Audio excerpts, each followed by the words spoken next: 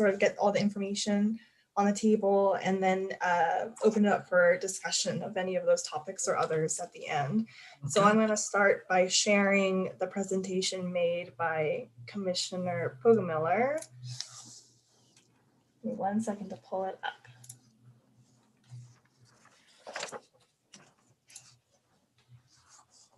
Y'all can tell me if you're seeing the presenter view or the presentation itself.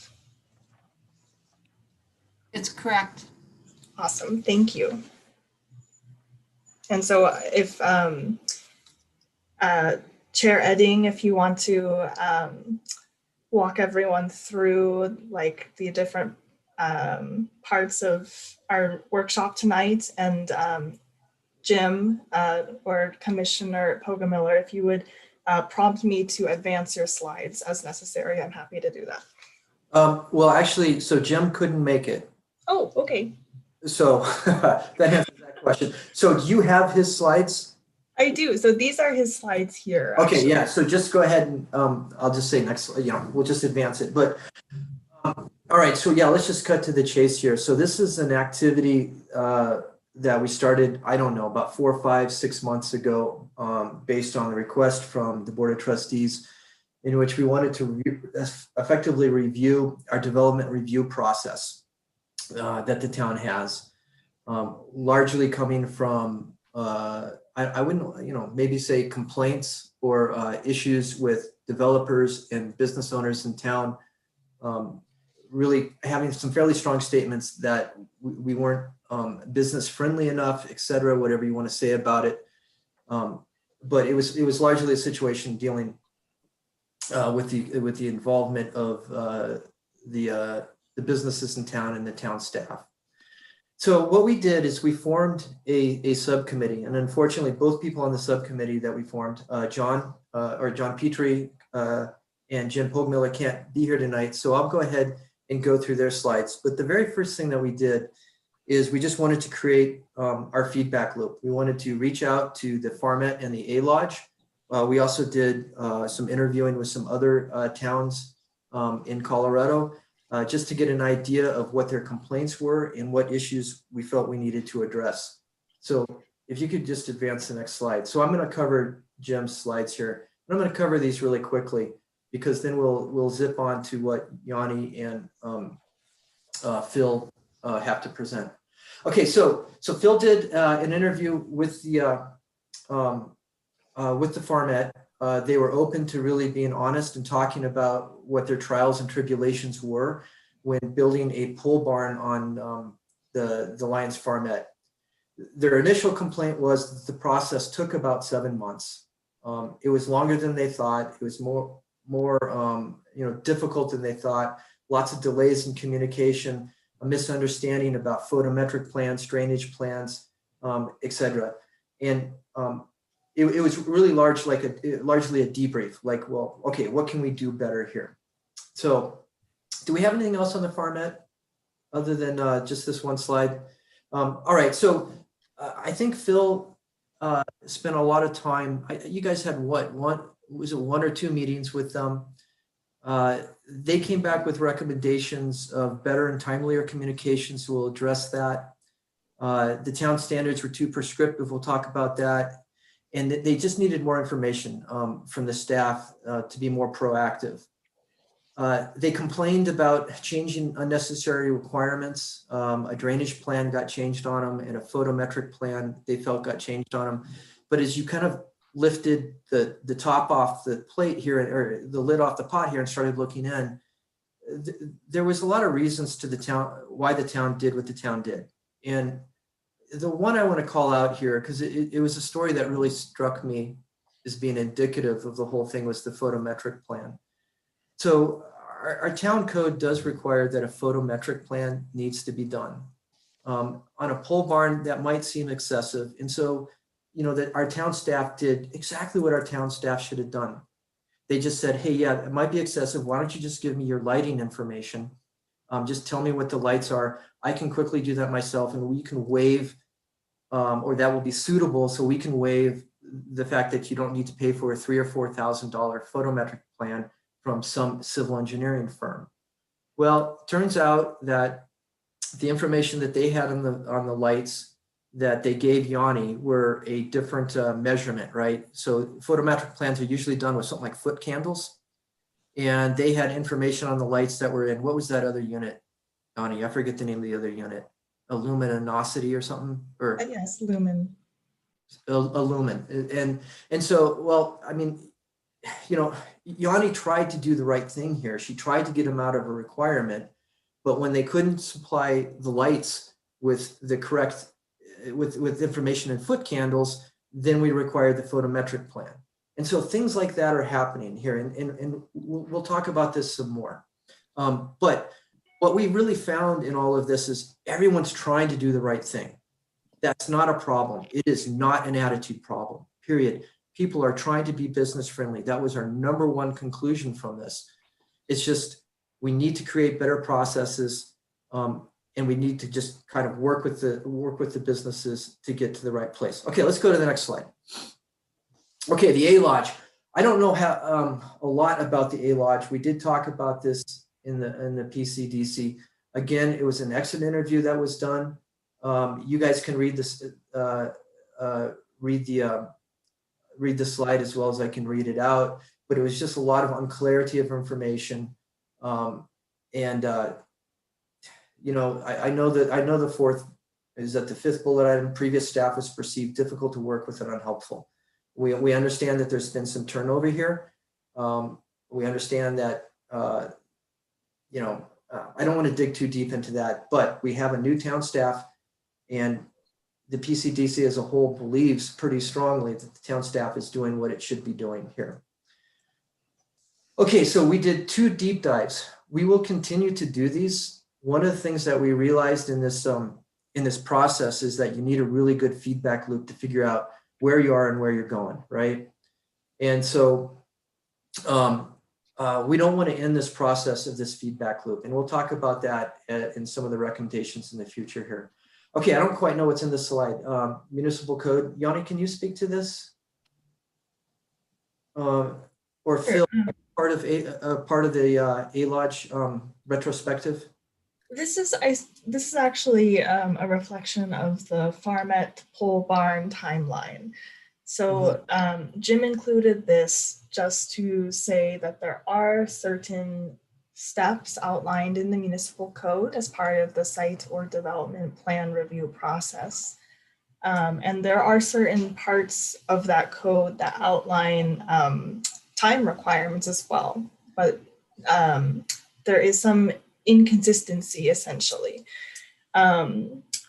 So there aren't time requirements, for example, associated with every step. So it's hard to build expectations for developers based on those items. And there is also a little bit of confusion about some of the wording in the code. For example, the term business days, working days, or just days is sometimes used. So it's not always clear what the expectation is for that. Like is 14 days like 2 weeks, or is it almost 3 weeks, right? If we're talking business days, for example. He also made the note that there are 9 steps outlined in the process, but if you look at the figure in the code, there are actually only 7 steps shown, and that is because of some somewhat confusing step outlining in the code itself, because of the overlap or lack of overlap between the site plan review process and the development plan review process. So it's just a little bit confusing. So that's what this code is about. It's just sort of a reflection on the code. Okay, so based on the work we did with A-Lodge, or the work that the subcommittee did with A-Lodge and the Lions Farmette, we actually have already started the process here of improving the town processes. And so here, a lot's been done. So I'd like to, just turn it over to Yanni or Phil. Are you going to do it at this point? Are you going to speak, or Yanni? Yeah, I think I'm going to go through the presentation. Right, Yanni? Yes, and Philip, do you want me to share my screen? I have it pulled up. or do you have it? I could just, I'd rather do it with mine, but just so I can go through it and don't have to Okay, go ahead. progress it. But I don't know, do we want to take a moment after that, or should we just dive right into our staff report? Just go into staff. Okay, sounds good. Let me pull this up. And then,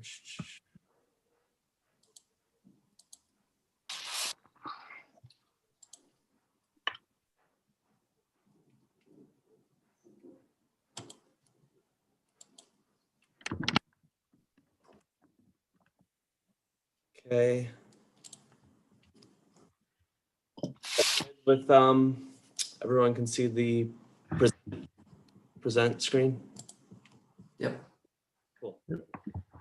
Okay.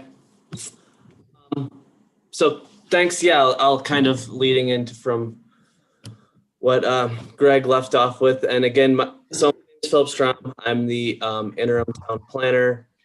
For anyone who doesn't know who I am, or I've worked with some of you in some capacity, because I have been around the town since 2016 working on flood recovery. And so I'm also continuing that role and balancing that as part-time planner here.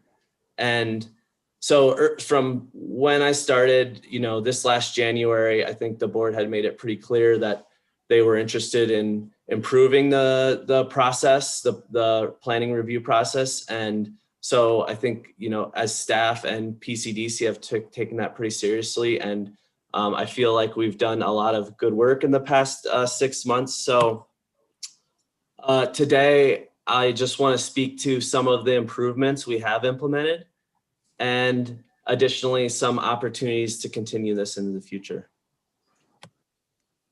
So touching on, what came out in a lot of these interviews is that, communication was a big aspect of this. It was a major concern. And so we've, looked at really treating the applicants more of like a customer to the town. And so that's been the approach we've taken, responding timely to emails. And so and then additionally, this has really started with the pre-application process. And that's, we've, taken that and more formalized it. So the meeting gets scheduled, we bring an agenda to it. And then additionally, we really focus on more of a cross-functional approach with that pre-application conference. So we're bringing in fire, we're bringing in utilities, we're bringing in buildings, so that we can get early, red flags or concerns, communicate those to the developers early on, so that we're not dealing with issues such as like a low hydrant flow in the area, or major drainage issues, or certain, building requirements that are a little excessive. We've implemented that. And then additionally, we've also improved our communication just internally through departmental meetings. So we do a bi-weekly meeting with planning, buildings, and the business licensing. They really all go hand in hand. It's like a handoff from one to the other. So that's really helped communicate and move the process along quicker. So project tracking. We've started tracking projects just to better understand where we've been and where we're going. And so this allows us to kind of track the projects from their, initial inquiries when people call and just are interested, to, the final business licensing. And then that allows us to even, better prepare for when the actual development plan or site plan submission comes in, because we're aware of the project, we've been talking about it. And then additionally, we've tracked our staff time, so we understand what the staffing needs are for the development and site plan reviews, and then we can also ensure that our costs are being reimbursed through the fees that are paid for these reviews. This is just an example of sort of a Gantt chart format that we've implemented, and it just shows at the top would be projects that are in the planning stages of some form or another. The projects in the middle sort of row are projects that we're aware of and we're kind of preparing for and waiting for planning submission. And then at the bottom are projects that are complete with planning, but they're still continuing through the building construction process or potentially business licensing process. So we just track them kind of from cradle to grave. And this is just a quick example. We track more detail on each development. This kind of rolls into that Gantt chart you saw, but this has more detail so we can understand, when the first contact was. And then this is kind of a split screen. The bottom is just a simple spreadsheet. It's got our time, it has the projects, we can sort it, and that's what we use to tracking our time. So new forms. So this isn't exactly new forms per se. We're not adding requirements. We're really just taking the code and putting it into a form version that makes it easier for an applicant to understand. So it allows them to use it like a checklist. So we're just laying out the requirements in the code, streamlining that process so that they can understand it. And this shows some examples of that. This is the development plan or site plan, checklist, and they can also, request waivers through this form. And this is really, everything's again developed directly from the code. On the left is just a, example of a completed checklist. Additionally, we've added more accountability, and this is really more about understanding the town code and then just simply applying it. I don't think the entire process is broken, but there are a lot of little incremental improvements that can be done. And I think just following the code helps with that. So for instance, we're following the timelines that are prescribed in the codes. We're also documenting just when an application intake is in. That really lets everyone know when the clock starts for this. We've issued some of the required approvals that are in the code for certificate of completion. This relays when the application is considered complete. We let the applicant know, or we're rejecting it. We let them know why we're rejecting it. We issue these certificates that just gives clear communication on both sides. And then same with a review report. This is in the code. This report it's the kind of a summary of the referral agency's comments. So again, this just kind of summarizes that, provides clear communication to the applicant so they understand the referral agency's comments, and so do we. And then last, here's an example of the final administrative action. This says, it's approved or it's rejected. And these are, clearly the conditional approvals are laid out. So we're all on the same page. We know when the date was, it's more official. So that accountability was following the code. And then last, we're continuing to evaluate this. Greg touched on this. The PCDC has a subcommittee that they're going to continue. This kind of goes in hand with the accountability and tracking sheets that we have as well, so that we can evaluate the timelines it's taking for these development reviews on our past ones and moving forward. And then this allows us to understand what's working, what's not working.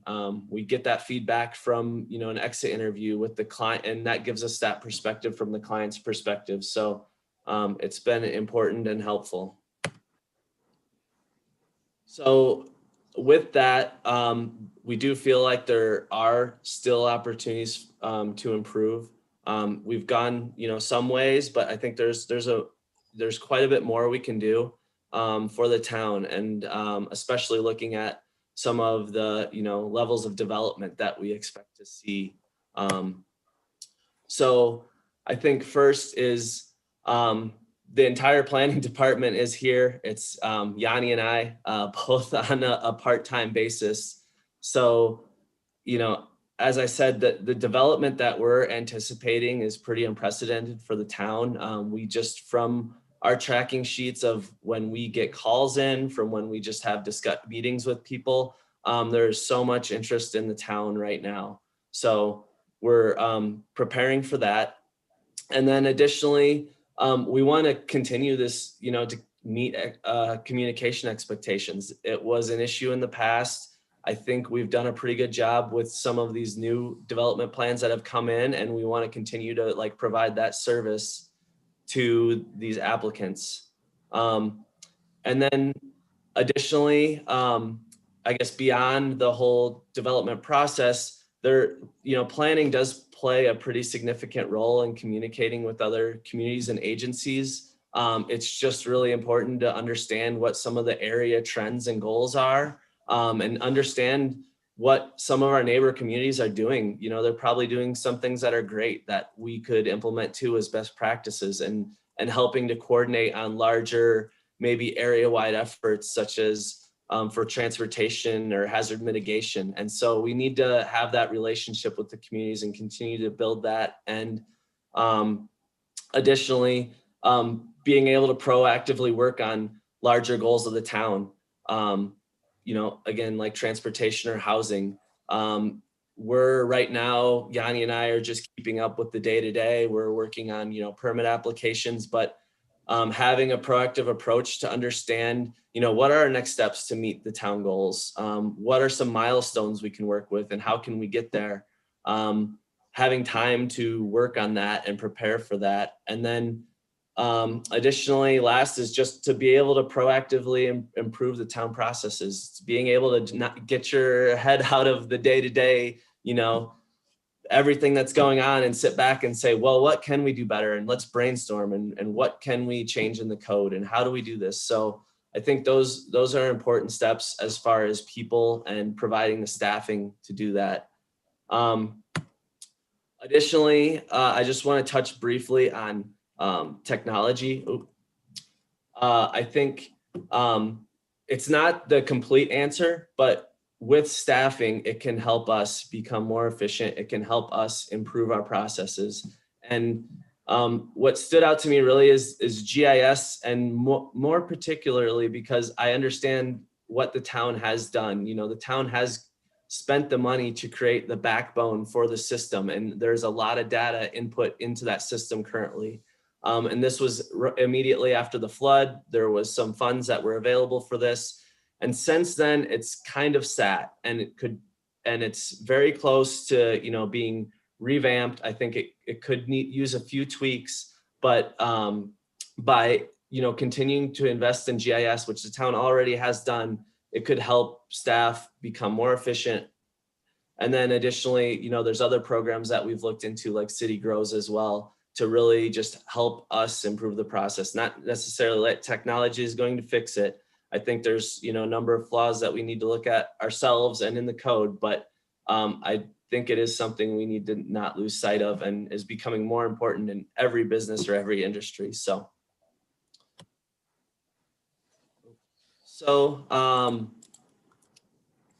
did that just end? Yeah. So yeah, I guess to close, in the last 6 months, we've really spent a lot of time, and we've made this a priority between both PCDC and staff. And I think getting feedback from the applicants has been really important. Taking this client focused approach has been important. And so yeah, I'm really interested to hear everyone's feedback. So thank you. So Yanni, can you take control and throw up the next slides we have? Give me 1 second. When the PCDC was going through this process, one of the things that we observed was, especially after the interviews with the Lions Farmette and the A-Lodge, that there wasn't one killer thing that was stopping or hindering that development or effort. And so, that expression, death by 1,000 cuts, that's effectively what was happening with both of those, with both of those development. Again, it wasn't one thing, it was just all kinds of small little things. And so we realized quickly that there wasn't going to be a silver bullet solution to this. That one is, it was just going to be kind of a wholesale change of what we needed to do process-wise as far as improving efficiency across the town staff. But then to look at other things that could be a problem that the PCDC could help address. So if we look at some of the additional slides here, one thing that we want to conclude, and what I'm going to do here is I'm going to go through these conclusion slides, because even though the PCDC was largely at consensus about what we're doing and what we're going, if you cornered each one of us we would probably emphasize things a little bit differently. So there's still a lot of individual opinion here that I want to make sure is people have the ability to speak. And so I'll finish up with these slides pretty quickly and then pass it on to to Barney, Jocelyn, Dave, and Debbie, etc. We're missing John and Jim today. Okay, so we're ramming home this point and we're going to make it really clear again. We're not done. One of the things that we propose that we continue to do in the future is these exit interviews. I think we all know from our day job that he who has the best feedback loop wins.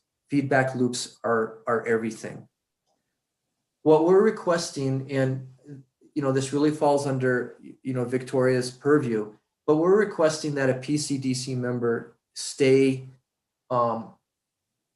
stay present in these feedback loop meetings or these exit interviews.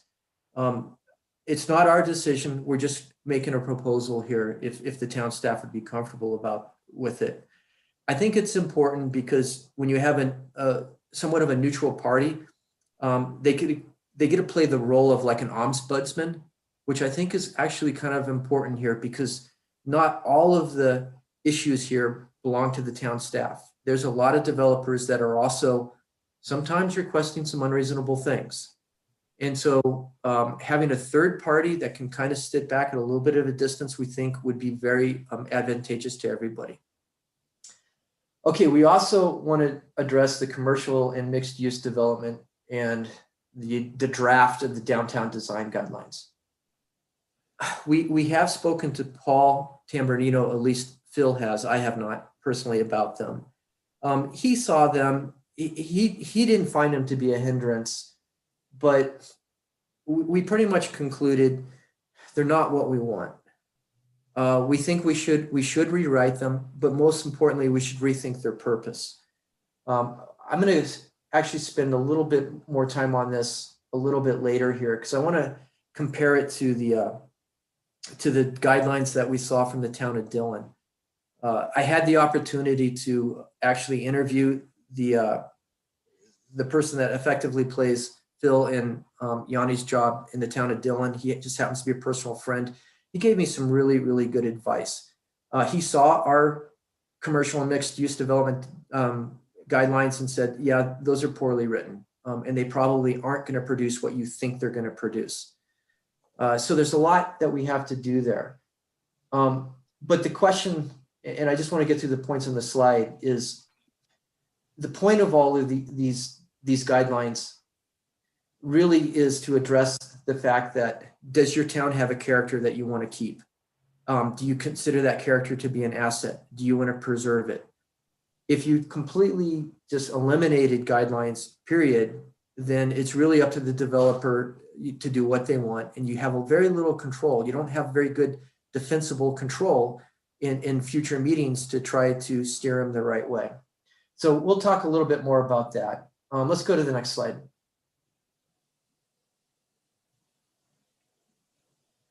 Okay, so the other piece of advice I got in the one meeting with the town of Dillon, and you always want to think about when you're trying to improve something, how do you measure success? And sometimes you measure things in very funny and odd ways. But one of the things he told me is if your town is working correctly, then development reviews should be the most boring meeting you can possibly have. That is one of your metrics to figure out, are you on the right track or not? They should not be contentious. They should never be contentious. Almost anything that should cause a ruckus in that meeting should have been figured out prior to that meeting. So we do need to think a little bit more about how all technical and architectural issues can be resolved prior to that meeting. You should not in that meeting be arguing about the diameter of a sewer pipe. Is 8 inches or 6 inches okay? You shouldn't be arguing, hey, does this building meet the architectural guidelines or not? The further advice that I got along these lines is, if the PCDC or even the Board of Trustees is trying to play an engineering board or an architectural board, you're doing something wrong, because they are neither of them. Almost everything technical should have been determined by a third party prior to that meeting. And if that's not happening, you need to rethink how you're going about it. Okay, the other thing that we wanted to address, and now after this, I'm gonna go ahead and turn it over to the rest of the PCDC commissioners. We have 2 hearings for development reviews. From my understanding, I don't have a lot of data. That is unusual. I know, for example, the town of Dillon only has them go through the PCDC. It does not have them go through the Board of Trustees. We're recommending that we don't have 2 hearings. That's a lot of bureaucracy. It's an enormous amount of work for the town staff that you're putting on them. You're adding more uncertainty for the developer.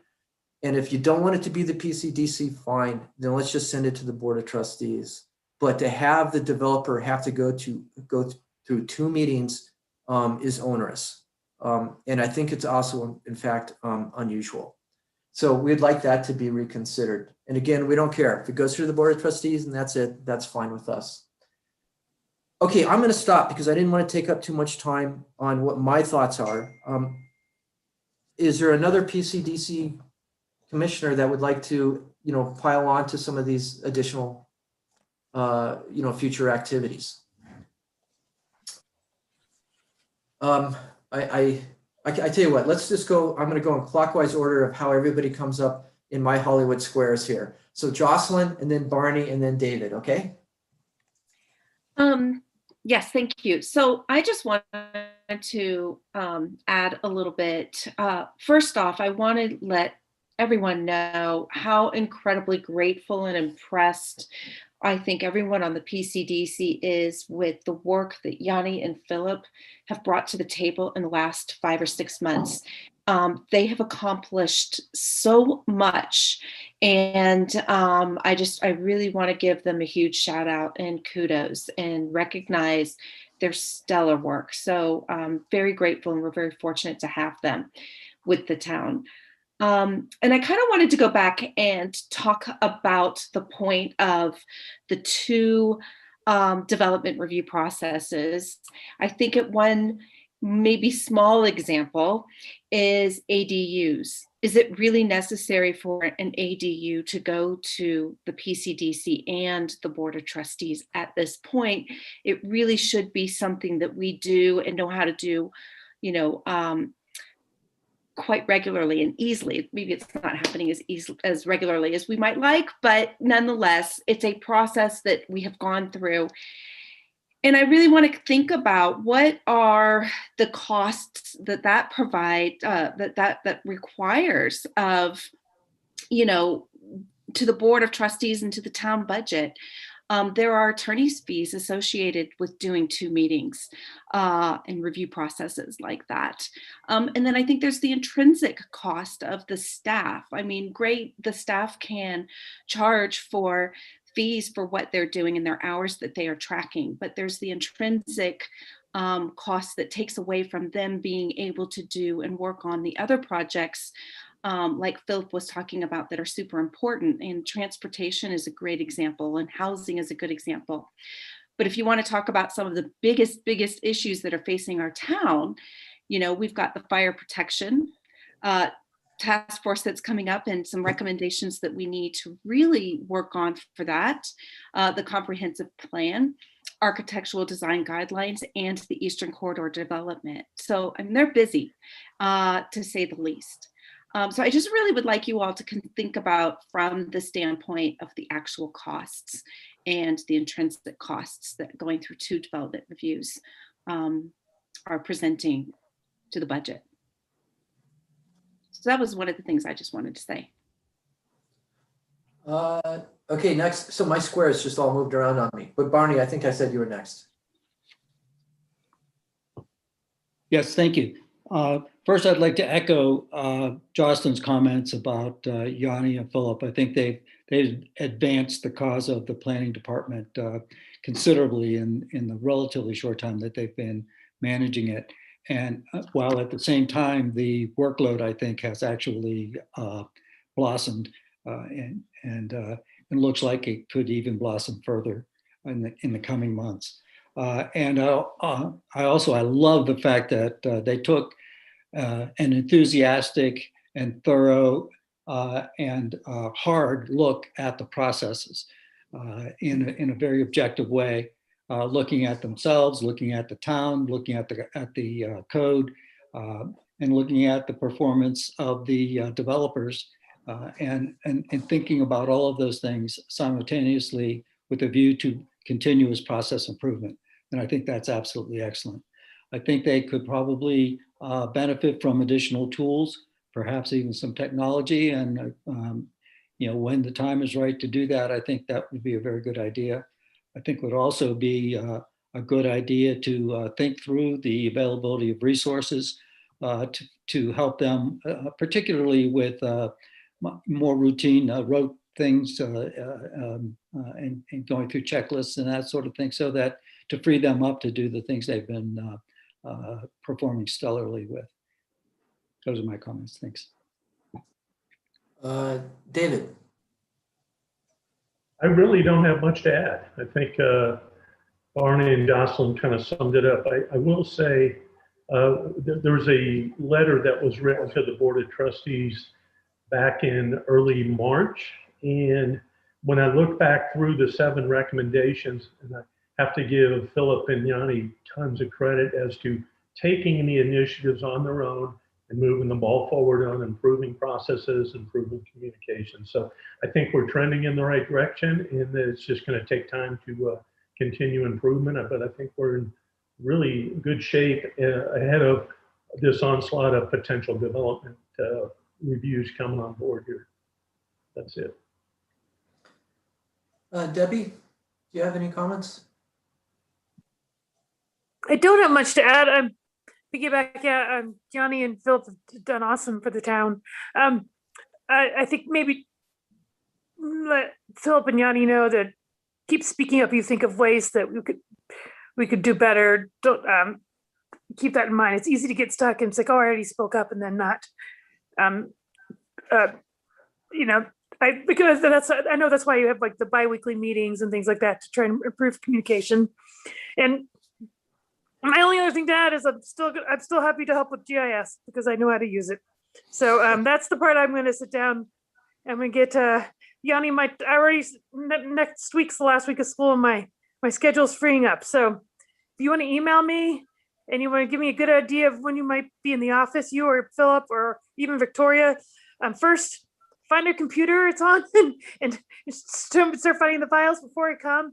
That would be a whole lot, and we'll start down and we'll start looking at it. I mean, within a few hours, I can start showing you. I can at least at the minimum tell you what data files you have and what's in your data. I don't know what tools you have to make your life easier, but I can tell you what data is there, and we can look at it. And even I think Aaron Kaplan, is he like the town engineer, or what's his? I don't know what his role exactly is with the town, but I know he's on the utilities engineering board, and I know they're very interested in the GIS stuff too. So get him involved somehow, or find out what he's interested in, and we'll start working through it.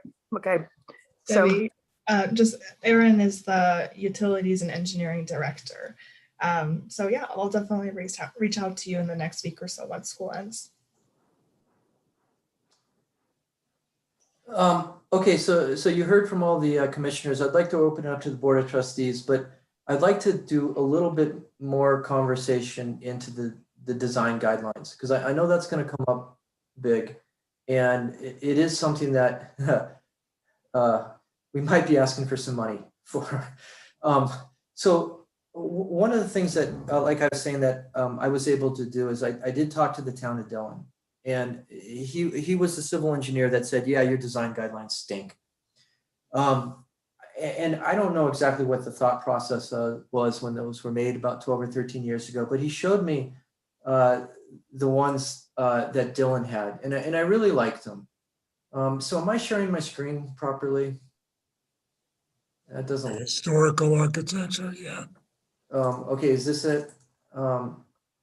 Okay, I guess I know. Okay, well, anyway, Dillons are beautiful. Now, he told me a pretty interesting story. They originally wrote their own guidelines, and then they realized they were ineffective, they were cumbersome, and they were just altogether bad. So what they did is they did go out to an architectural firm, and the architectural firm, they discussed what they were trying to get at with the architectural firm, and I think they said, I asked him, how expensive was that? And he said it was about 35,000. So they did spend some money on it, right? And I know that's a lot. But one of the interesting things that they did is they retained the architectural firm. And so every development has to basically approach that architectural firm that acts as a third party. And they go through, that architectural firm goes through the applicant and then writes a letter to the PCD stating, yes, it does or does not comply. And when it goes to the development review, the PCDC doesn't have this bone of contention on the very last meeting before the developer wants to start and say, hey, we don't like the shape of your building. The PCDC pretty much accepts the architectural review. And I really think that would be very worthwhile. And again, it's going back to this point where we're not architects and we shouldn't play architects. And so unless you have a professional do it, you're going to end up in trouble with whoever is elected and what the flavor of the night is at a development review, trying to figure out, do you like this architecture or not? Okay, but other things that I liked about there is if you can see them, there, a lot of pictures, and it was a very high level. What they were really getting at was this idea of what they wanted their town to look at. Yet they didn't sit there and have all of these, okay, this is a guideline, this is a standard, blah, blah, blah. They just had it at a very conceptual high level, effectively stating what they wanted, but not necessarily how to get there. And now if you look at ours, I'm going to try to bring up ours where I have them up here. I got 100 things up. We have like 20 pages in ours. We have one page dealing with, let me go through it. I know I'm just going up and down, but see, we have all these guidelines and all these standards, and a lot of these things are actually really vague. And yet we say something that's vague and then make it a standard. But then we have an entire page like with dealing with handicap parking. And it's like, well, I asked myself, why does Dylan not even mention handicap parking? And we have a whole page on it. And then it was like, do we even have to do that? Is it an architectural guideline, or isn't that in a commercial building code? And then, we even call out, well, the handicap parking should be as close to the building as possible. It's like, what's the purpose of all of this? So I don't know what they were getting back at, here's the handicap parking stuff. I don't know what they were getting at. Like, here, total parking spaces in a lot, 1,000. Seriously, are we going to have a 1,000 parking spot, 1,000 car lot in Lyons? Wouldn't that be the whole town? I mean, it's like, okay, 2%. So I don't understand this. So I would like to throw these out.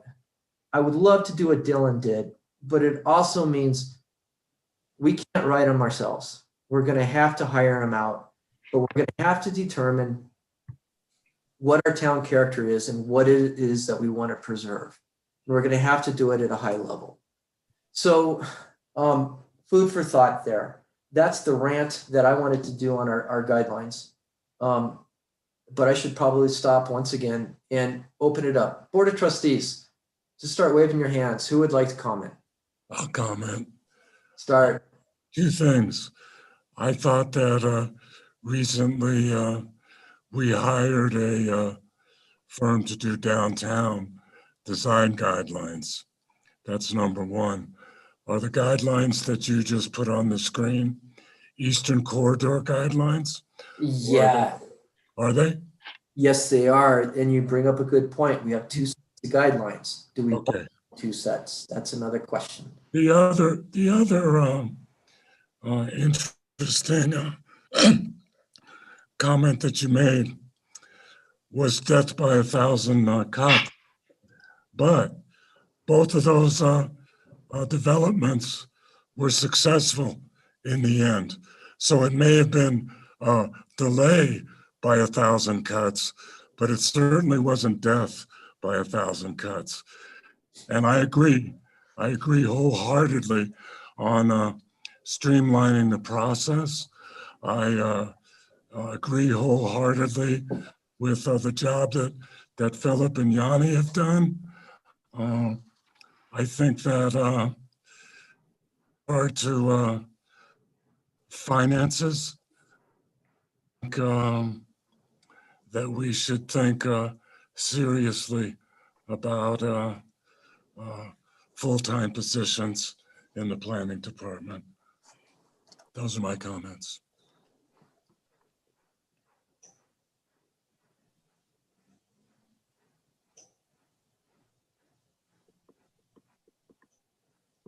Other thoughts?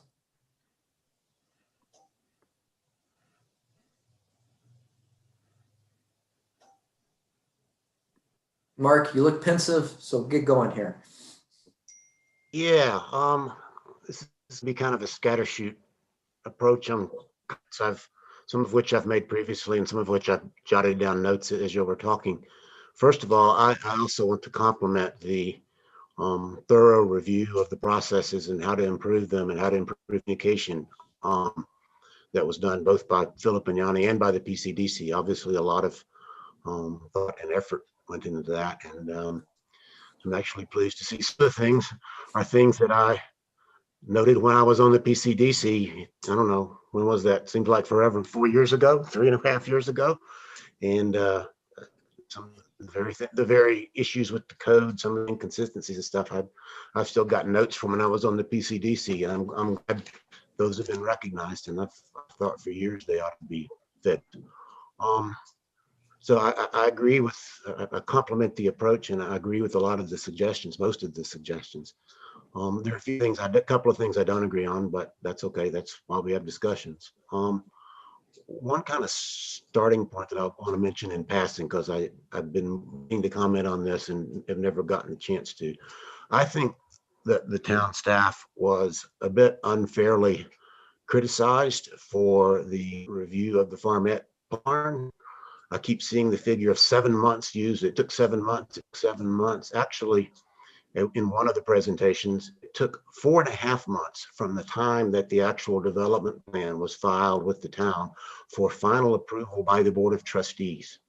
The difference in time is the time between the pre-application conference with the applicant and the submittal of the actual final development plan. And the very nature of a pre-application development conference is to identify things that need to be that need more attention, or that are missing or need to be finalized before you actually file the development plan. And the amount of time it takes to address the things identified in a application conference is almost totally within the control of the developer. They can go hire lawyers, engineers, architects, landscape planners, whoever they want to hire, and they can tell them, I want all this stuff done by next week, and I'll pay you extra to do it with a 1 week turnaround. Or they can take their time in completing application. But I actually found that 4.5 months from the filing of the complete development plan application to the final approval by the Board of Trustees, going through the two-step process, was pretty dang good in a COVID year where nobody was really at town hall very much, and during the budget process of the BOT. They hit it during budget time and during COVID time. And I thought that wasn't too bad. There clearly were communications problems at the time, and those communications problems had been identified, other things before this. I don't want to get into those details either, like Greg said, but I think that the Board of Trustees played a role in somewhat resolving those communication, or improving those communications problems. So I'm going to scattershoot a few more other comments. When I thought this joint session was going to take place, whenever it was, a month ago or so, I suggested something that it really dated back to my PCDC days too. And somebody mentioned this in passing, the existing code and process with the 9 diagrams and everything, and I think Yanni mentioned this, it kind of separates to an extent the site plan and development plan reviews. And the site plan is primarily consigned to staff review with really unclear appeal rights to anybody, either the PCDC or the Board of Trustees, whereas the development plan goes first to staff, then to PCDC, then to the Board of Trustees. It's always seemed to me that a thorough development plan is going to, by its nature, include a site plan. So why not combine those things into one process and simplify it instead of having two somewhat divergent processes? That was one suggestion in simplifying the process. My second one was, one of the delays has been, I believe it's a 21-day review provided somewhat toward the middle or end of the process of the staff review process of referral agencies, which would include the fire district, school district, and various town boards and commissions. If a developer has submitted what's supposed to be a complete application up front, why not start that referral agency review process then? Get that timeline started then instead of adding 21 days at some point partway through the process. And that also addresses an issue that's come up a couple of times and did with the Farm Ed, and that's how long does it take the fire district to review something? There's a misperception in a number of contexts since I've been on the board that somehow the town has some control over the fire district. That's just not the case. The fire district does its own thing. Until recently, the communications and cooperation between the fire district and town generally were lacking. There's a new fire district board, basically a new fire district chief. I think things are improving considerably in that regard, and I think we're developing a good working relationship with the fire district. But one of the ultimate delays on the Farmette project was the fire district, I think correctly probably, insisted that they needed to review the load bearing capacity of the wooden bridge that was there so that the fire trucks could get into it. If you're going to put a pole barn back there and a lot of people in it, you want the fire department to be able to get there if there's a fire. And that took a long time. The fire district is going through a lot of transitions itself. So again, suggesting that the town staff can control the fire district is just not realistic. And I think one way to address that is get the review process, the agency referral process, get that to the fire district and the other referral agencies much earlier in the process, get them started. The design guidelines, the existing ones and the downtown ones. Let's be clear where those came from, when they came, and how they got adopted. They were written, proposed, and pushed hard by the Planning and Community Development Commission in 2012 and 2013. That's when they date from. That's who wrote them. The Board of Trustees, in my mind, unfortunately, approved largely what the PCDC proposed. At the time, what was then the Economic Development Commission, now the Economic Vitality Commission, was strongly opposed to those guidelines with the very criticisms that Greg and the guy from Dillon and me and others have said. These things are way too detailed. You don't need 7 single-space pages about landscaping. Basically say you like, natural xeriscapic, water conserving plants, and realize that most developers will know how to meet that guideline. So the problem was created by a PCDC that drafted these things basically almost 9 years ago now, and a Board of Trustees that approved them. And there are several of us who didn't like them to begin with, who spoke up at the time and were ignored. And John O'Brien, the former mayor, who was the chair of the EDC at that time, was vehement that these things were contrary to the town's interest. They didn't promote development, they inhibited development, and I'm glad that their shortcomings have now been recognized. On the other hand, I don't think hiring expensive outside consultants to draft more development guidelines is necessarily the answer in a town that is almost 100% built out. There's differences between us and Dillon. Dillon can still grow. Longmont can still grow. Lyons can't, except for about 55 acres on the eastern corridor.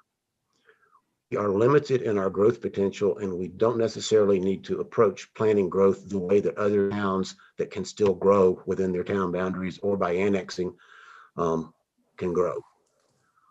So I think I was the one vote against spending the $15,000 that we spent on the downtown guidelines consultant, and others may disagree, but I still think my vote was correct. Greg sent me, and I looked at the Dillon guidelines. Those are beautiful. They're extremely well done. They're if you want architectural design guidelines, they're worth the $35,000 that Dillon paid. But those are architectural guidelines for the most part. They do not serve the same function that the existing design guidelines that cover all kinds of things, parking, landscaping, drive-throughs was a big objection of the PCDC back then. What Dillon has is great, but they paid a lot for it, and it's only one part of our development review process. It's an important part, no doubt. I don't think PCDCs or BOTs need to get into architectural details either. But what those things, as good as they are from Dillon, are not what, at least historically, the town of Lyons has wanted, or what we've covered by our design guidelines. If we basically want to jettison everything but architectural review, they'd work fine. But I don't think that we do. The two-step review process, several people mentioned that. The way the guidelines read before the housing proposal went through was basically the PCDC was the final review, and there could be an appeal to the Board of Trustees, which had no authority to change anything. The Board of Trustees, current Board of Trustees, changed that after seeing how that process worked. Really, the first time it had been used for a private sector development. The library had gone through it, and the town's public works building had gone through the process, but this was really the first private sector use of that process. And this board decided that the ultimate responsibility and accountability for making a decision on what can be a very controversial process, particularly in a small town where everybody knows every lot and every developer, and it gets, these things all get very close reviewed. Everybody in town has an opinion on them. This board decided that the responsibility and the accountability with the voters should be with elected officials. And that's why we made the change.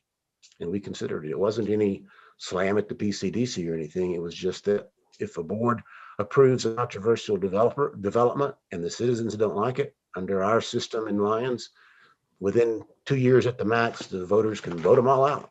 And we thought that accountability of elected officials was important, and that's why we changed the process. And I don't think that a two-step review process is anything unusual in the town of Lyons. In fact, I think it's the norm.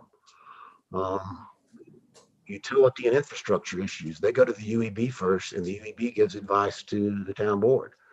Art projects, the LAHC reviews them first and vets them and decides how much of the budget should be spent on them, and they bring that to the Board of Trustees.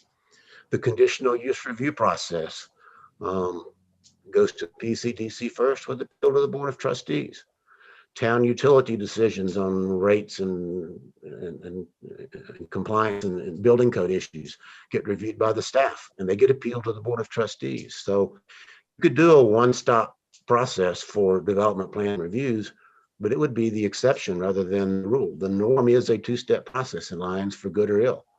And the PCDC's input in that process is valuable for the same reason, in my opinion, that input and advice is valuable from the UEB on infrastructure issues, or the Park Commission on parks issues, or the LAHC on public art issues.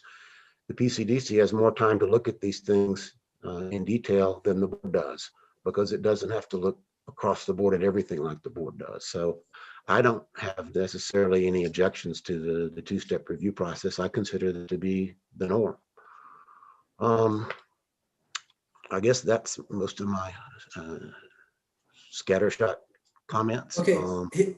Hey, Mark, could I take this time and I want to, before we move on to you, Mr. Lowell, and Mr. Karavis, could we just clear up a couple things that might be really helpful at this point? Yanni, can you just speak quickly to the difference between the site plan and the development plan?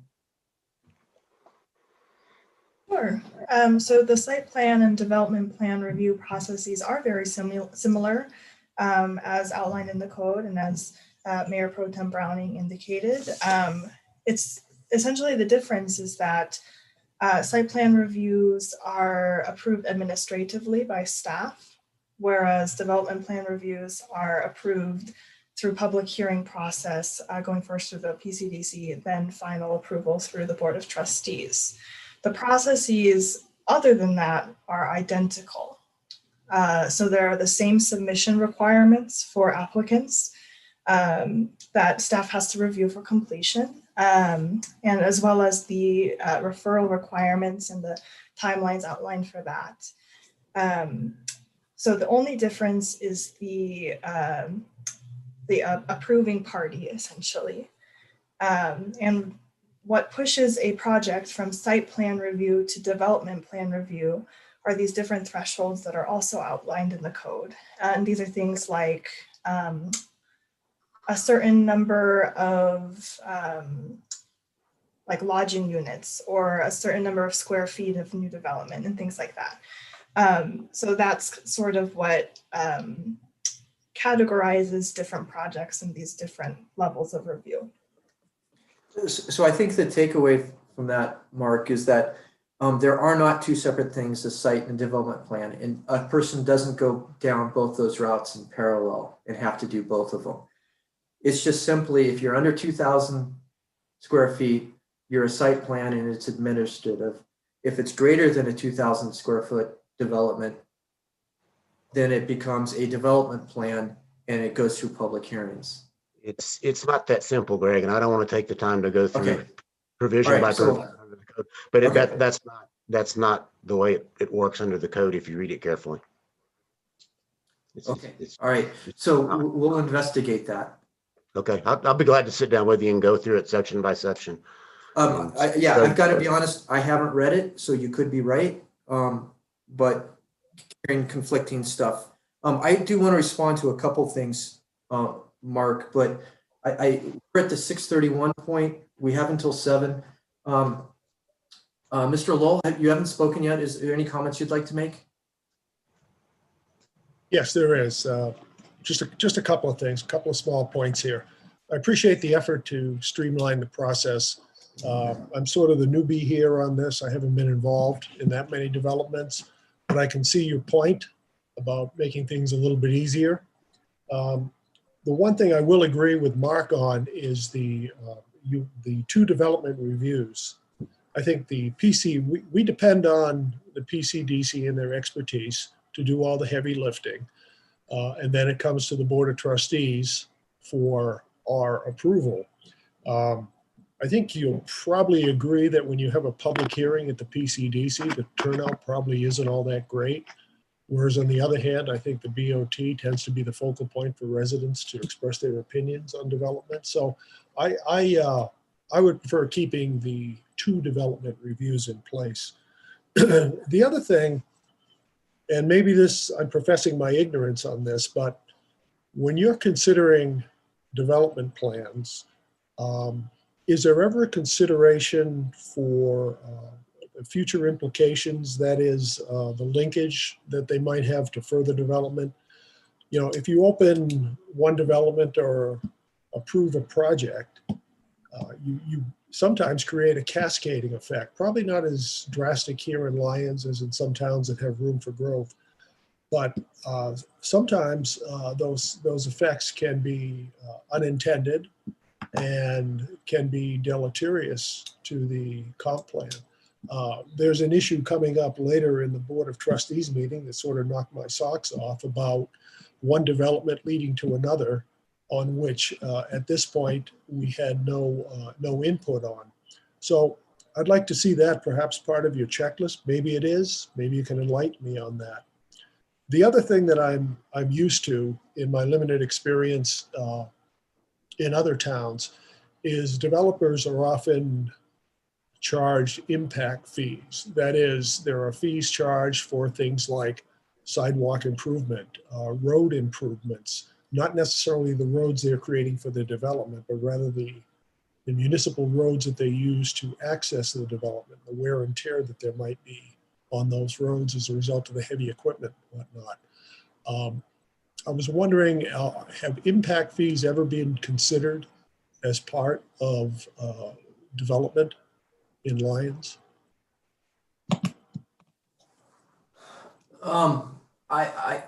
If that question is directed to me, and Victoria, you might have a better answer, but at this point, the development reviews that I have been a part of on the PCDC.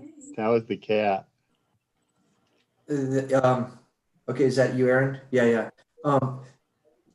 We haven't done that. We haven't done that with the library. We didn't per se do that with Summit. And although I might not be entirely correct on that, of course, we didn't do that with the thing on the Eastern Corridor for the Town Alliance. I think largely that would be mostly under you, Aaron, right? Under the utilities? Yes. Brandon, I look like you Yeah. might have some more information. Yeah, I would just say that in the most recent developments we've done, there were numerous public improvements required, which are basically akin to the development impact fees that you see in other communities. It's those public improvements that are required as part of the development plan. And so in other places, the infrastructure may already be built out in anticipation of development, and then you use the development fees to recover those costs.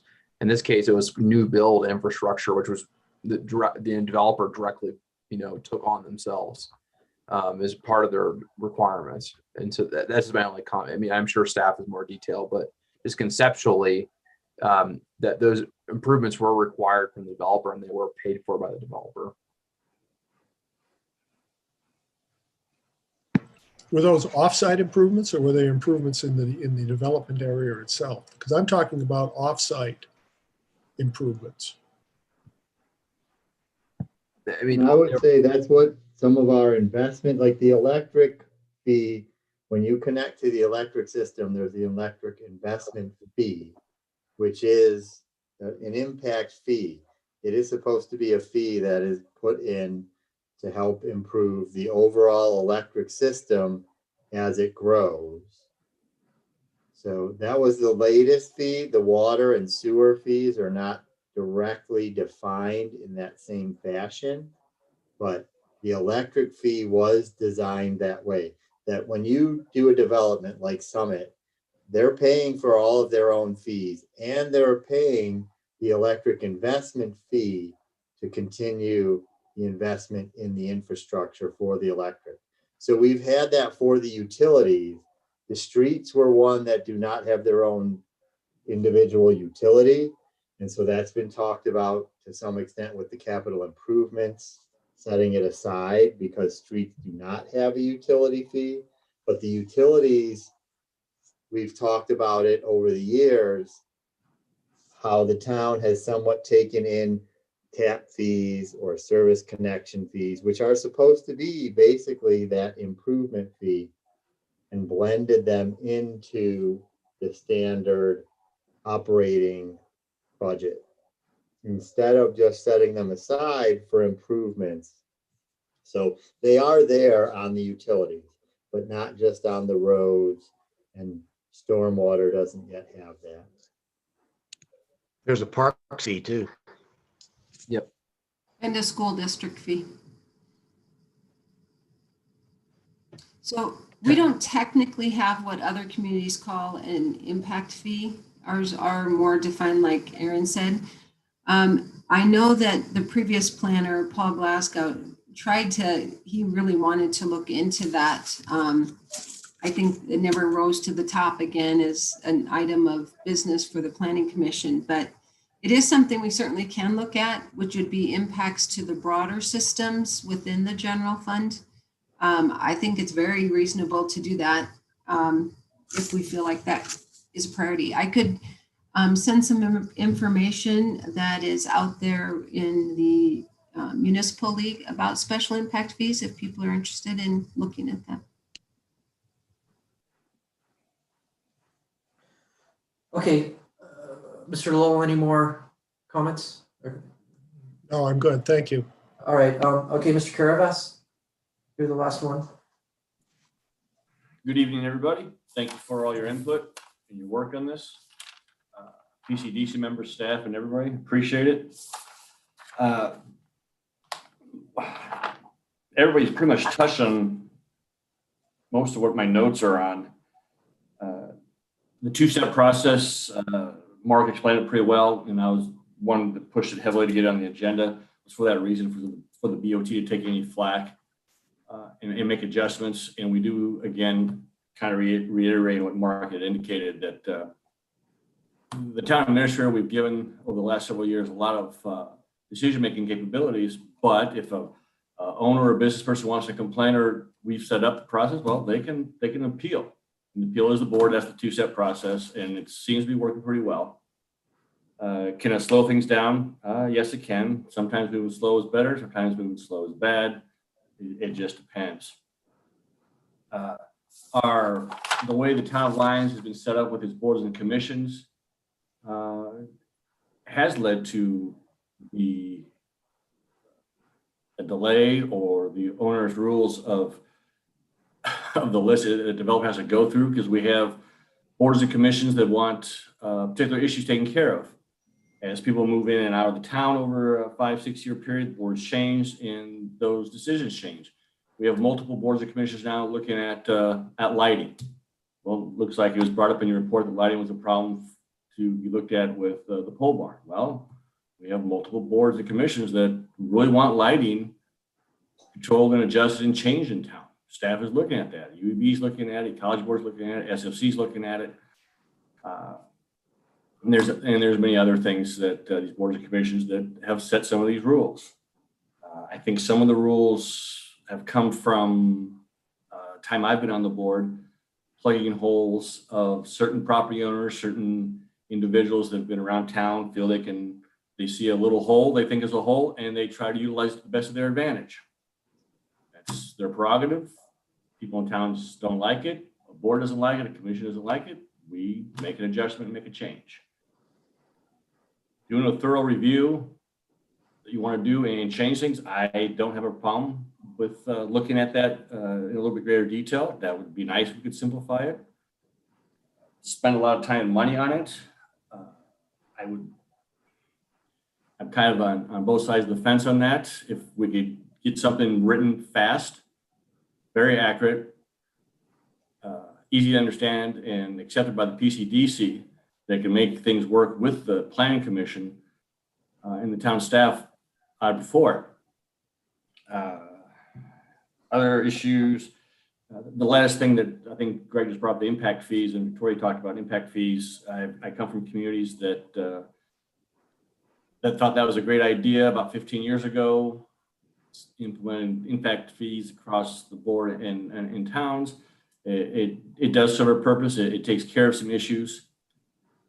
But you got to remember, if a developer, not the Lyons is going to have that big of a development with just a few acres we have left out in the Eastern Corridor. But those costs are paid for by whoever buys or leases or works on that property. It's just always passed on. So as a community, that all I've heard since I moved here is the cost of living and affordability. Mandatory impact fees across the board automatically raise those costs. Those will be passed on by the property owner who's developing that property to whomever they sell to. And for whatever purpose that land is going to be used for, it will get passed on. So as we did with Summit, as the PCDC reviewed in great detail, and I think we did a phenomenal job with Summit, with the Utilities Commission, with Aaron's people working on having the electric paid for by them, having the roads and sewers paid for. That's important. That's great. And that's going to help the town of Lyons. But it does bring up the issue, as Greg did talk about, was outside that area of development. The additional road use, sidewalk use, equipment, just depending on the nature of what a development is. It does add to our wear and tear on our capital investments, which the board has been saving money for. And we have very large bills coming. We have some major issues with our assets in town, our infrastructure. So that leads me into, if we want to hire full-time staff, we just made an adjustment to save.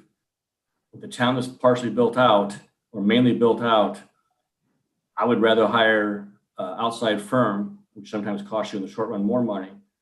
But after we're built out, having the quality staff, the individuals we currently have, I think can handle the day-to-day in a small added, adjustment to a property that would come in. But the next couple of years could be really busy. So we probably should look at what the best alternative is. I don't want to necessarily want to grow our staff. It's a great cost. And with jurisdictions, staffs nationwide cutting, it's with economies the way they are and what happened over the last year, I'd rather see us keep it close to the belt for another couple of years. But that'll be up to another board after a year from now. Let's see, minor shotgun blast. I think that's basically it for now.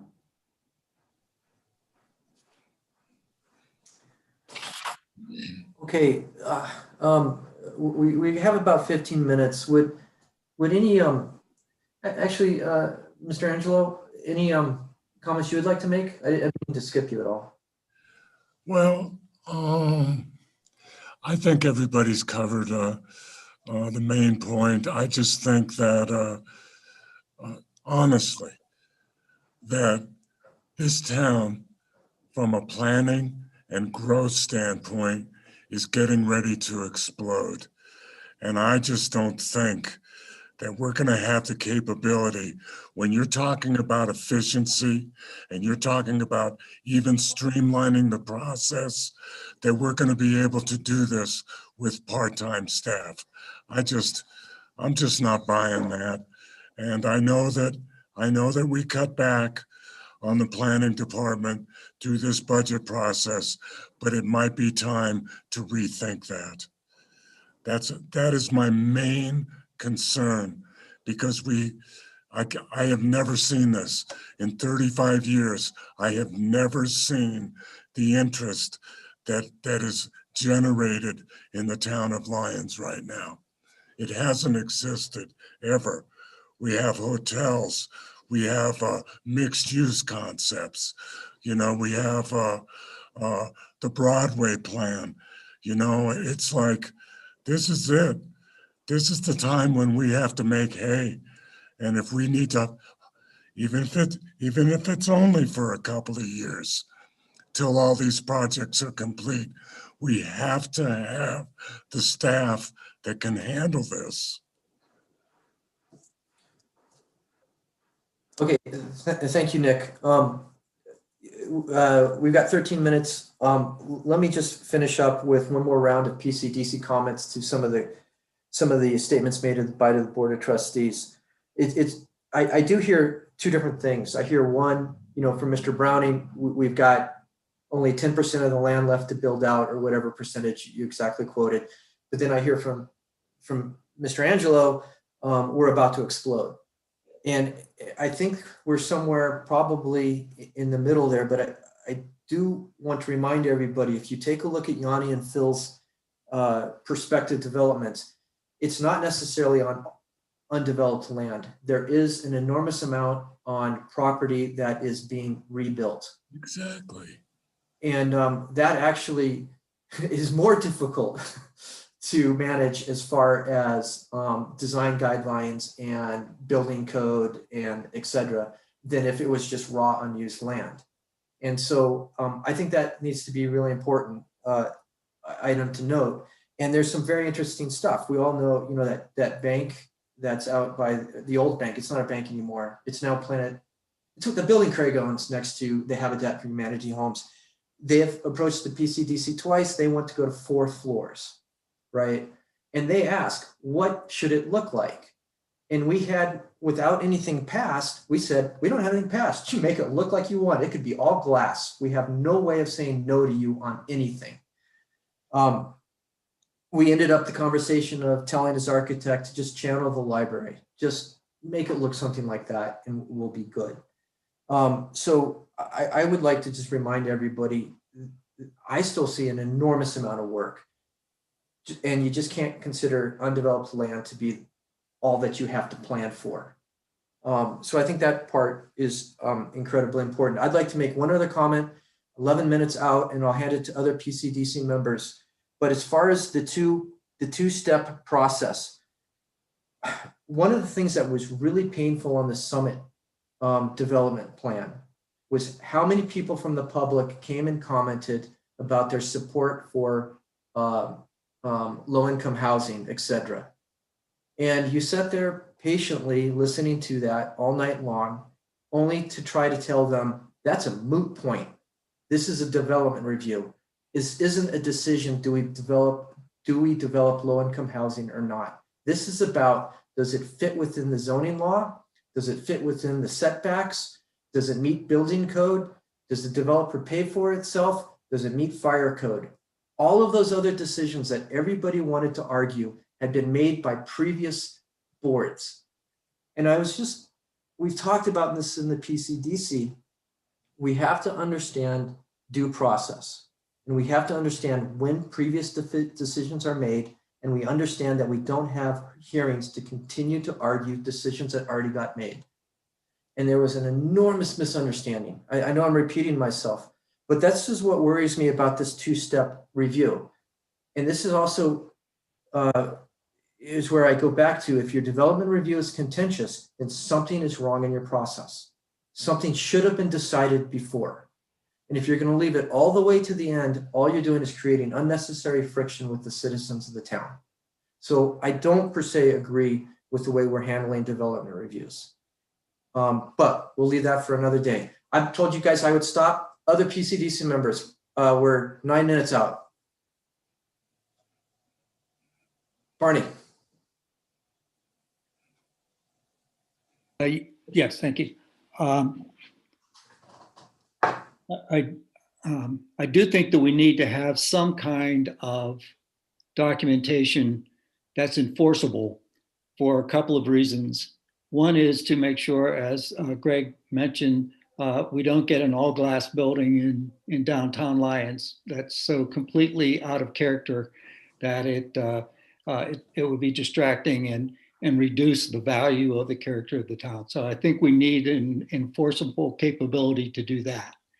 I also think that we need to be able to provide some information to developers that would say, if you do it this way, it's going to be great. And I think actually, I'll disagree with one thing from Mayor Pro Tem Browning, and that is his singular vote against the young lady who was going to do that last year to rewrite the design guidelines so that they were simplified and understandable. And for a lot less than the $35,000 an architect might charge. So, you know, I don't know that that was exactly the right person at the right time with the right, who would have given the right result. But I think we still need to go somewhat in that direction so that we do have understandable directions, things that developers can rely on to say, okay, we see what you're doing here and we'll go along with it. Or not. If they're not going to go along with something that helps the character of the town, then they shouldn't develop here, I think. And so we need something that would help us say, no, you can't put a reflective glass building where that old stone bank is on the corner of 4th and Main. You can't do that. And we have an enforceable way to deal with that. So those are things that I think that we still need to keep in the forefront of our thinking. Thanks. Other thoughts? Hey, Greg. Yeah. Oh, let me finish, Mark, and then let me go to you first. David? Oh, I'm sorry. I thought you were gonna. I would just say I think this meeting's been good. It's been good to hear the Board of Trustees input. It was helpful to hear the dual review process, why it was put in place. So I think to me that does make sense here in the explanation. I will say though, looking at this list that of all the proposed developments, and you're right, these are infill, these are existing properties for the most part, and they aren't professional developers. These are the business owners that are trying to get these projects through to increase their business. And really one of the recommendations we had was hold their hand through the process. Trying to explain to them or go through a bureaucratic process is not going to be helpful unless we really make it, stupidly simple for them. So, I mean, other than there are the professional developers for Summit and Generator, yeah, make them, they're going to have the professionals on staff, but the The rest of them are just trying to, run their daily business and make progress. So I think that's going to require a lot more staff time over the next few years. Mr. Browning. Yeah, I just want to make it clear that I am not advocating that we have no rules to govern downtown or Eastern Corridor development for that matter. I think, as I suggested years ago in the PCDC and have consistently said on the board, that we can come up with a simple list of likes and dislikes in general categories. We like sandstone facades on buildings. We don't like all glass. We don't like neon. We don't like garish colors. We like natural colors. I think it can be done in a very simple list of likes and dislikes to give general guidance without doing things like the existing Eastern Corridor design guidelines that go on for 55 single space pages and has 7 pages of single space landscaping guidelines. I think particularly in a town, we're not 90% built out on our existing town limits. We're something like 97% built out. There are 6 vacant lots in town, or 10 vacant lots in town that can be built on. All zoned, all planned, utilities to all of them. If we annex much more of the Eastern Corridor, there's that one limited area that we can build out. And how extensive guidelines you need for that much territory, I guess there's disagreement on. I'm not saying no standards and anything goes. I'm saying simple likes and dislikes would be good enough for the situation that Lyons is in. And with regard to hiring outside consultants, the initial draft of the downtown design guidelines was done by a paid outside planner that we had at the time, copying them largely from the city of Boulder. So we paid that person to draft the initial downtown design guidelines. Then we paid a second consultant $15,000 to redraft them. And now I'm hearing that we should pay a third consultant to redraft them. And as a fiscal conservative, my answer to that is no. We've got workable guidelines that are too lengthy from the original draft. We've had them redrafted, and we can pick and choose what we like from those in terms of the likes and dislikes, and give prospective developers or redevelopers some general guidelines that we would like them to comply with, and give them basically a roadmap on where to go. And I just think it's not a wise use of town funds to hire a third set of outside consultants to develop guidelines. And to me, what I've seen in practice is the more of those you have, the more planners you need. And it's sort of a self-perpetuating prophecy in some respects. The more guidelines you can draft, the more people you need to interpret and apply those, and it builds on itself. And I stand by the board's decision to reduce the expenses of the planning department to a level that is only 150% of comparable towns our size, as opposed to 4 times that of towns our size.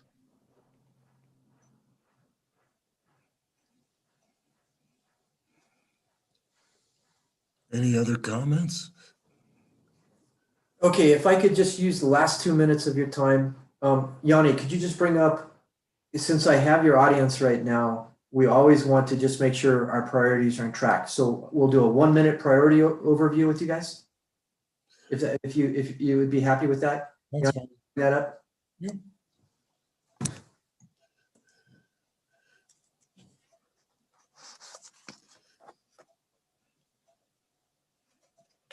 Okay, I'll cut to the chase here and get to the commentary right away. You're going to just see a very, very high list of priorities that we're working on.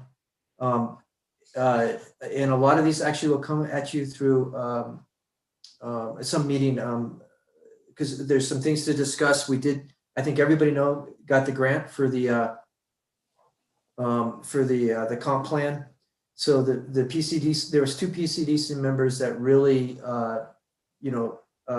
kind of made it clear they thought the smart thing to do would be to apply one more time. And I think the rest of the PCDC listened, and it turned out to be the right decision. So we got about a $60,000 grant. So we saved the good citizens $60,000. So there's a lot we need to do with that. Okay, the other thing that I want to make sure that everybody understands coming up is You're going to hear more back from the fire task force. The PCDC did get its first report back from the fire task force, and it was sobering.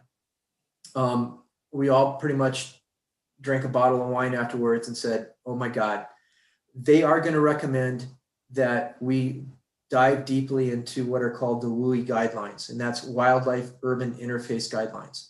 And no one's going to like this, but it's more bureaucracy, it's more regulations. But their assessment of the fire risk of this town is going to make your stomach churn. It's bad. It's really bad. So a lot's going to be coming up with that. Yanni, what else did we have on there? We did want to talk about, the PCDC will come back to you with how we want to move forward on the architectural guidelines. Do we want to scrap them? Do we want to do what Mr. Browning's suggesting? Can we just go down to a quick list, etc.? So the PCDC will chew on that for a little bit. Yanni, can you remind me, what was the last thing we had on priorities? The last thing we have is the Eastern Corridor.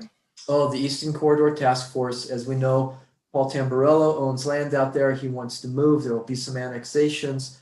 How we want to plan for that, and we'll come back from the people sitting on that task force. So those are our high list of priorities. We've got how much time left? I'm right up at the edge here. I've got 1 minute. Any other comments on our priorities? No, except for I'd like you to forward the fire report to the Board of Trustees, please. Yeah, you'll be getting all of that. That'll be coming your way through Victoria. Okay.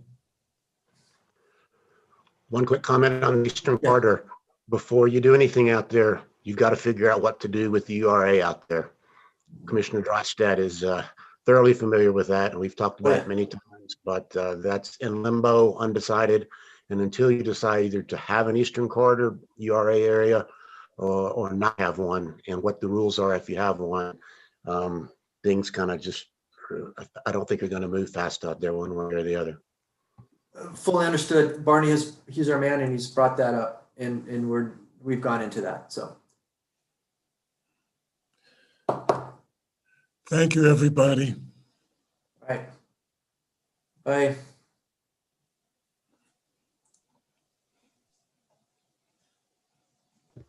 I didn't even look. Do we have the same number for the B? I mean, the same, Yeah, same number for the TV? Okay.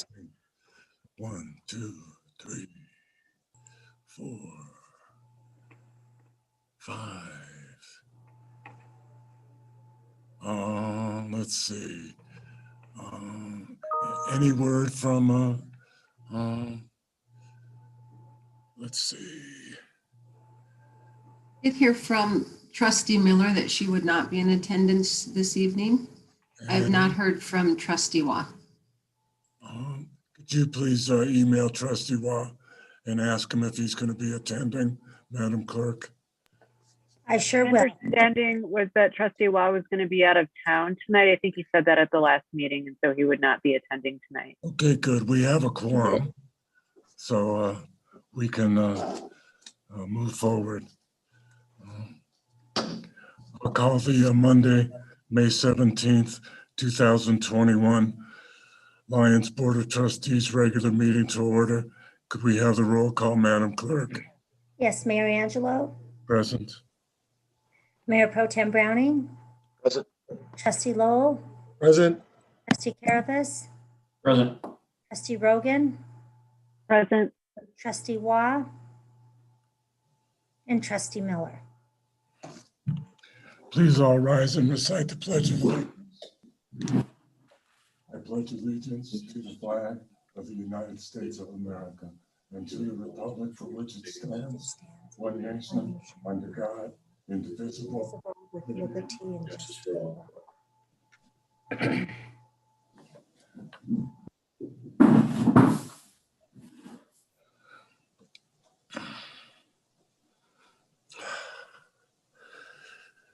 This is the time that we take a reflective moment of silence. I don't know if I'm going to be able to get through this, you guys.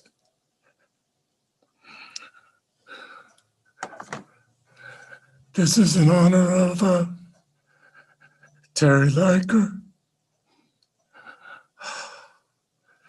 Chris Jacobson, Nick Legero, and Josh Meckel. We lost 4 angels.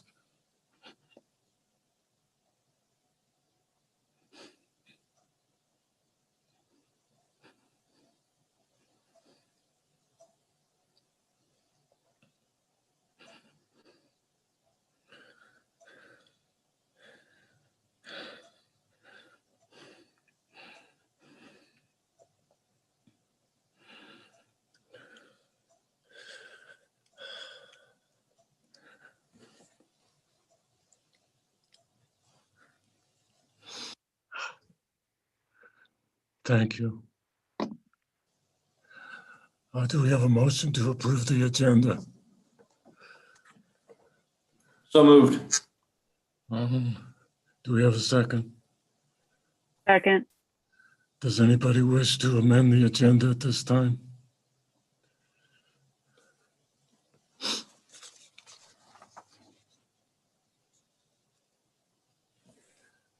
If not, I'll call for the vote. Madam Clerk? Mayor Angelo, Aye. Mayor Pro Tem Browning,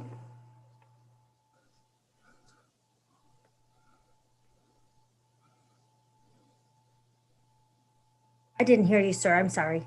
I said aye, sorry. Sorry. Trustee Rogan, Aye. Trustee Lowell, Aye. and Trustee Caravas. Aye.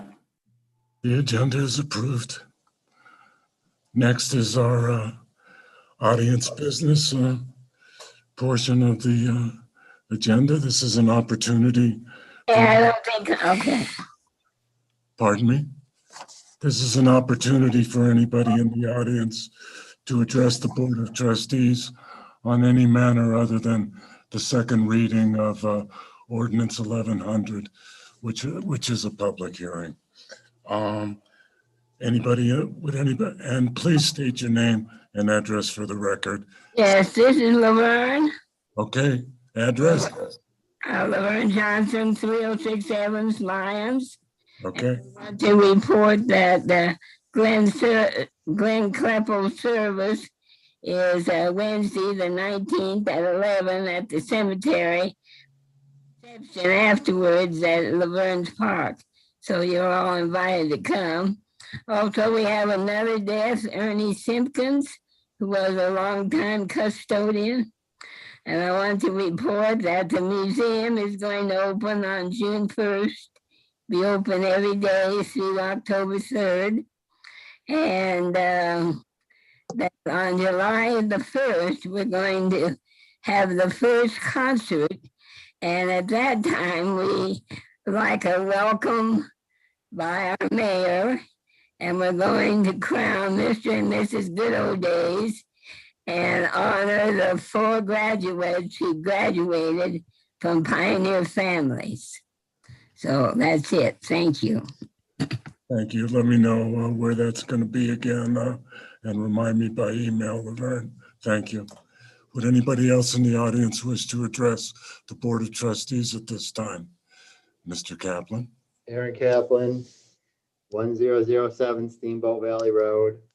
I just wanted to give my thanks to the Housing and Human Services Commission, to our staff, Lisa Ramsey, and to the trustee, Wendy Miller, for putting out a guide to those who need help. I recently have had issues that really were above and beyond for somebody who's been very independent and feel that I can take care of almost anything. Having the guide to reach out and help in a time of need was a very great thing, a resource just to find and have available. I forget exactly what it was titled. I had to move. I had it in front of me. Victoria, you might be able to mention the name of it, but it was there, and the resource guide there for those who might need it for various issues. I just wanted to give a thanks. I think it's a very great item to have in the town of Lyons, and give my appreciation.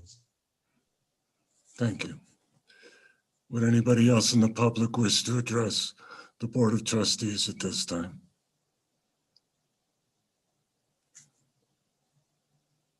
Madam Clerk?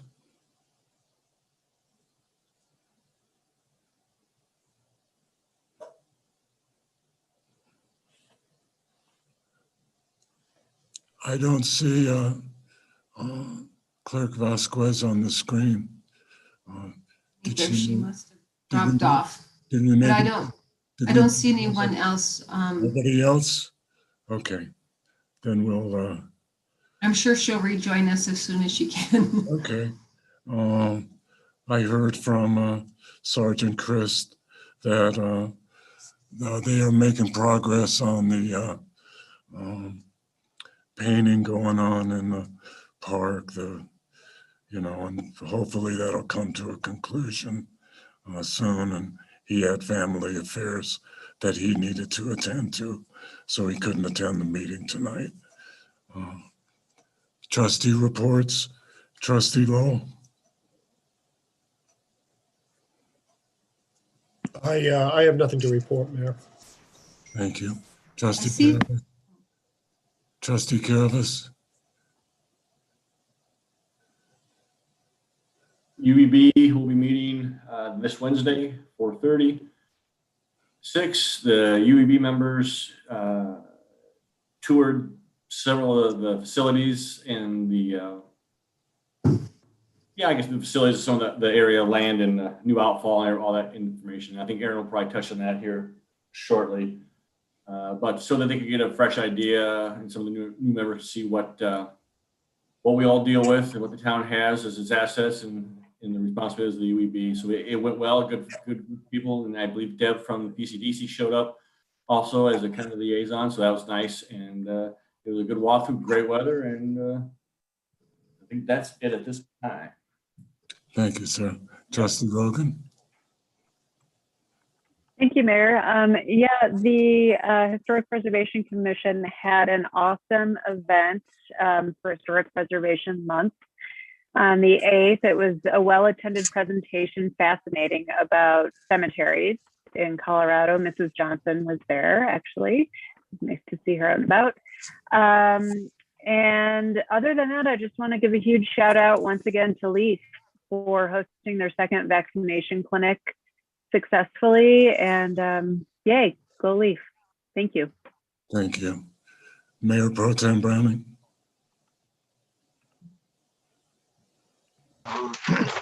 Yes, the Parks Commission met a week ago today on the 10th, I guess it is. And there were several items discussed at that meeting, a couple of which the Parks Commission wanted me to make sure that the BOT was informed about, and the public as well. The first is there was a discussion about the completion of the 2nd Avenue Bridge and how the bridge approach or descent, depending on which way you're coming, on the Bone Park side is going to be pretty close to both the entrance, the main entrance to Bone Park, and the entrance across the street to the recycling facility and the wastewater treatment plant, and whatever ends up being put on the front part of that lot. And there seemed to be pretty much consensus among those on the PRC, particularly as to the Bone Park use, that the town should consider a 4-way stop there. That preference was conveyed to Parks Director Cosgrove, who was going to, I believe, discuss that with other members of the staff, including the town engineers. So they just think that the volume and speed of traffic coming off that bridge and the volume of traffic, including some people who just want to pull out directly onto 2nd Avenue, warranted consideration of a stop sign.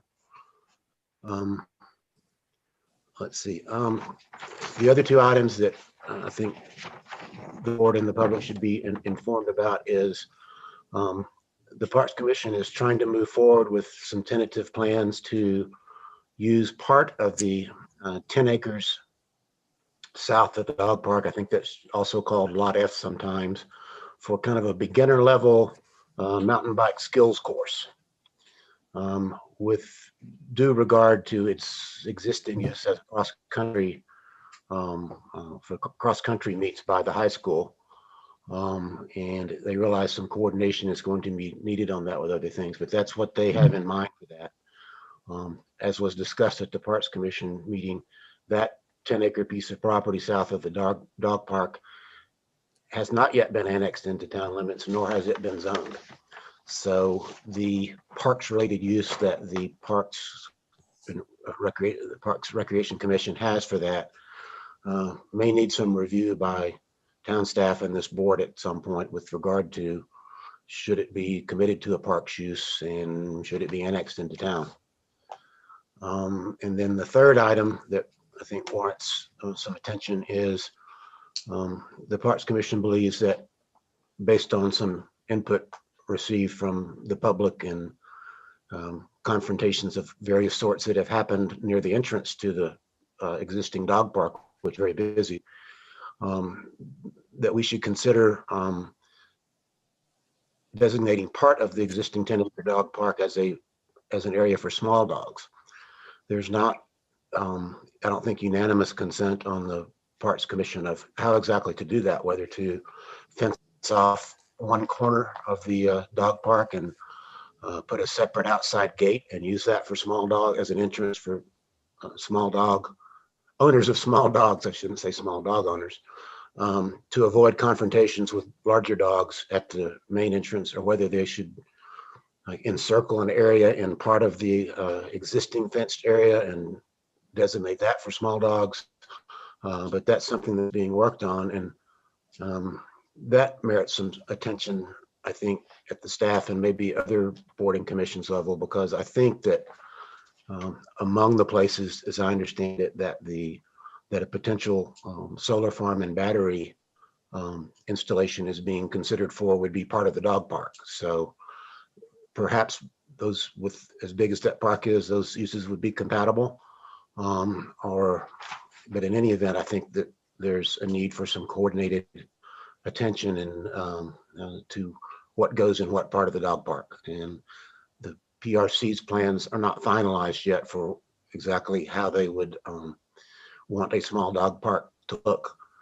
They would have some budget implications if you needed to add some fencing to the existing park and put in a separate gate and that sort of thing. But they wanted me to let the board know that that's being discussed, and probably at budget time that they will have some kind of a proposal to bring forward to try to put that into place. So that's my report. Thank you. Being the owner of a small dog, I hope that the plans don't discriminate against small dogs. The SFC met, and I was at a birthday party, and so I didn't attend, but I'm sure that they were very pleased about the results and the timing of the river cleanup, because it happened at the same time as the gasoline spill, and the things that they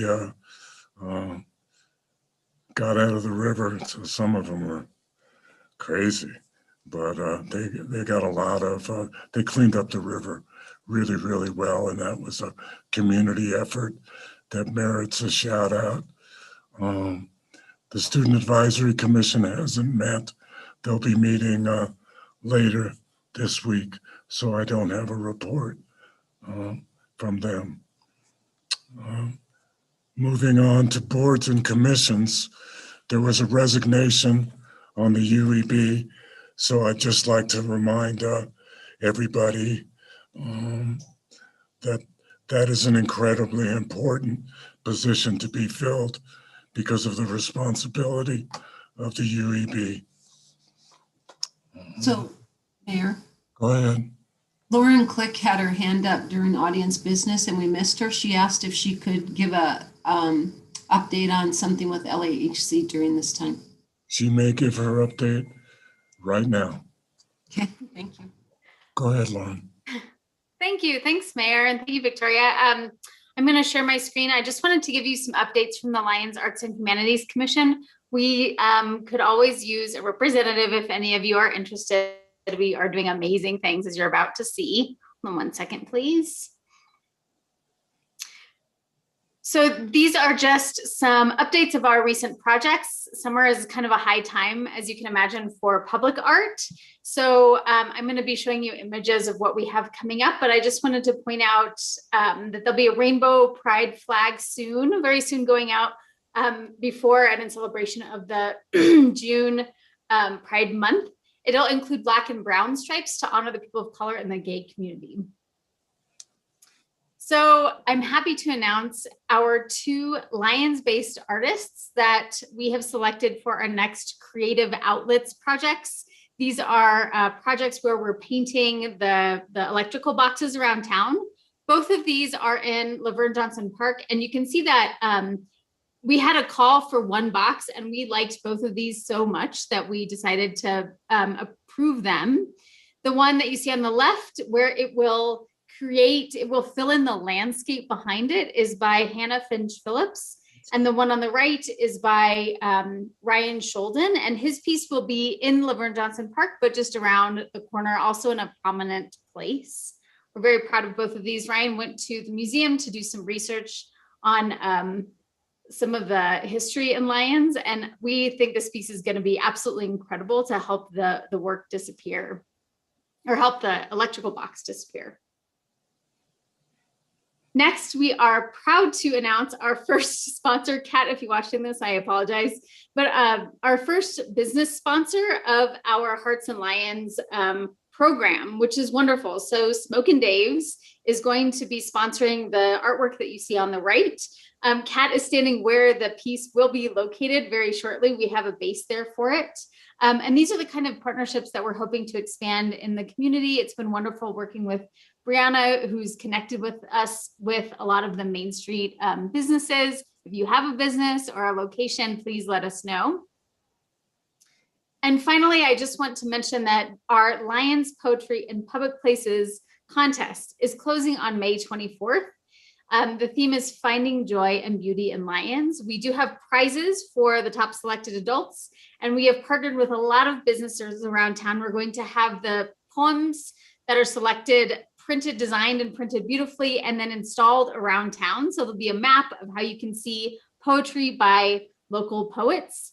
The full information was linked in your the bullet points that Kim sent out. Thanks for that, Kim. Thanks, everybody. Thank you.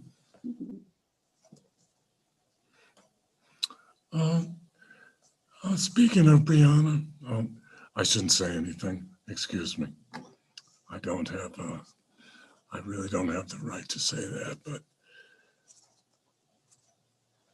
I'll pray for Brianna. Next is a proclamation I get to read. Bear with me, bear with this voice.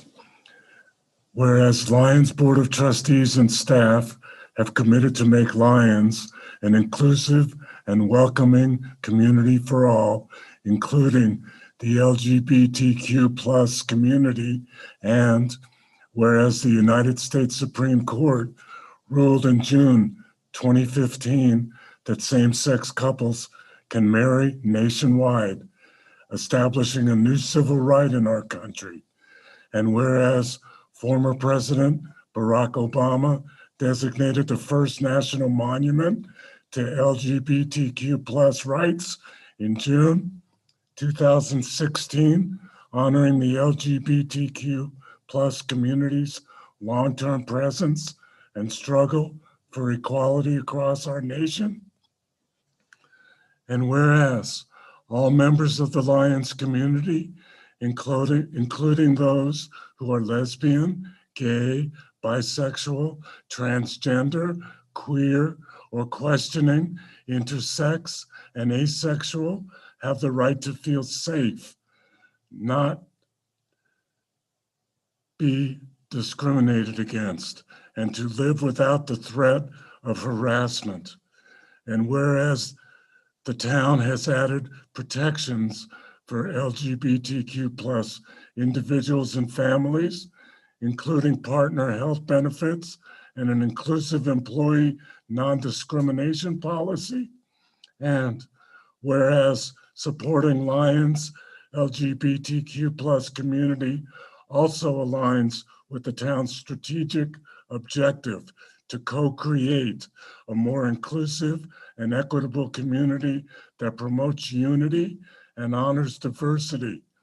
And whereas the LGBTQ+ community has made great strides, however, work remains in order to achieve full equality, inclusion, and acceptance. Whereas we as a town have overcome difficult obstacles as a community, resilience, tolerance, and acceptance are things we must all practice and teach future generations. The town of Lyons affirms its commitment to the promotion and protection of the human rights of LGBTQ+ residents in the community and urges all residents to respect and honor our diverse community and celebrate and build a culture of inclusiveness and acceptance. Now, therefore, I, Nicholas Angelo, Mayor of the Town of Lyons, do hereby declare the month of June 2021 as LGBTQ Pride Month. Thank you very much. And we're getting a new flag to put on our flagpole that includes the brown and black stripe as well. Staff reports. Aaron, utility update.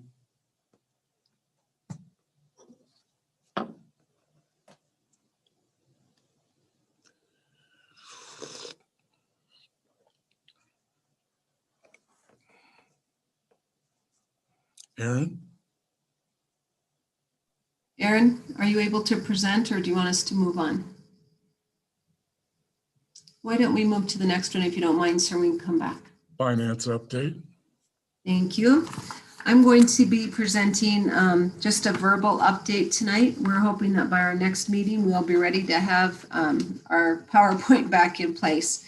As of March 31st, which is the latest finance report that's complete, we had about $2 million in the Bank of the West Fund, and that does not include the $1 million set aside for flood recovery. And then in Colorado Trust, we are maintaining about 4.35 million with 221,000 in Colorado Trust Fund. At the end of, again, the financial statements, we do have through April at this point. The general fund is on target with budget, actually ahead by about, I think that's almost by 100,000. Where are my glasses? Almost by $100,000 year to date. The electric fund is behind, but that's because of purchases of meters and the maintenance behind installing those. I'm sure that will catch up as we're finding out that many of our meters that were not being read by radio were not as accurate as they could have been. So we are seeing some people that are seeing higher bills or more accurate bills than they were previously. So my guess is that over the next few months, that will probably adjust itself. We do have about 50 meters yet to install, and I'm sure Aaron will talk about that. The water sewer fund currently year to date is behind because there are 2 bond payments that are showing, but that again will catch itself up over the summer months with water usage. Stormwater fund is right on budget, as well as Conservation Trust. The Parks and Rec fund is actually doing quite well. We're about 28,000 above, ahead of where we thought we would be at this time of the year.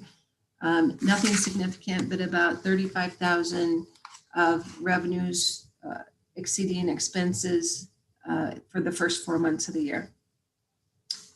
Flood recovery, I do want to comment that we are needing, as soon as the state can get us a sample agreement for us to sign in regard to our flood payback plan, which we've discussed verbally, but we don't have an agreement yet from them to review. we are going to need to get, as soon as that is brought in front of us, we need to get that approved and back so that they'll release some funds. With our Bank of the West account being right at $2 million, and we're still writing out very large checks for Second Avenue Bridge since they're at the height of construction. I know I approved, there was a payment this month for over 600,000. So it's important, and we'll stay on top of the state trying to get that letter from them to reach an agreement. And then I noticed on the financial statements, but it was too late, they'd already gone out, that the urban renewal budget has an error on the net grand totals. I think the totals are correct, but not the net grand total. I think that was carried forward from last year. In regard to sales tax, year to date, we are about 15% higher than we were the first 3 months of 2020. So that is pretty much right on target of what we would expect, considering that this is accounting for sales that occurred in March, of comparing it January, February, and March of 2020 to 2021. So it's after that that we took a significant nosedive because of COVID closures. So we're up 15% year to date, pretty much, which would be compared to prior to the pandemic. So that is trending in a good direction right now. So we're happy about that. Any questions on finance?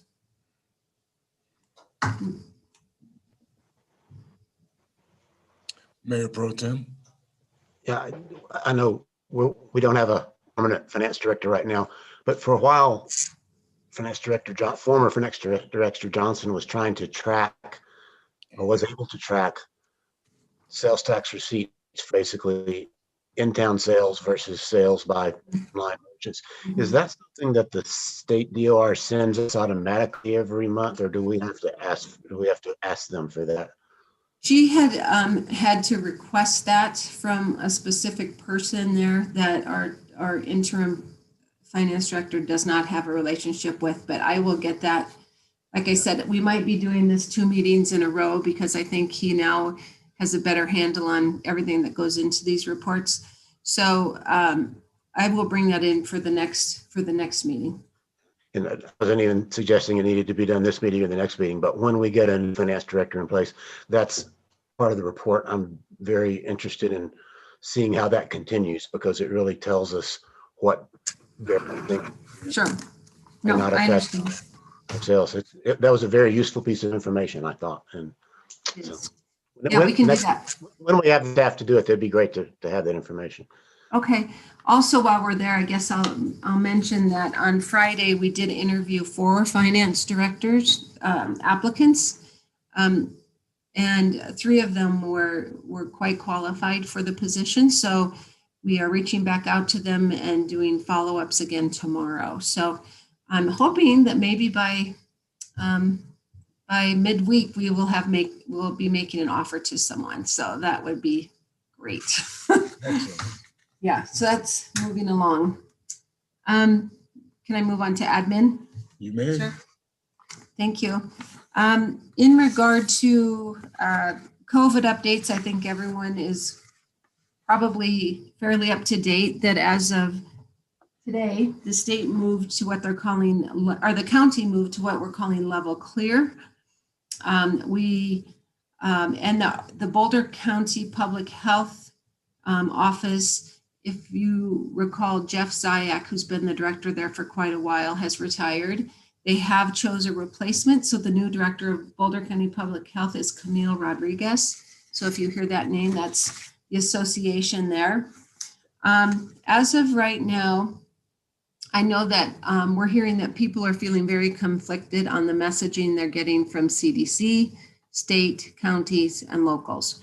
So just to clarify that although the CDC is saying if people are fully vaccinated, they no longer have to wear masks in most settings, it will still be required in very congested public settings such as hospitals, terminals, those sorts of grocery stores, things like that. But we have been hearing from some of our local businesses that it's conflicting because they still have employees that may not be eligible for vaccination quite yet, or just recently became.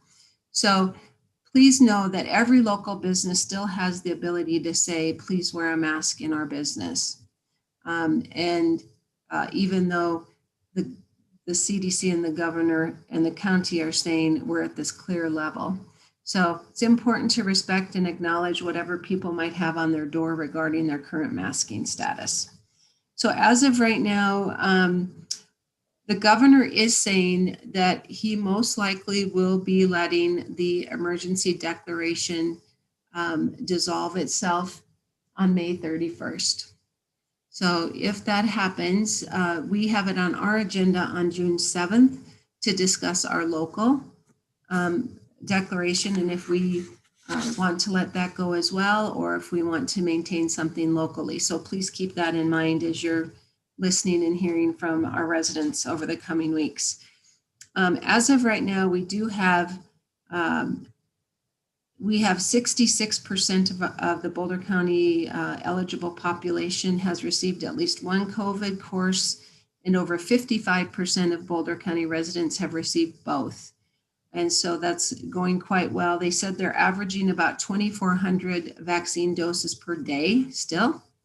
And that probably will go up with the younger age group they're now allowing to be receiving vaccinations. To date, since the beginning of the pandemic, which is now a little over 14 months, there have been 23,500 Boulder County residents who have tested positive for COVID. Of those, 809 were hospitalized and 256 people have passed due to COVID. So those are our latest Boulder County numbers in regard to that area. In other news, there is going to be a follow-up to the gasoline spill. The EPA will be holding one public closure meeting. That will be May 20th, which is this Thursday at 7:00 p.m. virtually. So if people do have an interest in hearing that final closeout or want to ask questions, it will be posted on the town website for the link to that meeting. Also, we've been talking about all of these different grants that are presenting themselves as opportunities to us. There is one called Revitalizing Main Street. They have accepted our application of our matching funds for Broadway. And we weren't sure if that was going to be eligible because we didn't know if it was federal matching federal funds, but they did accept it and said these are state funds that we are matching right now. So they have accepted that grant. The other thing that they recommended that we consider and submit was solar bollard lighting along 4th Avenue where the Safe Routes to Schools are, just from Broadway to High. And then some ambient string lighting on Main Street between 4th and 5th. So we might be seeing some revitalized Main Street opportunities coming before you to see if you want to accept here shortly. We do want to let businesses know the revolving loan fund right now currently has balances between the two of $78,000 available for local businesses to use if they're wanting to do some improvements in the area. And we are hosting a public meeting on the Safe Routes to School pedestrian bridge project at 4th Avenue. We held one session on May 13th. It was very lightly attended. I believe there were maybe 6 of us, and I was one of them. So it was quite lightly attended. There will be another one on May 18th. So we really encourage people who have, who want to hear more about the project or give input into the design, really need to try to attend that or send their input to staff as soon as possible. So I think that's all. Oh, Senator Bennett was in town recently. He is actually co-sponsoring a bill called the Shelter Act. And if passed, what it will do is offer $5,000 of tax credits to anyone anyone who performs fire mitigation or other natural disaster mitigation in their homes and businesses, they'd be able to get a $5,000 tax credit toward that. So if that passes, I think we could really help people access those funds and be a resource for them. And also Congressman Neguse will be in town on Sunday, May 23rd in the morning. I believe is it 8:45 or 9? You'll see a press release coming out on that as well.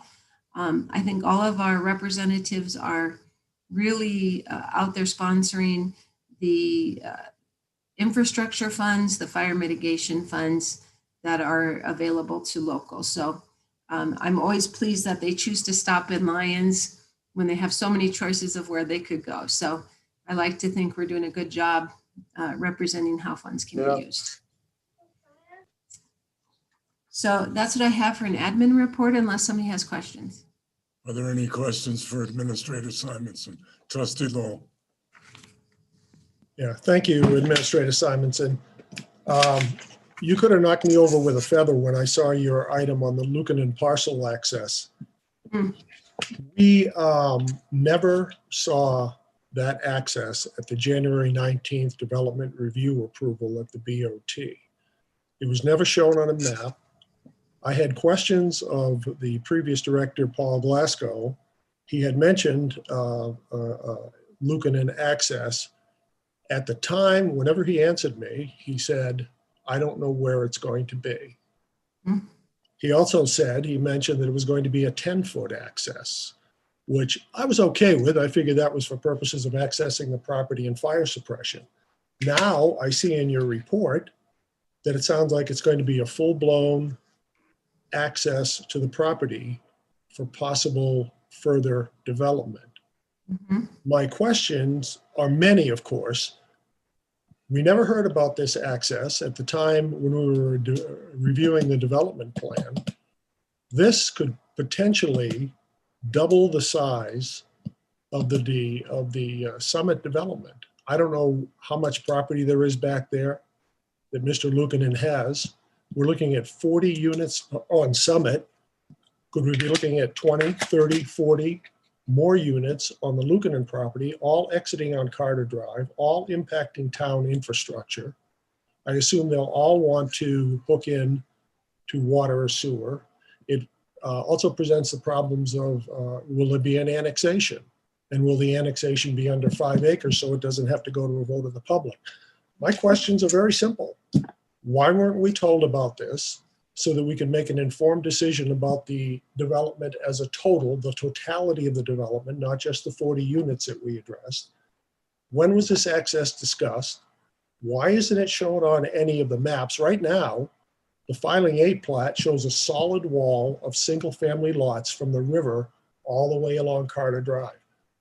There was never any plan for access to the Lucanen property.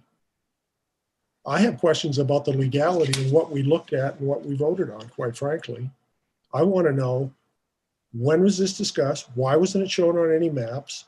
Is there going to be a replatting necessary to show a town-approved roadway entering into the Lucanen property?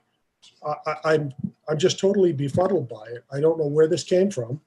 Further, I'm not sure what obligation we have to the Lucanens. You say in your comments here, the town staff will contact the county about the options for this land.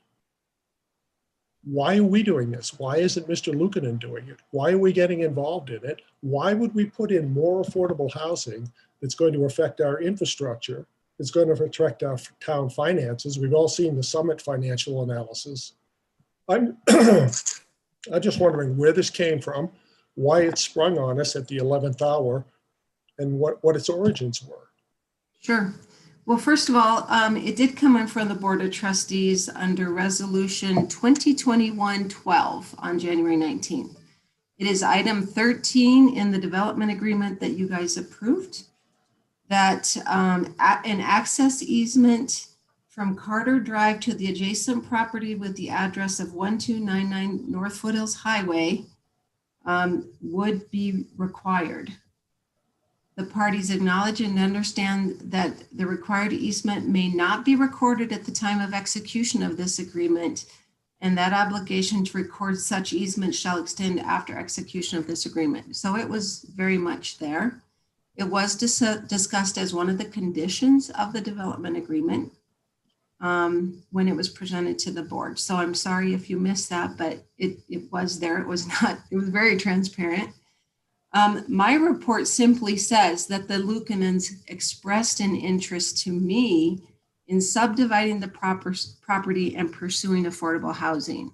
So that's not saying staff is doing that or that's what's going to happen. That's just what they expressed to me when they got to the easement. And so I saw that the reason it wasn't identified yet is because it's up to Summit where they want to put it, between which parcels. And with the final plat being recorded, that had to be decided. So they have selected where they wanted it to be. And my understanding is it's being recorded. There's no guarantee, that property, the reason we would even meet with them is because it is in our planning area. And like all people who come to us with development questions, we met with them and talked to them.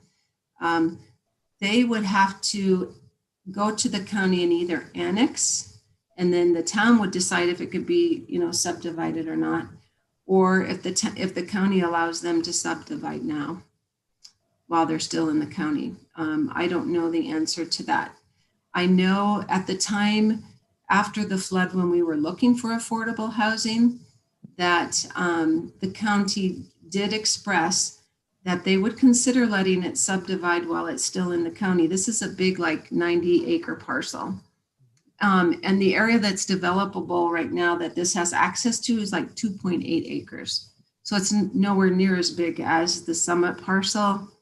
The Lukanens have talked to me about maybe we should use it for camping. Maybe we'd like to do a little tiny homes on foundations there, but I don't think there's much room for too much development. I mean, not very much development, but that has to go through the development process. I just simply mentioned that they expressed to me an interest in doing more affordable housing. They apparently, during the fires last fall, lost all of their housing for some of their employees. So they just expressed that to me, and I shared that with you so it wouldn't come as a surprise later if they came forward with something. Well, I appreciate that, and I apologize if I missed item 13. I don't know, I was probably so hung up on the whole banking thing, I just completely lost touch with that. But the issue, but I will reiterate, whenever I brought this up with Paul Glasgow, he was very vague about it, and he distinctly mentioned to me a 10-foot easement, which is not a roadway. You can't put a roadway in on 10 feet. Maybe it doesn't say roadway. It's just an easement. It doesn't say roadway. Okay, but if you're talking about, if you're suggesting, or he's suggesting affordable housing, then it would have to be a town-approved road, the width, which also says to me, it sounds like Summit is probably going to have to move some stuff around because well, no, wait a minute. A lot, they wouldn't lose a lot with the necessary frontage to allow for a road access? It's actually in between, it's the side lots. So they are shaving like 5 feet off of each one. Which would be a 10-foot access, is that what you're saying? If that's what it is. I'd have to look closer to see if it identified the width of the easement. No, that's okay. I'll try to find it though. Thank you for the clarification on that. I know there's a long way to go on this, but when I saw the term affordable housing there and realizing we just voted on 40 units of affordable housing, and if this were true, we really couldn't have made an informed decision about the volume of housing that would be coming out of Carter Drive and onto McConnell. So, thanks for the follow-up and the education. I appreciate it. You're welcome. Any other questions for Administrator Simonson? Oh, I do have one more thing. I did follow up as an update to the Apple Valley property, the town's property the board wanted to consider listing.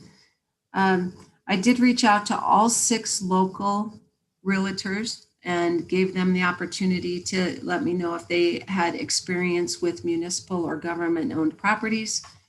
2 of them responded that they were going to submit a proposal, and I had given them a timeline. I did not get a proposal from anyone in the town. So I will now focus on moving outward next, probably within the county, to see who has experience with this type of a lot. But I wanted to let you know that I did reach out. I gave ample time to respond, and no one did. Thank you. You're welcome. Utility Director Kaplan. Mayor and trustees, I apologize if I missed the moment where it was my turn.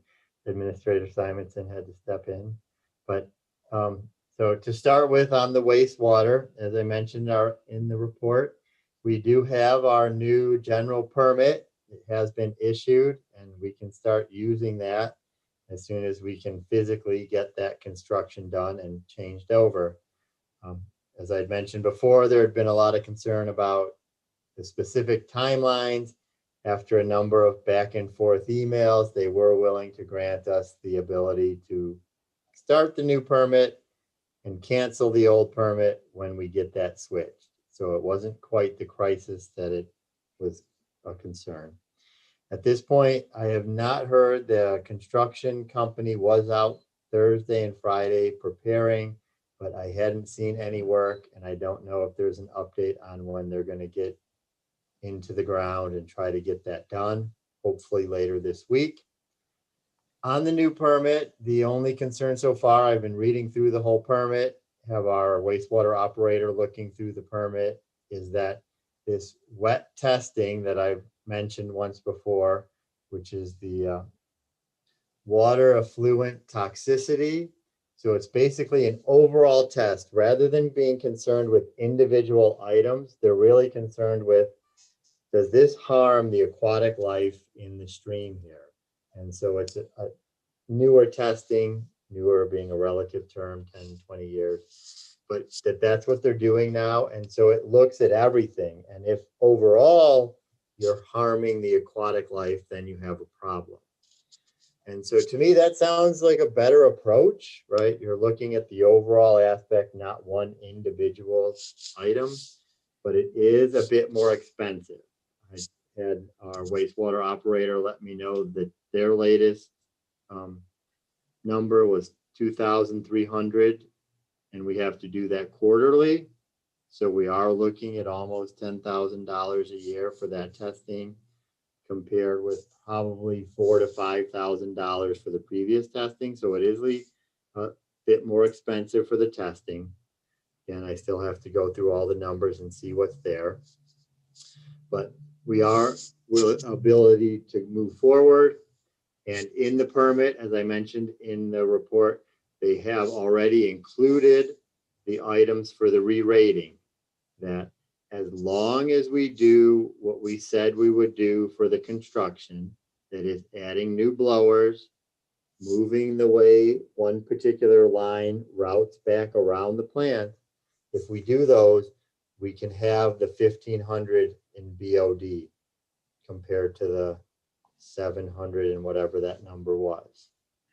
So they've included that in there, which is nice, that we don't have to worry about whether or not we have to redo that. It's already there written in. If you do the construction, you have that permission. So we'll continue to move forward.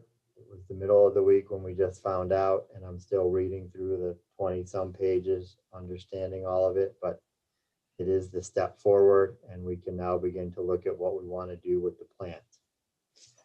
On the electric side, as I put in there, the electric meters were basically done, but we were short some meters. Again, the town didn't have good tracking on types of meters. I tried initially to go through town manually and make sure I knew the various types of meters for various facilities. But we have another handful of meters, 40 to 50 meters to get installed. And If you haven't heard, a lot of the production is backlogged, and our meter company has now declared force majeure and that they're not responsible for delays in the meters. And we should have had the meters in a week, and now it's July. So hopefully we'll get the final completion done by midsummer. The actual installation work went pretty well. I didn't hear too many concerns from customers on getting that done. The integration into our billing system was another story, and that has really been a lot of work. They just didn't seem to be able to make it go as smoothly as it should have. So staff has been working a lot of extra time to just review a number of accounts. We're trying to make sure that we check for any errors. In particular, they were adding sometimes the previous month's billing. So I would say yes, if anyone has the concern, please speak up and let us know. We're happy to look through it and make the adjustments. We've already made a number of adjustments. We did that before the bills went out. And this week, it's been a couple of people per day, which to me was pretty good when I was looking at a much larger number of customers and getting those cleared out before the bills were sent out. So I do think we took care of a lot of that. On to the water side, the big issue we've still been concerned about is that fire flow pressure up on First Avenue.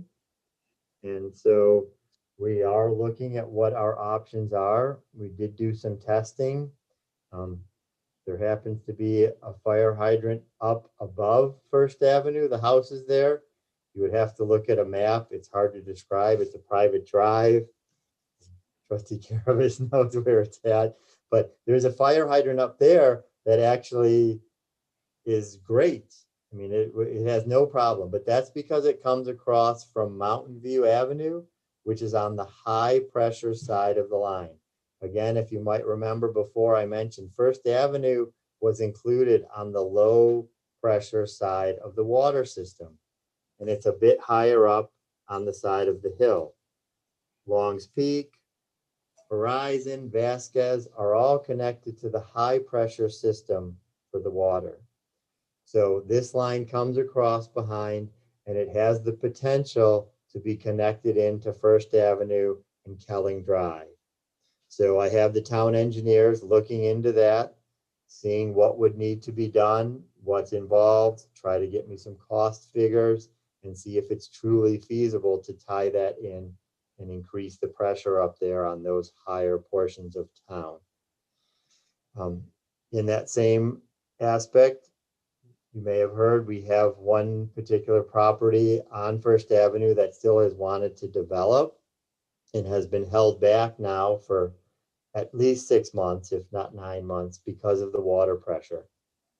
And so in trying to find out what we can do, one of the options that was out there, fire was okay with anything developed for foundation.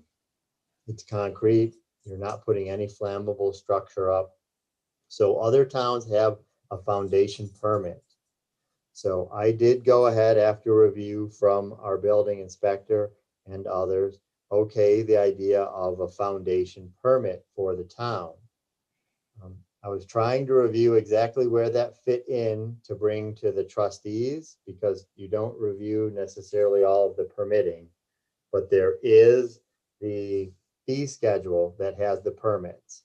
So I apologize, I should have had that ready for this meeting, but I will have it at the next meeting, that we will have $1,000 completely separate from any other permit. If you want to move forward with a foundation, you can do that. With the understanding, it's very clear, you cannot do any vertical construction, any flammable construction until you have approval. It stands out in this case because of First Avenue, but it also is relevant to the Summit housing, because Summit in the beginning will not have fire hydrants and everything in there when they start to go out. So if we allow them to have a permit for foundation work and to get the roads in, it helps allow that to begin so they can get the infrastructure in place before they start building the actual houses, because we need the water lines and everything else in place. So it appeared to be a good way forward. And so again, there wasn't too much that came to the board for the actual permits, but it is something that is in the fee schedule. So I wanted to bring that up, see if there were any concerns about that, because the First Avenue permit is ready to go to begin their construction. And I thought we were on track to say that was okay until I realized I had to have the approval for the fee schedule.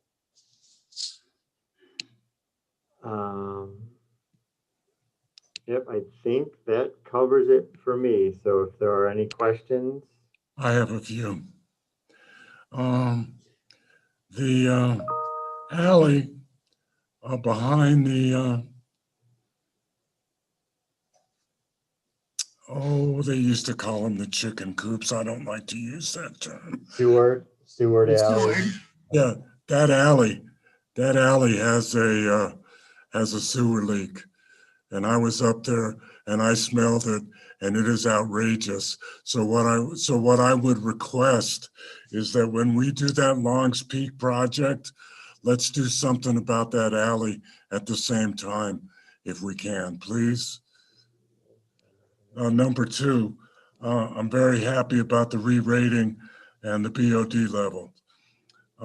But what I always want is the progress in regard to the blowers and getting approval that will allow us to put the Eastern Corridor online. Where do we sit there? That's what I would say. They did put that into the permit. That's what, with the BOD level being allowed to go to 1,500, they have said that that's listed in the permit itself. That level is there. They just put the caveat in that means you will do what you said you would in the construction document submission. So we had submitted documents to do some changes to the wastewater plant. That's the blowers that you speak of. And that they are saying you have the approval for the Eastern Corridor work as long as you actually do what you said you would do in the construction, because they know that's not been done yet.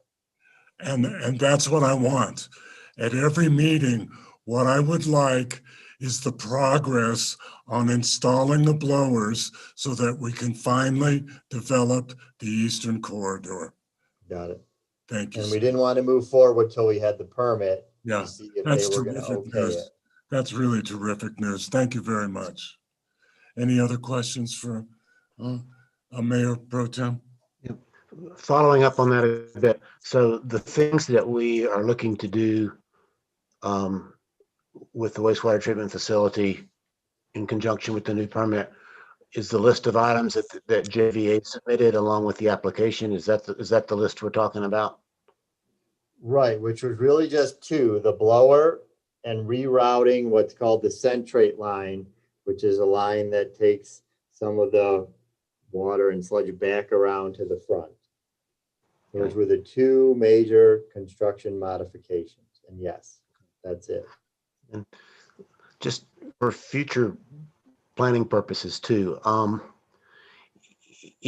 assuming we do that and we've got the higher BOD limit, 1,500 instead of 705 gallons per day, would it still be the case that if we don't control our BOD levels with, grease trap compliance and pre-treatment where it's necessary for industrial type operations, that the higher our BOD levels are, even if we're within the permit level, the permit limits, that would still increase the time and cost of plant operations?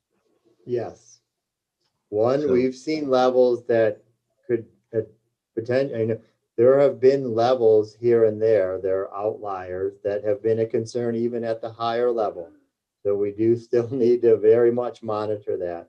And yes, the higher the BOD, and the other is TSS, total suspended solids, but that goes into our hauling costs. The greater those are, the greater our hauling costs are, because those come out as solids. And so we have to haul those away. And I did just receive, that was another one I didn't get into the report. I received it just after. Our hauling company, McDonald Farms, has raised up their fees for hauling. So yes, if we don't watch those, we will still see increased costs at the plant. So we still have a considerable financial incentive to monitor what goes into the wastewater treatment facility. And Yes. the BOD testing, are we still testing monthly for those? Yes. And And how were they last month? Yep, they were still down at 400 or so. So they've still been good. Okay, that's good news. Thank you.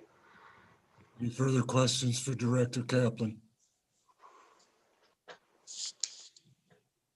Mayor Angelo? Yes. Hi, it's Kim Mitchell, and I just wanted to reiterate what Director Kaplan said as well, but just so that all the Board of Trustees knows that Congressman Negus's office has reached out to staff for the community support funding. This is funding through the congressional level.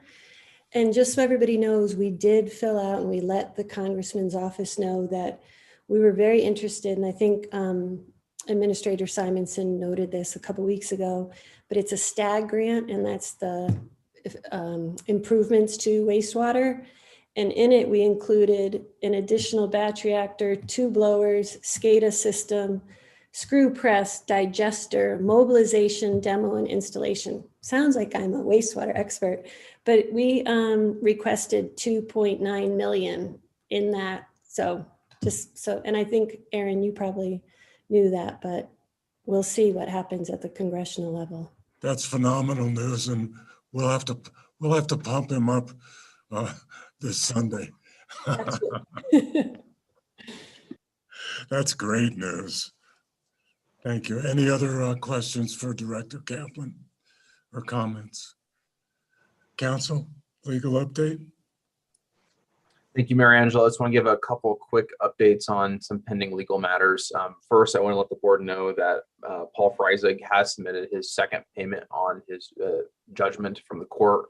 So he's in compliance with the court's order on payment of the unpaid amount. So that was good news. Second, regarding the Honeywell matter, we are still very much in the preliminary stages of litigation. There's been a number of motions filed by all parties, mostly motions to dismiss or other types of motions to basically kick the case out of the Boulder District Court. Administrator Simonson will be giving you access or sending you those filings, I understand. But at this point, the case is still kind of the initial stage, and there hasn't been any sort of decision on whether it stays in the district court or whether it goes to arbitration. But it's all public documents at this point. So if anyone has any questions or would like to see those, they are available either through the district court's website for the public, or Administrator Simonson will be sending this to the court. Are there any questions for council? Thank you, sir. Thank you. Moving on, Madam Clerk, I'm going to recuse myself from the next item before you read it into the record. My wife owns a historical site. I know that it hasn't been designated per code, but there's a possibility that this particular ordinance could increase the value somehow. And since I'm very strict about recusals, I feel it's proper that I recuse myself in this manner and let Mayor Pro Tem handle this. Let me get out of here first.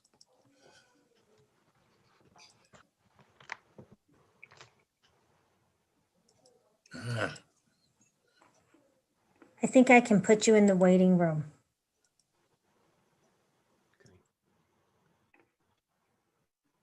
Here we go. Ready? Okay. If the town clerk would please read the next agenda item on ordinances and public hearings. Yes, this is the second reading of public hearing on ordinance 1100, an ordinance of the Town of Lyons, Colorado, repealing and replacing Section 2-8-140 and Chapter 16, Article 12 of the Lyons Municipal Code concerning historic preservation. Okay, does the town staff, town attorney have a brief presentation on this? Anyone from town staff? Sorry. Hi. Yanni? Yeah, hi. I'm Yanni Jones. I work for the Town of Lyons as a historic preservationist and planner. I can give a brief staff report on this item for anyone present who needs that information. So before you is Ordinance 1100, which concerns modifications to parts of the municipal code related to historic preservation. The impetus for pursuing these changes was to better align the parts of the Lyons Municipal Code related to historic preservation with the requirements from the state of Colorado for certified local governments for historic preservation ordinances to allow the town to pursue that status of certified local government. Obtaining that status opens up opportunities to the town to apply for special grant funds only available to certified local governments, as well as access to specialized knowledge and a network of other certified governments through the State Historic Preservation Office. So that was sort of the reasoning behind pursuing these changes. The major difference between the existing historic preservation ordinance and the proposed one is that the proposed ordinance would assign some design review responsibilities to the Historic Preservation Commission to essentially oversee exterior alterations to designated local landmarks. So that would mean properties that have gone through the designation process at the local level in the Town of Lyons, and that were granted historic status by the Board of Trustees through an ordinance process, according to the language in the proposed ordinance. So that's one of the major changes between the existing and proposed ordinance. I also wanted to just note that in addition to these modifications in Chapter 16, Article 12, there are some small changes that would be needed in Chapter 2 of the Municipal Code, which is related to the responsibilities and establishment of different boards and commissions. So it would essentially align that part of the code with what appears in the proposed historic preservation ordinance update in Chapter 16. So the Board of Trustees tonight has a few options. You can either adopt Ordinance 1100 with or without amendments. You can continue the ordinance to a different date and request additional information, or you may deny that ordinance. And that concludes my staff presentation. Are there any questions of the staff by members of the board? Only question I have is no substantive changes between first reading and second reading. It's the same thing we approved on first reading. Okay. Correct. All right. At this time, I would entertain a motion with respect to ordinance number 1100. Should you open the public hearing first? Here's a public hearing. You're at second reading. Sorry. You're correct. Okay. At this time, I will open the public hearing. We will take comments from any member of the public who wishes to comment on the historic preservation ordinance, Ordinance 1100. Lauren Click has her hand up. Oh, so you say Lauren Click? Okay, Ms. Yes. Click, please proceed.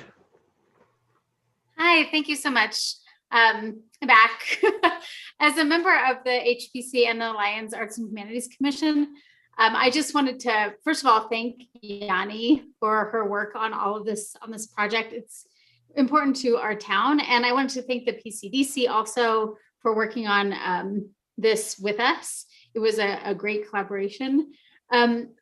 This ordinance is important to preserve really the history and the architecture and the heritage and the character of Lyons. And it's something that you actually mentioned at the very end of the PCDC meeting. This is one way that we're able to do so. And those that are designated will be able to receive support from the state level, which is what Yanni had mentioned. But I just want to point that out, that we can help, that as members of the commissions, we can help our town preserve our character after we have this ordinance in place. Thank you all for your time and for your support, and I hope you'll support this. Thank you for those comments. Are there other members of the public who would wish to speak to this ordinance?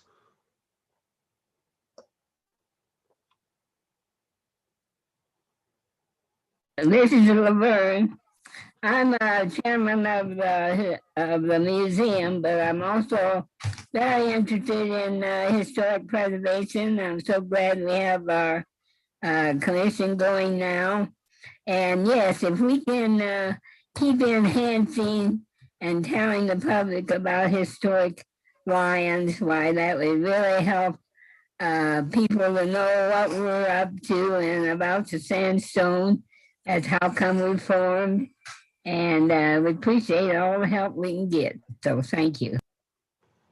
Thank you, Ms. Laverne. I appreciate that very much. It's really a testament to your long-term interest and involvement in Lyons history that things like this go forward. And I hope we can carry on the foundation that you've set for us in that regard.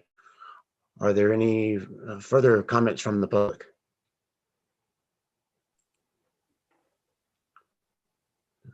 Town clerk, do you see anybody? No. Seeing none, I'll declare the public hearing closed, and now I would entertain a motion. Trustee Rogan. Thank you, Mayor Pro Tem. I would move to adopt Ordinance 1100, an ordinance of the Town of Lyons, repealing and replacing certain sections of the Lyons Municipal Code concerning historic preservation. Is there a second? I'll second it. Okay, Trustee Lowell has seconded. Any discussion by the Board of Trustees? Trustee Rogan. Thank you, Mayor Pro Tem. As you all know, I'm the board liaison to the Historic Preservation Commission, and I just want to commend Ms. Jones for all of her hard work on this ordinance. She brought an incredible amount of knowledge that we're so lucky to have, and the entire commission worked incredibly hard on this, in addition to working with the PCDC. And I really think it's a testament to how effective collaboration can be when we're all reaching for the same goal. And so I will be extremely pleased to support this ordinance. Thank you. Further comments? If not, I'll ask the clerk to call the roll. Oh, hang on. Oops, sorry. Trustee Carroll. Okay. Of the Dittman Red Lines, page 22 out of the 23 pages, section 1612-120, enforcement and penalties. Number 3. I'll wait a second for everyone to fire up the.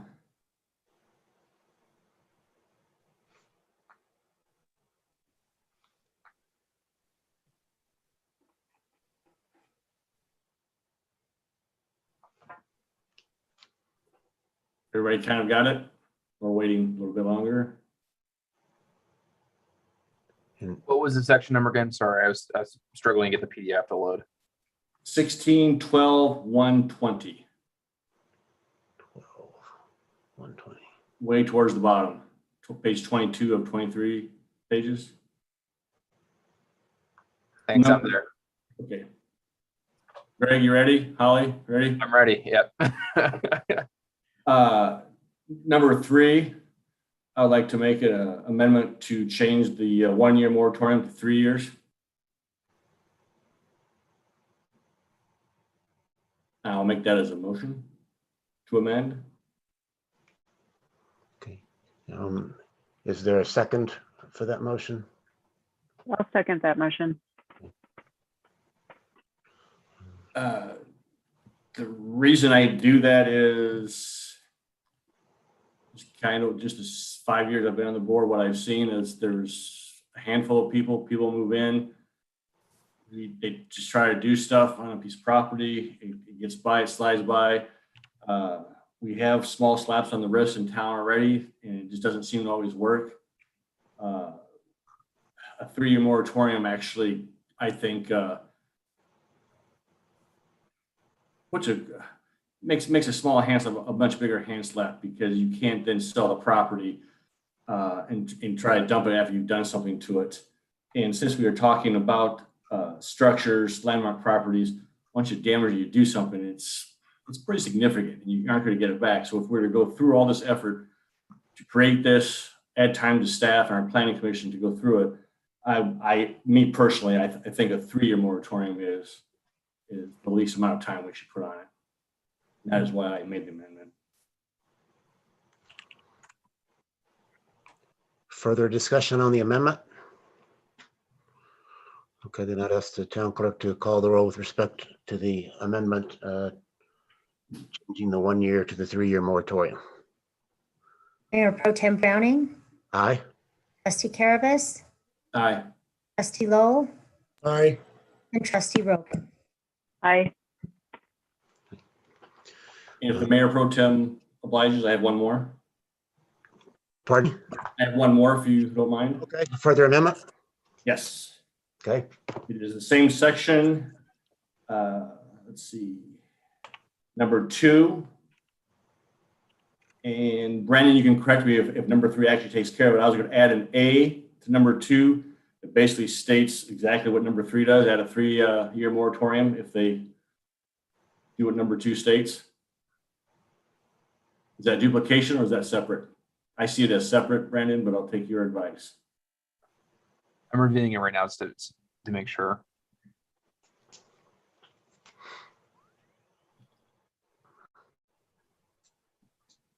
So I think they're separate. So 2 is basically the commission may order something be removed or deconstructed, but in 3 we're saying if you do something without approval, you get a 3-year moratorium. Yep, and that's how I read that. So I'd like to make a motion to add an A to number 2 that basically states what number 3 states, that if something is done that will result in a 3-year moratorium on any permits for that subject property. So sorry if it wasn't clear, Trustee Curtis. I think they're separate but related. So as part, if you do something, 1, the commission can say, stop doing that, remove it, deconstruct it. But that is, in addition, you also get a 3-year penalty. There's no need to add a separate. Okay. They're separate, but they stack, right? Is what I'm trying to say. Okay. So that would hold up in the court of law if someone tried to challenge that? Yes. Okay. That's okay, because I just wanted to make sure. So then I'll withdraw what I said. Any further amendments or discussion on the pending motion to approve the ordinance? Hearing none, I would ask the town clerk to call the roll. Mayor Pro Tem Browning, Aye. Trustee Caravas, Aye. Trustee Lowell, Aye. and Trustee Rogan. Aye. Okay. The motion passes unanimously among the, I guess, 4 that are here. So congratulations to all who worked so hard to get this accomplished. Thank you for all of your efforts. And at this time, I guess we would need to summon the mayor back. Did we do both a motion on the amendment and the overall? That was the vote. That was the vote on the overall. Okay. I'm sorry, I missed that somehow. Okay. I think we did do separate votes. So We did. There was a motion first to pass it, and then there was 2 amendments, and then we reverted to the motion that was on the floor that as amended. okay. I guess at this time, if somebody could reconnect Mayor Angelo. I'll go get him. Back in the waiting room. I don't know if they just need to let him in, let him know.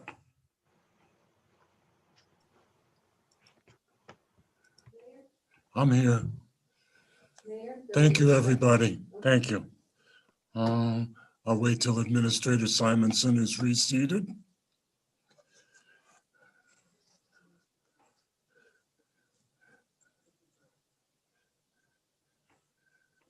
Madam Clerk, could you please read the consent agenda into the record? Yes, item 1 is Resolution 2021-51, a resolution of the Town of Lyons, Colorado, Third Amendment to the Professional Services Agreement with Anderson Consulting Engineers Incorporated for design services for the Stormwater Improvements Project. Item 2 is Resolution 2021-52, a resolution of the Town of Lyons, Colorado, authorizing a memorandum of understanding between the Town of Lyons and Boulder County concerning the Regional Transportation District EcoPass program. Item 3 is Resolution 2021-53, a resolution of the Town of Lyons, Colorado, ratifying and approving sending a letter of intent to participate in the 2021 through 2026 Boulder County Hazard Mitigation Plan to Boulder County. Item 4 is Resolution 2021-54, a resolution of the Town of Lyons, Colorado, approving a revocable license and access agreement with Karen Carlson and David Goodyear at 324 Seward. Item 5 is Resolution 2021-55, a resolution of the Town of Lyons, Colorado, authorizing a neighborhood EcoPass contract with the Regional Transportation District. Item 6 is the May accounts payable. Item 7 are the April 22nd, 2021 Special Board of Trustees meeting minutes. Item 8 are the April 28th, 2021 Emergency Board of Trustees meeting minutes. Item 9 are the April 29th, 2021 Special Board of Trustees meeting minutes. And item 10 are the May 3rd, 2021 regular Board of Trustees meeting minutes. Thank you very much. Do we have a motion to approve the consent agenda? So moved. And a second? I'll second. Is there anybody that wishes to remove anything from the consent agenda? Seeing none, I'll call for the vote, Madam Clerk. Mayor Angelo, Aye. Mayor Pro Tem Browning, Aye. Trustee Caravas, Aye. Trustee Rogan, Aye. and Trustee Lowell. Aye. Consent agenda passes unanimously. I just got my break, but if anybody else would like a break, we can take one right now. I would, Mr. Mayor, please. You may, sir. We'll take a 10-minute break. We'll be back at, let's make it 12 minutes, 20 to 9. Thank you.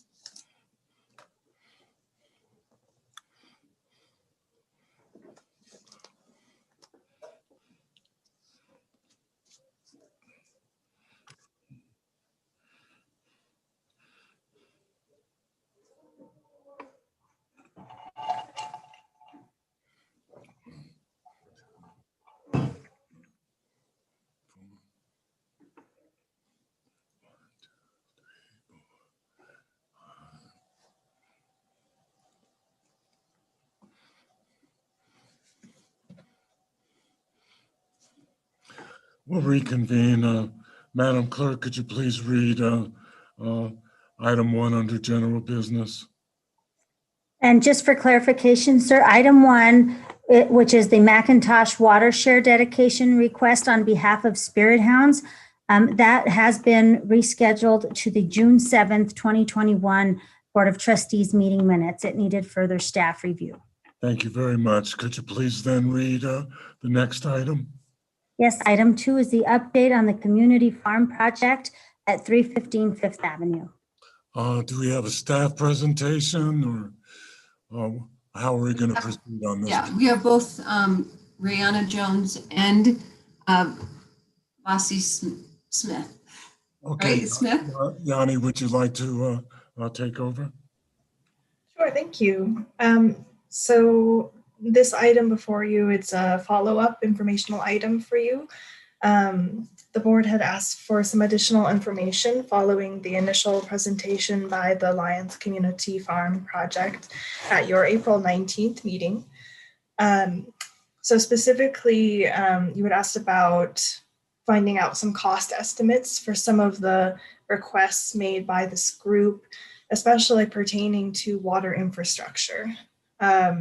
So I communicated with our Public Works team, and Dave and Tim investigated this site at 315 Fifth Avenue, and they did not find existing infrastructure there, but they did find a meter pit at 319 Fifth Avenue, the property immediately abutting this one, 315 to the north. And they estimated that the cost of installing a yard hydrant, like a water spigot sort of thing with its associated plumbing, would be between $350 and $475. And of course, as I've included an attachment from Utilities and Engineering Director Aaron Kaplan, there is also the associated cost of, or value perhaps is a better way of putting it, of allocating a flood buyout tap to establish the rights to water for that water meter pit as well. So that's another consideration. But Bossy Smith and the rest of her group have modified their proposal or their request from you all as well. So those attachments are updated for you. They have considered some of the feedback you provided them about not being able to put those properties on town insurance, for example, or the problematic nature of installing electric fences around the proposed beehive site as well. So you can refer to that description document, and I'm sure Bossy would like to speak for herself too. So I think that those are the main points that I wanted to highlight here for additional information for your consideration. Thank you. Thank you. Director Kaplan, do you have anything to add to that? Apparently he stepped away. No, yep, no. Okay, thank you. Would you like to make your presentation, Bossy? So I think Yanni really covered everything. Yeah, we've updated our proposal to include both 319 Fifth Avenue, which includes the meter pit, as well as 315, which was the original property we had requested. We took off the electric fence following the feedback we received and the insurance request. So I believe your document should be up to date with all of that, but I'm here to answer any questions. Thank you very much. I'll open the discussion to the Board of Trustees. To anybody that might have questions or concerns, let's address them at this point, please. Mayor Pro Tem. Yeah, I've got a number of questions.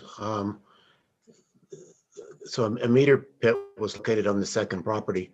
Is there a working water meter in that pit that is usable as it is, will a new meter have to be installed? I'm not sure if the meter is in the pit. But adding a meter, we have those. So putting in a meter itself would not be too big of a deal.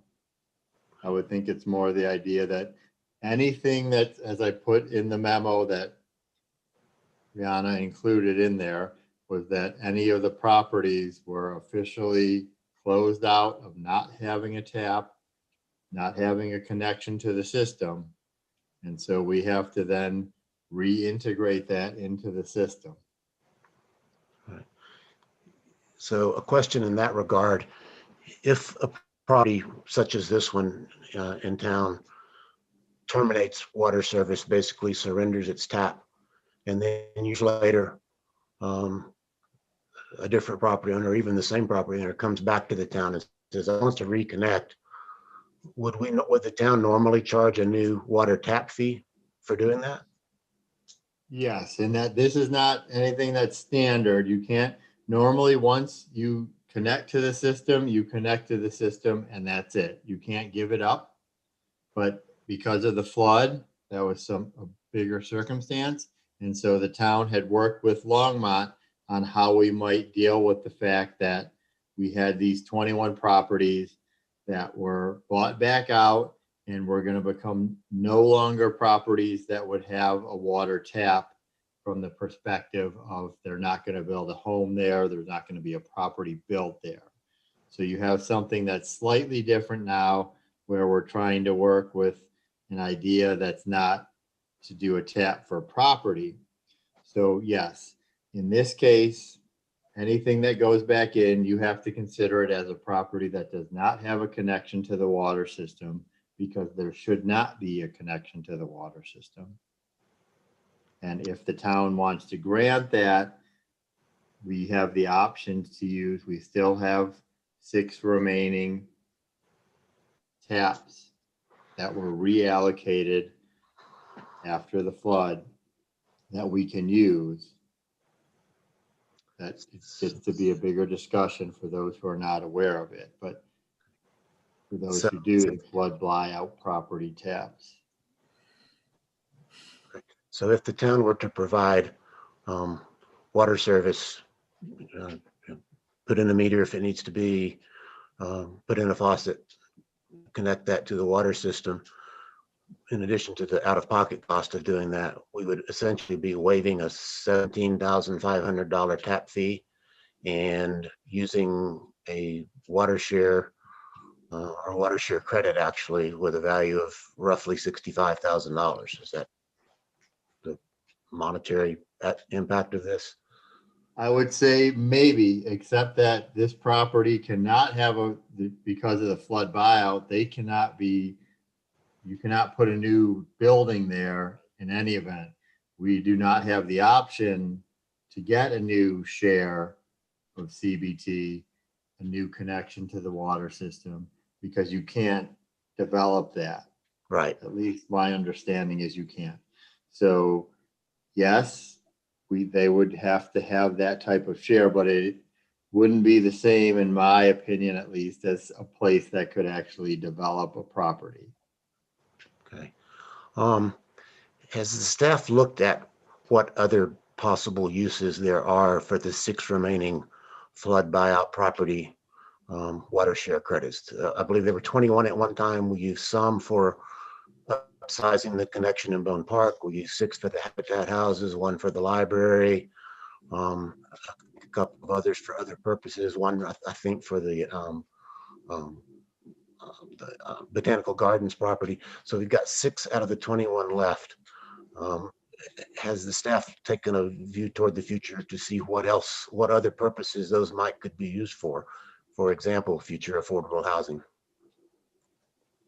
Or other, right. That was one of the big aspects that staff looked at when they were first developed, was affordable housing. I think they were also something that could be looked at for town development. That way incentivizing certain economic development. I would point out the Botanical Gardens was not considered, when that property was done, we did not officially give back the tap. So there was no transition there. That property kept its tap. We always told Longmont we were keeping that as a service connection, and therefore there was no transition. That one was one that we didn't give back and have to then take it back and go through this whole process. Okay, thanks. There are other potential uses at parks for these buyouts.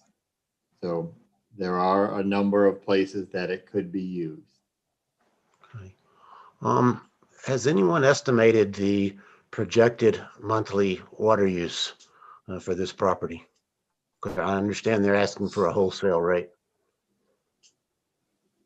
I haven't looked into detail on that. I did look back into what the Botanic Gardens was using, and it was pretty minimal, but they're also not up and established. I don't know if that will change once they're going. I noticed that it's not open and it's only been a year or so. So other than that, I don't have any perspective on it, but comparing it to the Botanic Gardens did not look like they had much usage. 1,000 gallons a year, which is one times our rates are in thousands of gallons. So you're looking at one. I can just say that we're definitely looking into plants that don't require as much water, and we're also we're doing a permaculture course currently, and we're learning about ways to grow even fruit trees without using much water at all. So we are exploring ways to minimize our water use as much as possible, but I can't speak to the exact amount that we would be using. Okay. Can anybody give us the difference between the wholesale rate and the retail rate per 1,000 gallons? Yes, we can get you that. Right, I have to look it up. I can't do it in my head.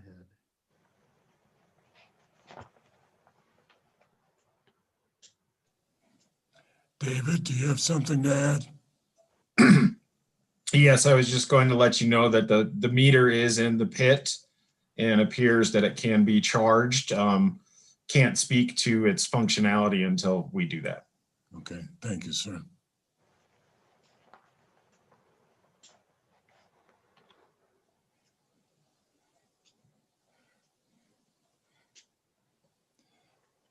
Trustee Rogan. Oh, I was waiting for an answer. I thought they were going to try to. I figured maybe we could get a question in there in the meantime. I'd ask one. I thought they were looking up the end for it. Yeah, they are, but they haven't gotten it yet. Okay. You close? Are you close, Aaron?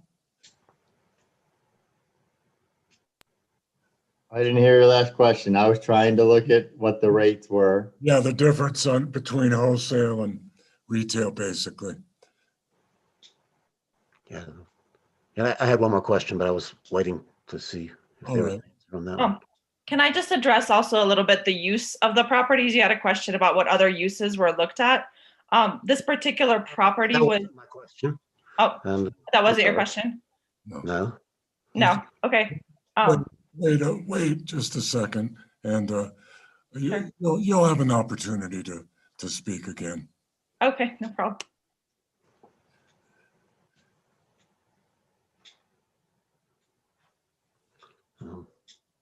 We can. We can get that information later. I don't want to. Yeah, I was going to say it's going to take a little bit. Okay. Going through the Cassell system is very slow. Okay, I'm sorry. And my other question was to confirm this: is it proposed that the water user here would pay a base rate or not?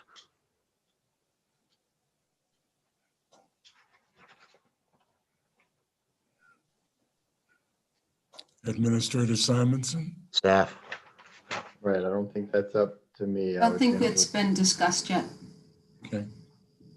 We certainly can. I'm trying to remember if the Botanic Garden, Dolores, you able to look at Cassell, or can you not do that from home?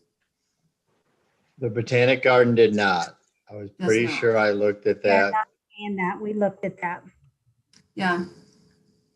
I think one of the things to remember is that these lots are still owned by the town and they're in our inventory. We're not giving away any taps or shares of water. We still retain those as a town. I understand we own the lots. The town itself would not be using the water, though. Those are the questions I have. I have a number of comments and issues to go through after the other trustees have had the chance to ask questions. Okay, Trustee Rogan. Thank you, Mayor. So I have a couple of questions, two about water.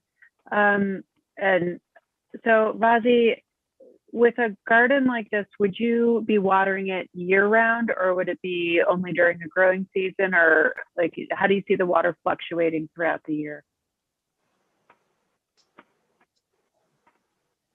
Sorry. Oh, okay. It will be only during the growing season, and even during that time, we'd like to use strategies of improving the soil and using a lot of ways to not use as much water, using native plants, native edible plants, and things like that. Okay. But only. And have you considered doing water collection as well? Yes. Well, we do have a pond as part of our proposal, but it may be more likely to do something like an erosion, a place where we can collect water to prevent erosion and things like that. An erosion basin versus a pond, I guess. But yes, we're definitely looking into things we can do, and we'd like to talk with the town more what might be allowed. Okay. And then my final question is about grants to help cover costs for this. I know grant writing is like a whole separate world, but have you kind of dipped your toes in that and taken a look at what sort of grants might be available to help you? So we have applied to the Goodwill Fund community grant. With the cost of the water tap at around $700, $800, we could definitely do a fundraiser or something like that for that cost, if that would help. If the town is not able to cover that cost, we could definitely do something to offset that cost. Okay, great, thank you. Like Mayor Pro Tem, I have some comments too, but I'll hold them till after the questions. Thank you. Any further questions by any trustee? Lowe? Thank you, Mayor. Yasi, I'm looking at your project fact sheet here. We may have seen this before, but there are future goals noted that talk about securing a grant to set up greenhouses and find appropriate land to house animals such as chickens and ducks. Am I to assume that that would not be part of this 315, 319? It would be somewhere else? Exactly. Yes, this would not be part of the 315. Okay, great. And I guess the other question I have is because you also mentioned that you're going to be using goats and possibly pigs to help turn over the soil and fertilize it for a period of 2 weeks, which raises the question about community involvement. Like, have the people in the confluence, I know you said that you had some cooperation from one of the neighbors the last time you were here, but has any of this been rolled out to any of the other abutters around this property or in the general neighborhood? Are they aware of this? Or are you planning on holding any informational meetings? We certainly can. We've actually, we were at the land as part of our permaculture course, May 8th and 9th weekend. And we actually ended up talking to all the neighbors who directly abut the land. We didn't mention the animals specifically, but we did talk to them about the project, and they were all interested and enthusiastic and gave us their phone numbers, and we were going to reach out to them and invite them to meetings so they can be part of the process. So yes, we have serendipitously talked to all the neighbors that are That's directly. great. Yeah. That's great. I'm glad to see that they're aware. I don't know whether they ever had any designs on those double buyout lots that you're talking about there, but I walked by those quite a bit, and I think you've got a lot of work ahead of you. But I like the concept, and I like what it could be. So thank you. Thank you so much. Appreciate that. Any further comments? I did pull up the rates. Excuse me, questions. Okay, you can answer that now.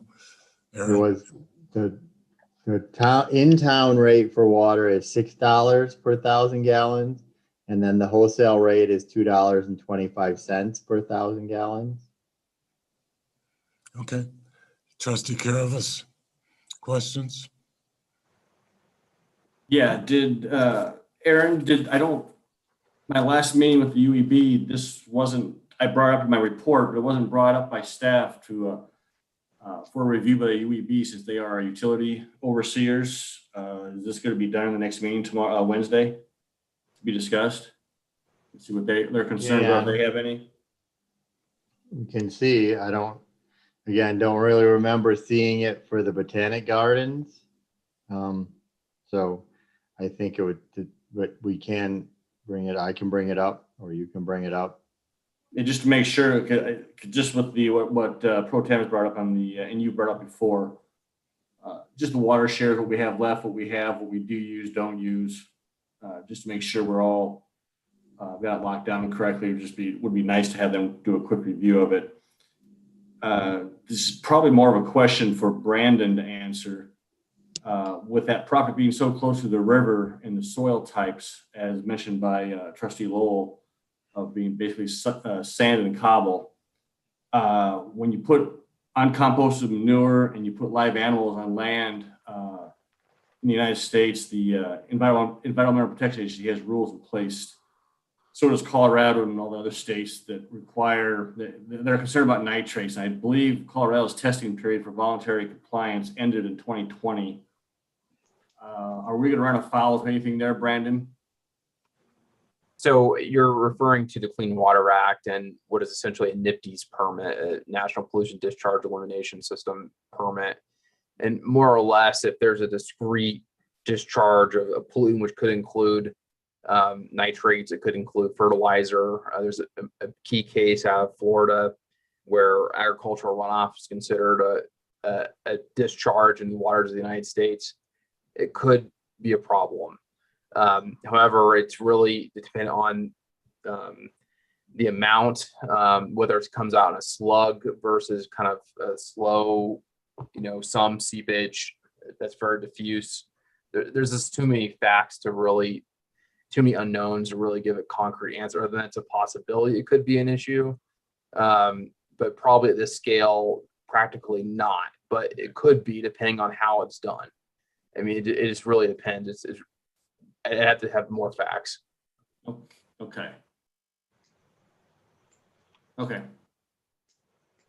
So agriculture runoff can be pollution that's regulated by the EPA and the Colorado Department of Public Health and Environment, but without knowing a lot more as to what sort of fertilizers and animal discharges being potentially entering the river, I can't say for sure. And I'm assuming since 2020 just, in government process time just ended basically. So it's going to probably take a while for Colorado to figure out what it's going to do after the several year monitoring period and self-compliance period. It's safe to say. It's safe to say with any sort of new regulatory burden on the state, it takes a while to figure what the rules are for enforcement. And of course, with any enforcement action, the larger entities are the ones on the radar first. Okay, thank you. Am I correct in assuming that the Botanical Gardens doesn't pay a base rate? Is that right? For water? Aaron indicated that they Correct. do not. Right, I thought they do not. I kept trying to unmute. Not. And do they pay a wholesale rate for the water that they use? They pay the town 2.25 rate. Okay, and in that particular case, am I to understand that the town did not have to give up either one of its confluence taps or is that right? Correct. The town did not include that property in the properties that they said were eliminating the water. Okay. So that one did not change. It had a water tap to begin with, and it was not given back. So it was still there and existing. Okay, a unique situation. Vassie, in regard to your concept, am I to assume that this is a private enterprise? Is this a private enterprise? Well, we hope that it's not a private enterprise. We'd love to have community members come and help out, similar to the botanical gardens. We do have a nonprofit set up.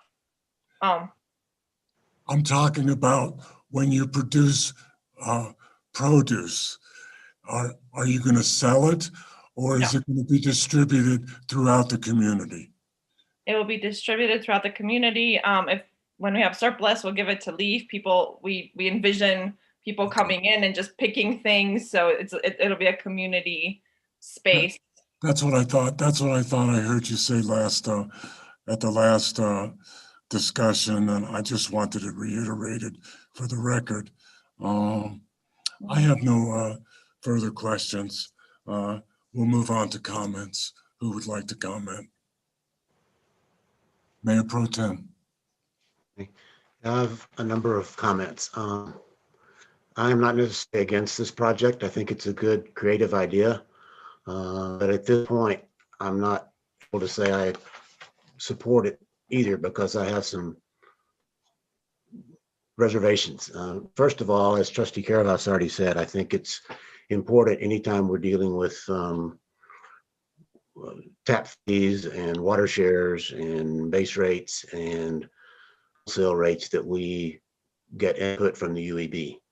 The UEB historically is the one who has stayed on top of the town's water policies, and in particular, the UEB has advised us and has great interest and some expertise in the status of our town's water fund.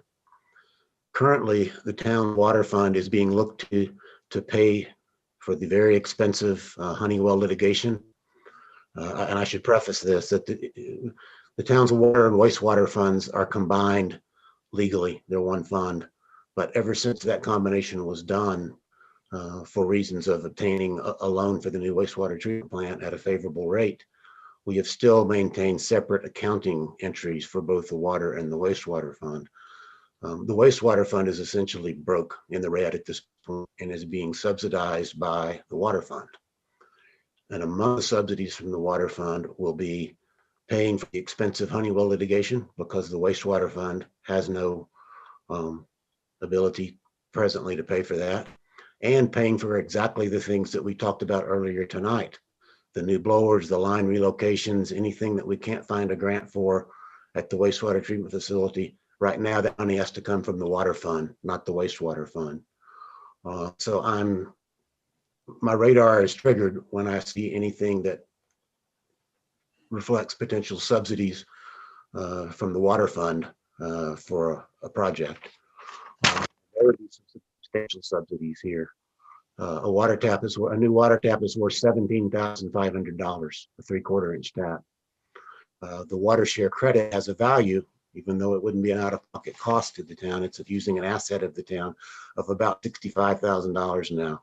So those two factors alone, in addition to any out-of-pocket costs that might be incurred to do this connection, is $82,500 to the town. And it's important when we talk about the cost to the town to remember that there's not some separate unique entity out there, the town, when it comes to utilities of its own assets, independent from businesses and residences and so forth. The town, when we're talking about the water fund, means the other ratepayers in town. And the question to really ask is, should we be using $82,500 plus out-of-pocket costs of assets, value that belong to the other residents of Lyons and the businesses of Lyons to subsidize this project? Is that a wise use of the ratepayers' money at a time when there are some big demands on the water fund? And that's the kind of advice I would like the UEB to lend its perspective to. I also have some environmental concerns. If the town provides water, what's basically at cost, a subsidized rate, $2.25 instead of 66 cents, even though I understand that the proponents will try to do what they can to conserve water, nonetheless, the less you pay for an expensive resource, the less incentive there is to conserve it. There's an incentive to use more. People all over town have been doing things like xeriscape, putting xeriscape plants in instead of lawns. The town has had programs of low water flow showers and toilets. We've promoted the garden in a box program, all with regard to reducing water use. So for the town to provide at its own cost, or actually the cost of the ratepayers, very low cost water without a base rate to a particular property, I question if that is consistent with our reduced water use strategy at a time when some very controversial water projects are being done, enlarging the Gross Reservoir, the Windy Gap project on the western slope to suck more western slope water onto the Front Range. And the genesis of all those is increasing water demands on the Front Range. And yeah, maybe the town of Lyons is a small drop in that bucket, but the more we provide basically cost-free or at-cost water for growing, I'm not sure what's going to be grown there. To me, my experience is growing fruits and vegetables and fruit trees or vegetable plants in Lyon summers take some water, whereas the other project was mainly going to use the native plants, and as I understood it, they were going to water in maybe the first few years of their plants, but after that it would be minimal water use. So I have concerns about encouraging water use at low cost when we are asking ratepayers, both residential and commercial, to pay very high rates in the town of Lyons for their water use, that we should be contributing this much value to this project. I want to hear from the UEB about that, and I have some personal concerns about that. And also recognize that we've got precedent issues here. We've already been told that possibly following on the heels of this project will be a request for a community garden project, possibly also involving 2 lots on which there are no current water taps or connections. Yeah, there's a community garden pre-flood. We had one of the plots in it. The water for that community garden came from the town's water well in Bone Park that we no longer have access to. It was not pre-treated potable water from Longmont, which this would be. So I have some serious reservations, although I'm not saying I'm opposed to this. I really want to hear what the UEB has to say about it. I'm concerned how many other similar projects may follow. I know there's been some general discussion in the past, in addition to community garden, about some type of an arboretum project on the former Fry property. If we grant all of these concessions to this property, how could we say no to a community garden? And then how could we say no to an arboretum? And that leads to my biggest concern that I've already mentioned, and that is we've got 6 out of 21 flood buyout excess taps left. Although there's not another affordable housing project in the works right now, we've heard passing mentions of those as well.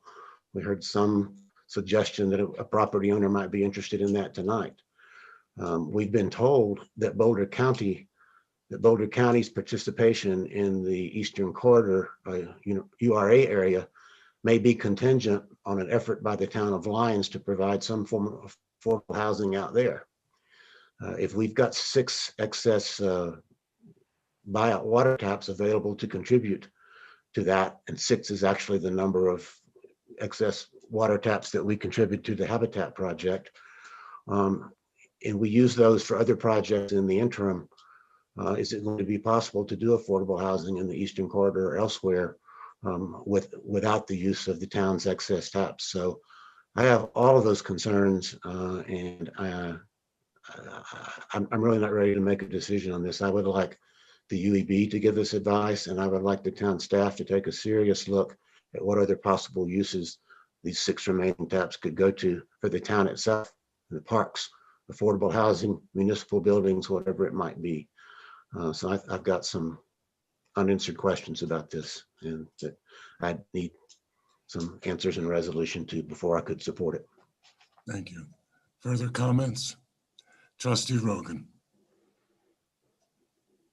Thank you. So I'd like to take a look at how we could make this work to everybody's comfort level. And I want to say that I spent the weekend in Durango, and I just happened to spend a whole bunch of time with a woman who started the community gardens in Durango, which blossomed into a much larger enterprise for them.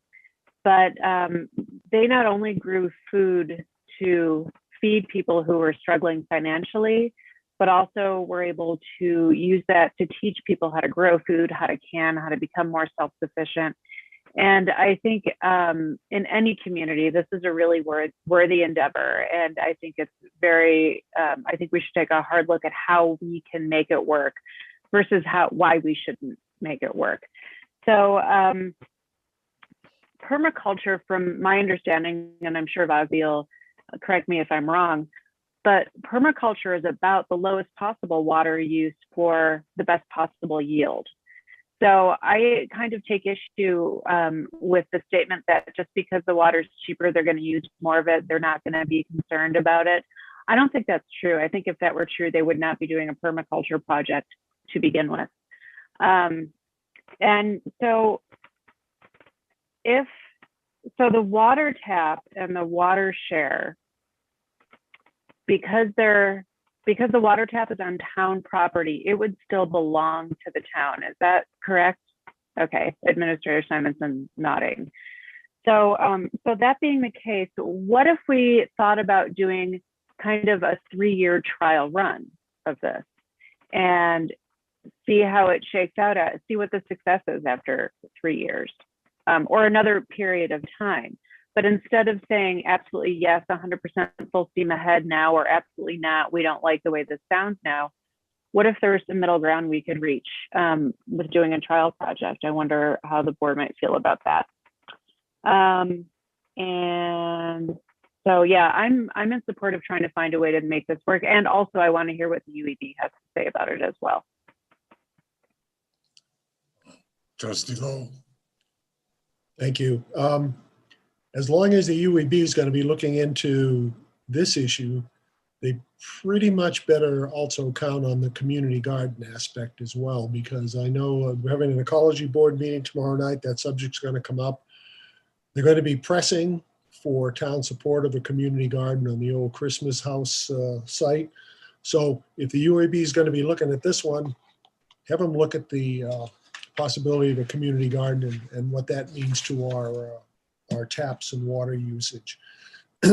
I do, from somebody who's been trying to grow fruit trees now in Colorado soil for the past 9 years, just a little warning here, Vassie, you will be having to water those trees year round, simply because, especially when they're young, they're going to need to have that water to dampen the roots. You're going to be doing it all winter. As I said, I'm in favor of this project. I hope the people who are running it are ready for a lot of hard work. I do have some trepidation about the water issue as well as the animals on the property, but as long as the neighbors are okay with the animals, I'm okay with it. So that's all I have. Further comments? Trustee Caravas?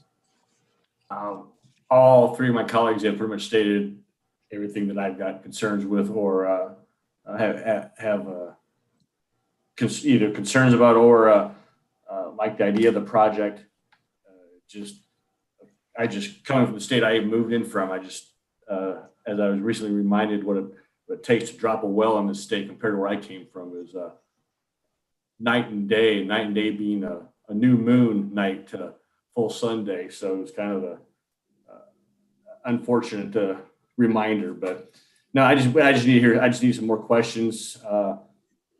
Trustee Rogan's idea of a trial project, is always possible if the board wants to do something like that. The only question is if it doesn't work, then how do we put, we got to find, make sure we have a way and a plan forward to put the property back the way it was, that it was planned for by the FEMA funds, or if we have to, but I guess staff will have to inform us on that. But no, that's all I've got, because I think everyone else pretty much stated it.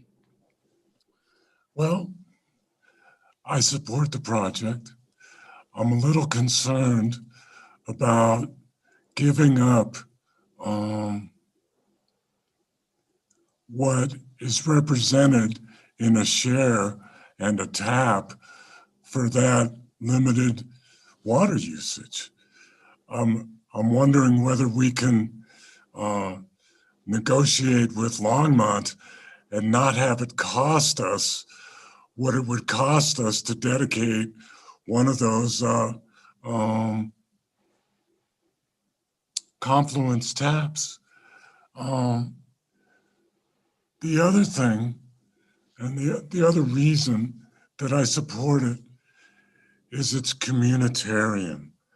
And I don't know how you put a value on that.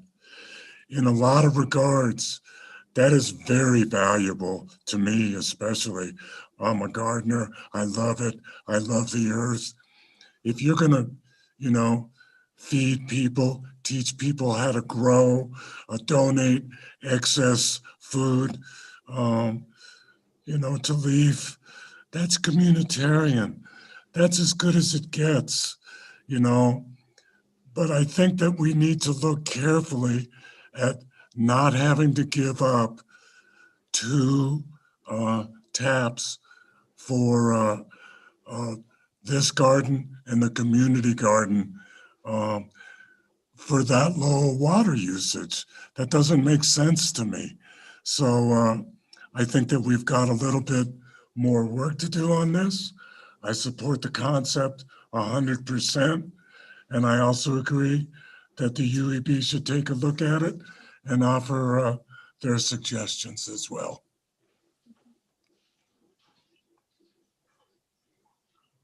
Vasi, what might be your closing comment? So yeah, I just want to thank everybody for sharing their concerns and also their enthusiasm about certain parts of the idea. I did want to share that we are working with a nonprofit called Drylands Agroecology Research. They also have Elk Run Farm, which is 5 minutes outside of Lyons. They are the ones who are teaching our permaculture course, and they are studying how to grow edible foods with very minimal water. They're growing a number of trees with no water at all. They don't know exactly, in 5 years, are they going to have as many apples as a tree that got a lot of water? They may not, but they're studying this. And so I hear the concerns about water. That seems to be the biggest concern. And I wonder if we could just work with them and just if we can make erosion basins on the property and just work with using the water that comes in naturally. If you would be willing to let us try that, even for, as Trustee Rogan mentioned, for a couple of years, maybe it doesn't work at all, but there is a place that's doing this. There's a farm that's doing this 5 minutes out of Lyons, and they seem to be having a lot of success with it. Certainly vegetables, they're watering and things like that. But if we use only edibles, like we just learned about banana yucca plants, and they're fruits that taste like bananas, and they're natives and don't take much water. So if we use only native edible plants, just throwing it out is a possibility, because I hear that those taps are very, very, very valuable, and there might be other projects that need them. So just wanted to throw that out as a possibility. And yeah, thank you for the supportive comments and for your concerns. And it's all really valuable, and we appreciate your time in hearing us out. Thank you very much. Director Kaplan. I would just make the one other comment that for affordable housing in particular, but others, that there was a change from when we had Habitat come in, that we have Lake McIntosh shares now available. So that does make some difference that should be taken into consideration. I don't see exactly how they would fit in to be used for this project, but at least for the concern of future affordable housing, we do know that we have those Lake Macintosh shares that could be used instead. So it's another variable to add into a complicated situation, but something that may help alleviate some of the concerns that affordable housing could go with Lake Macintosh shares. Okay, thank you. Yanni? I just wanted to clarify with either Director Kaplan or Administrator Simonson, is there not a tap dedicated for the 233 Park site already, because it was vetted as a site for a community garden or botanic garden in the Dr. Bop planning process? Correct.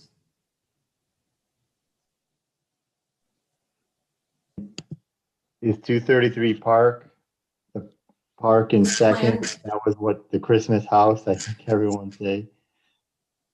So that location did already, I don't think, I guess we'd have to verify.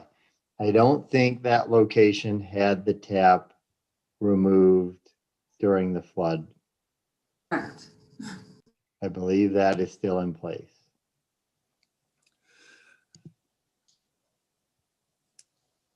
Any further comments? Mayor, there's Florine with LCFP that's had her hand raised. Florine, would you like to make a comment? Go ahead. Yes, can you hear me? If you could turn it up a little, it would help. Okay, maybe I'll just stand a little closer. Is that any better? Yeah, that is better. Okay, I am working with Vasi in the Lions Community Farm project, and I really appreciate all of your comments and hear your concerns. And just wanted to reiterate what Vasi had said, that each of us who is working on the project have invested over $1,000 in taking this permaculture design certification course. So we are truly invested in making this a food forest for the community and really learning how to make swales for water, for rainwater catchment. And like she said, they're growing trees without a whole lot of water and building up guilds so that you have your canopy structure, your shrub structure, your ground cover, so that you are having the natural systems supporting each other so that they will be regenerative and sustainable. So in theory, we're still learning, but it will require water upfront just to get things established, but then they will be self-sustaining. That is our goal.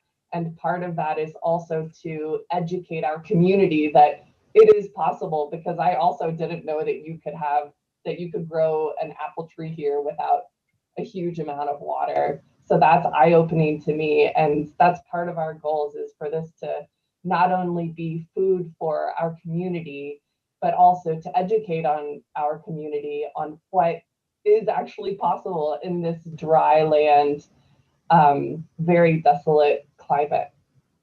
Thank you. Thank you, Florine. Any further comments by the Board of Trustees? Staff? All right, let's move on. Could you please read the next agenda item, Madam Clerk? Yes, the next item is an update on the Festivarian, also known as the Burlington Hotel. Staff? This will be a brief update. Since your last meeting, when you asked for an update, we want to notify the board that the property has transferred ownership from Mr. Ferguson to a group called Moss Rock LLC. They are looking at putting up a what they're calling a nice looking construction fence around the perimeter of the property, and have scheduled the sidewalk repair. But the stone company is currently working on a larger project. They think they'll be able to get to it either this week or next. In the meantime, cones are in place on the site. They are also hiring consultants for the hotel project and hope to submit a development plan in the next couple of months to go through the town review process. So at this point, we have new owners we'll be working with on the buildings. Any questions for Administrator Simonson? Madam Clerk, could you please read the next agenda item? Yes, the next agenda item is discussion direction on 431 4th Avenue, the McCain property. Staff? Philip? Hello. Good evening, Mayor and Trustees. My name is Philip Strom. I am the interim town planner, and I'm providing a staff report and on the property at 431 4th. So the recently proposed Safe Routes to School grant proposed a pathway that targeted installing a sidewalk in front of the property at 431 4th on town right of way, connecting the adjacent north and south block.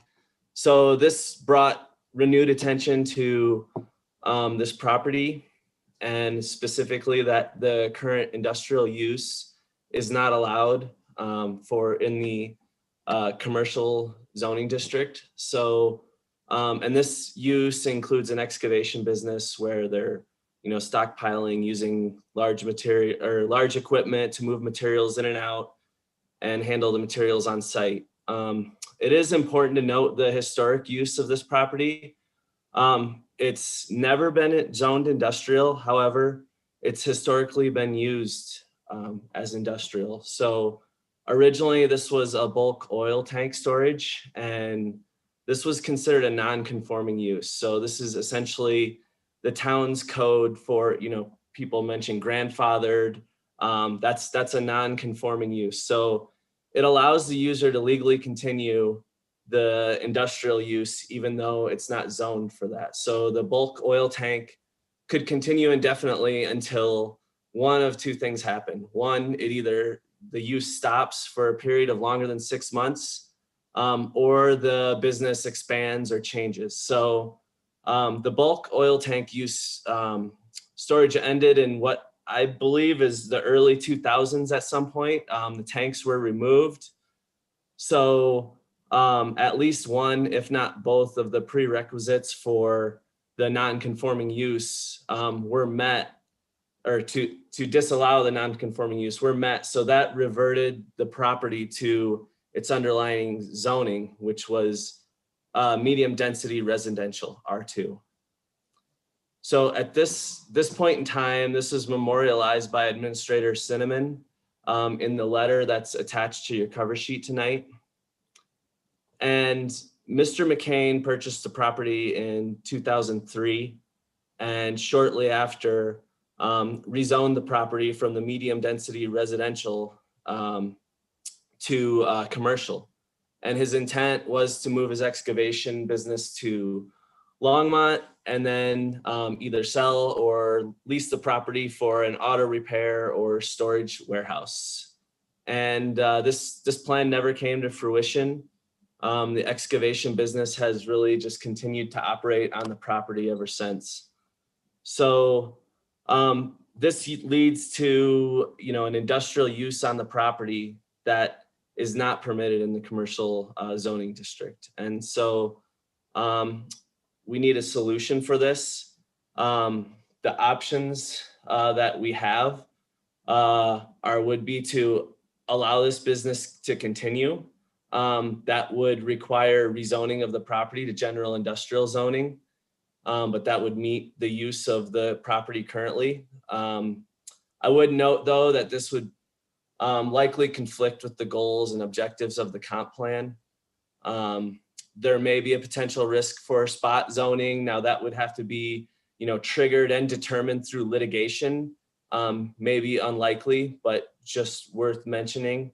And then additionally, if they were allowed to stay there, we would have to address the safety concerns with the safe routes to school. So we'd have to work with Mr. McCain of, what mitigation measures could potentially be done there to ensure the safety. the second option would be to enforce the zoning that is in place there, halting the permitted use through code enforcement. I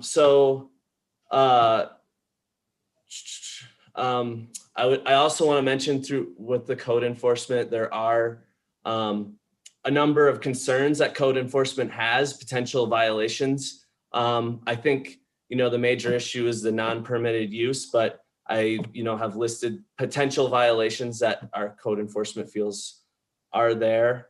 I do want to note that I did visit the property. I dropped this to drop off this cover sheet personally last week. Mr. McCain is actually on vacation. I'm told for the next 2 weeks. So I dropped it off with his son, spoke with him a little bit. So it doesn't sound like there's any intent on, moving the business or anything changing in the near future. So with that, I'm happy to answer any questions or. Are there any questions? Trustee Rogan. Yeah, thanks, Mary. Thank you, Philip. Appreciate it. So I have a couple of questions, and I didn't get a chance to review in depth all of the materials that were sent out today. So the first question I have is about the property being zoned commercial. You said that Mr. McCain rezoned the property from residential to commercial. Is there any context around that? Because I'm a little confused about how it could be zoned residential, then commercial, and now residential again. It's zoned commercial right now.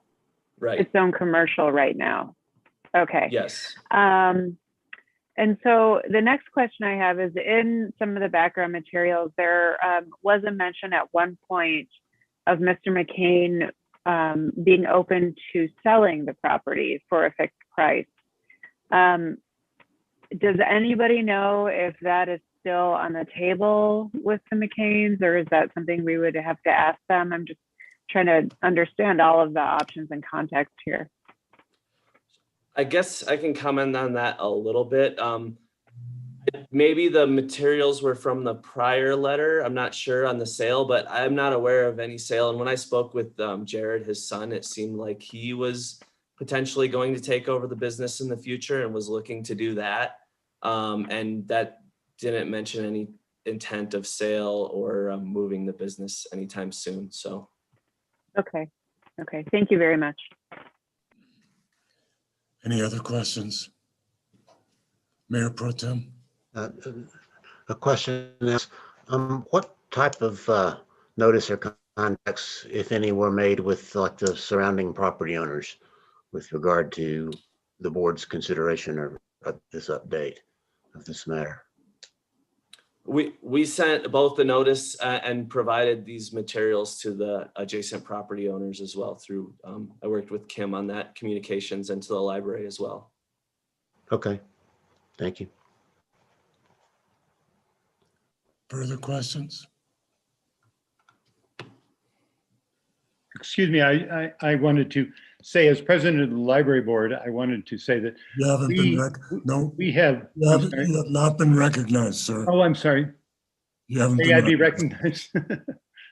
So I would just note that the period for public comment has ended. This is not a public hearing. That's right.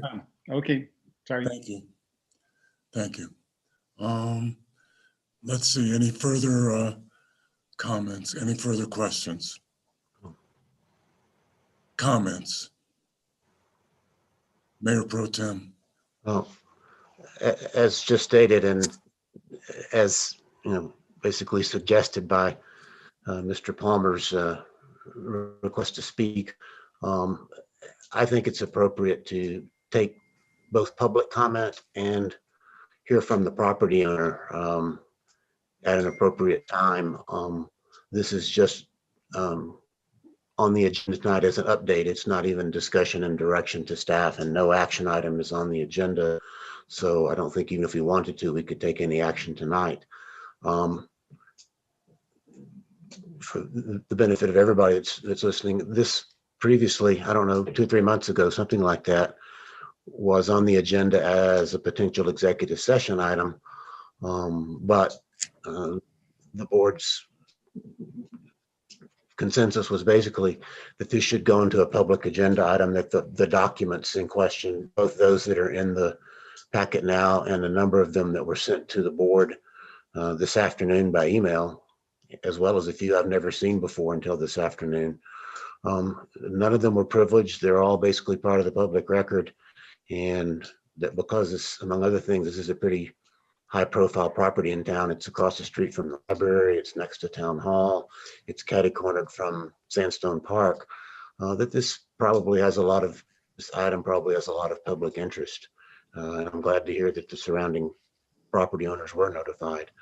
But I think in terms of any discussion and direction on this item, it would best be reset on a future agenda at a time that we know that the property owner can be available to offer his statements, comments on the record, and that the packet available to the public in advance of that meeting include things like the minutes of the meetings at which the property was rezoned, because the minutes reflect comments by a number of board members at the time as to why they either supported or opposed the commercial zoning and either agreed or disagreed with what the staff recommended at that time.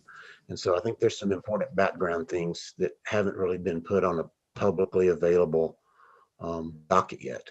So, you know, there's really no action to be taken or even direction tonight, but my preference would be that they be set on a future agenda.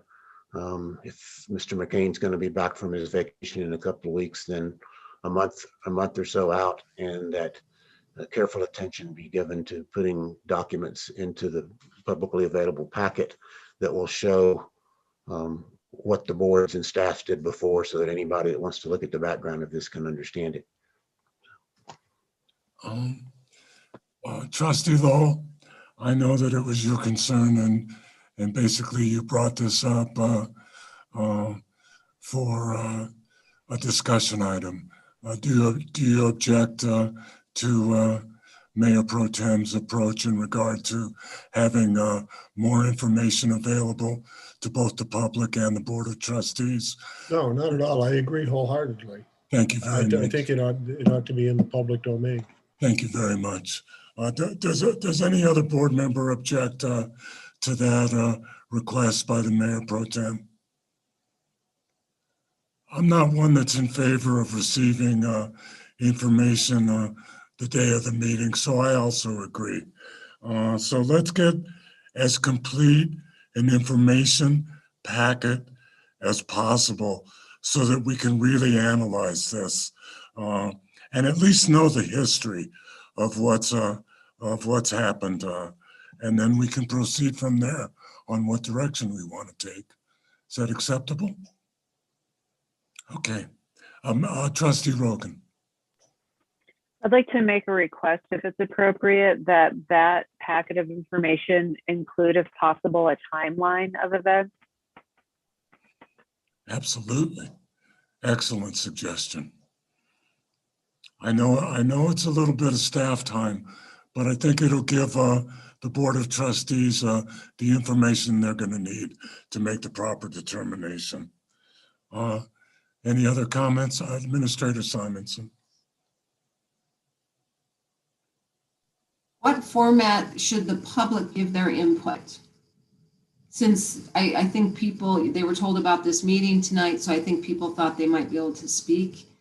Do you want it in a written form? Are you going to have a public format?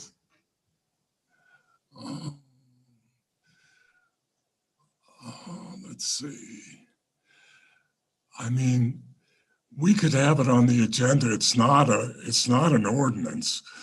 We could have a further discussion on the agenda and take a public comment under audience business. Or we could open it up. Go ahead, Counselor.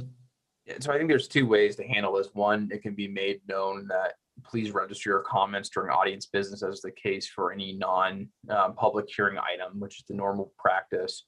or in the past on a few items, we've opened a public input session pertaining to a particular agenda item that could be included as part of the agenda. So that would be the second option I feel on this issue. Okay. So what you're saying is to not have it be,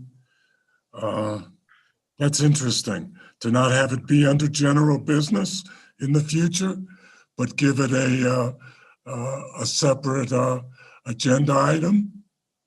Yeah, we created an agenda item called public input.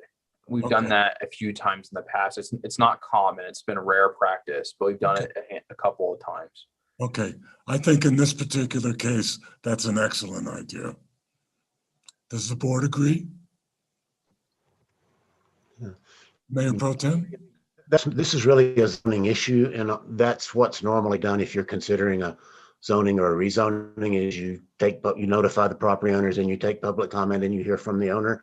This is not one of those things because it's already zoned, but nonetheless, the question is zoning compliance. So I think it would be absolutely appropriate to hear from both the property owner and anybody from the public that wanted to speak. So I think we should make an exception to the normal practice and increase public input on this one. I do too. Trustee Caravas, your opinion? Okay, we're unanimous. That's the way we'll approach it. Councilor?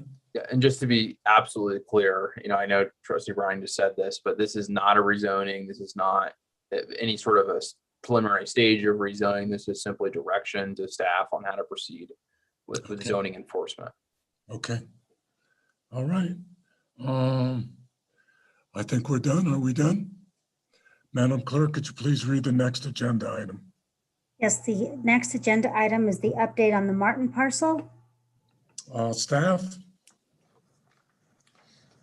Good evening, Mayor and Trustees. Dave Cosgrove, Parks and Public Works. This is an informational update on the Martin parcel, the flood recovery buyout in or west of Bohm Park, adjacent to the new Bowen ball field. It is a flood recovery buyout that was deeded over from Boulder County to the town. I included information as this was part of a public process through the Dr. Bop process in 2017. So I included that concept and language in your packet. Town staff, and I believe at least one member of the Board of Trustees did sit in on a meeting that staff had with Boulder County and CDOT as part of the State Highway 7 project, where we discussed the pre-flood Highway 7 trail that paralleled Highway 7 and was taken out. And we discussed why that trail wouldn't be part of the State Highway 7 project due to cost and some flood modeling that was done during that project. And we did discuss potential connections off of the Martin parcel onto County Road 69. Staff met, that was in March 3rd.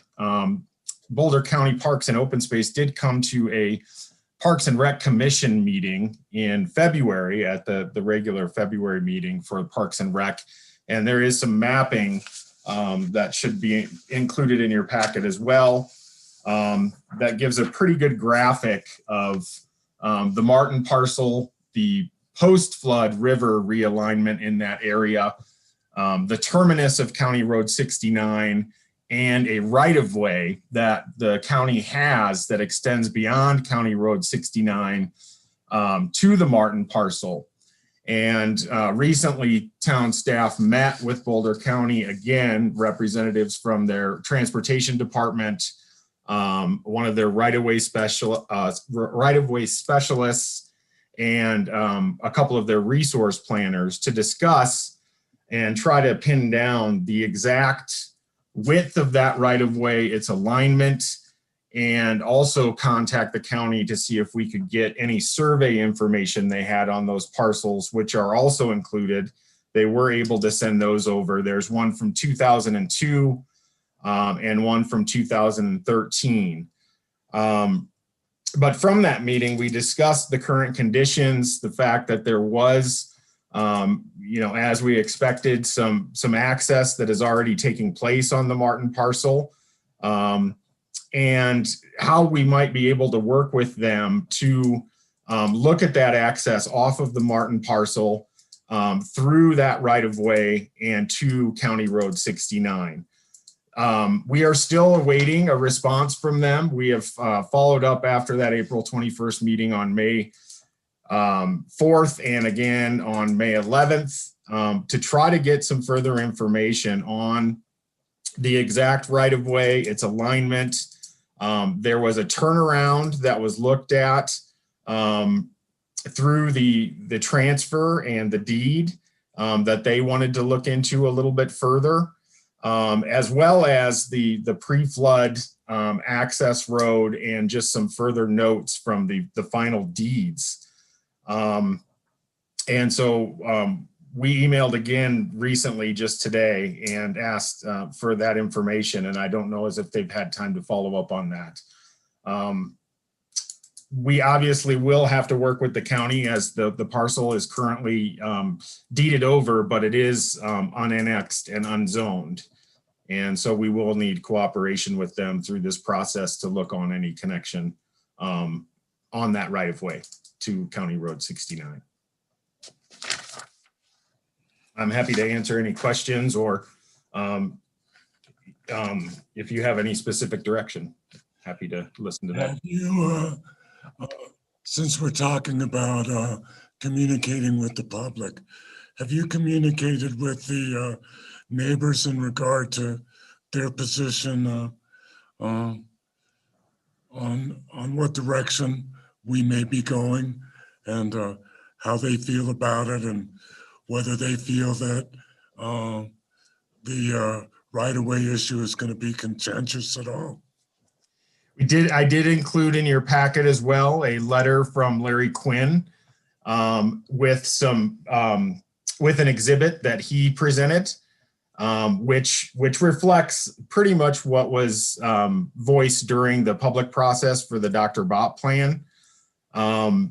They are concerned about any social trails or cutting across of private properties and heavy use of access on County Road 69, particularly people parking and using that as a heavy regional trail. The county is aware of that as well. We talked about that.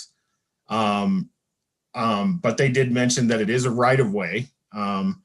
And depending on how it's constructed and used, that it is a public right of way. And was there any discussion on perhaps not including it on county trail maps to cut down the concerns that the neighbors may have? Yes, I think right now through the Parks and Rec Commission, and the Parks and Rec Commission has had that discussion as well. How could it be constructed as far as its materials? How could it be signed? And then, yes, not including it as a major regional connection. Thank you, David. Any further questions for staff? Trustee Lowe. Thank you, Director Cosgrove. And I've reiterated this a couple of times. My biggest concern is that going into the summer months and witnessing the proliferation of social paths that are going through that property and the people that are using them, the increase in the no trespassing signs, the fencing that's gone up, I am really concerned that there's going to be some altercations back there, which is why you are correct in egging on Boulder County for them to get this resolved right away, so we can go ahead, get that properly monumented, and perhaps establish that single trail as the Ecology Board suggested through that property from one end to the other. The Ecology Board also had recommended that there be no parking and no access through County Road 69. In other words, people wouldn't be parking there and going into Bone Park that way, but rather it would serve as an egress from Bone Park for walkers and the occasional bike riders and whatnot. I know I went over there probably 4 or 5 weeks ago, just to explore the situation, and was immediately accosted by one of the neighbors there. And so I just threw up my hands and I left because I didn't want to get involved anymore. But I could see that situation escalating with people who are walking through there and trying to get to County Road 69. So I can't express with any more urgency that we need to get this settled, as well as getting settled the western boundary of that property as well. Because I also was talked to, I didn't realize it was shortly after the flood, and I was trespassing on somebody's land back there. And you can see the signs that are proliferated along the fence behind the softball fields that the public is also going into the property that way, and they're not going in properly. They're going on other people's land. So I just want to get this nailed down and properly monumented to avoid any further trouble. Excellent. Further comments? Mayor Pro Tem? Yeah, one comment is that I think some additional Parks and Recreation Commission input and probably EAB input on this is appropriate. The Parks Commission did not consider this at its most recent meeting because, as Director Cosgrove said, he was still awaiting further responses from Boulder County in terms of the exact contours of the right-of-way. So I think it's important to hear from the applicable commissions, and the EAB has spoken about this in the past. I, for one, would like to hear from both of them further, because in the packet is the Dr. Bott plan discussion.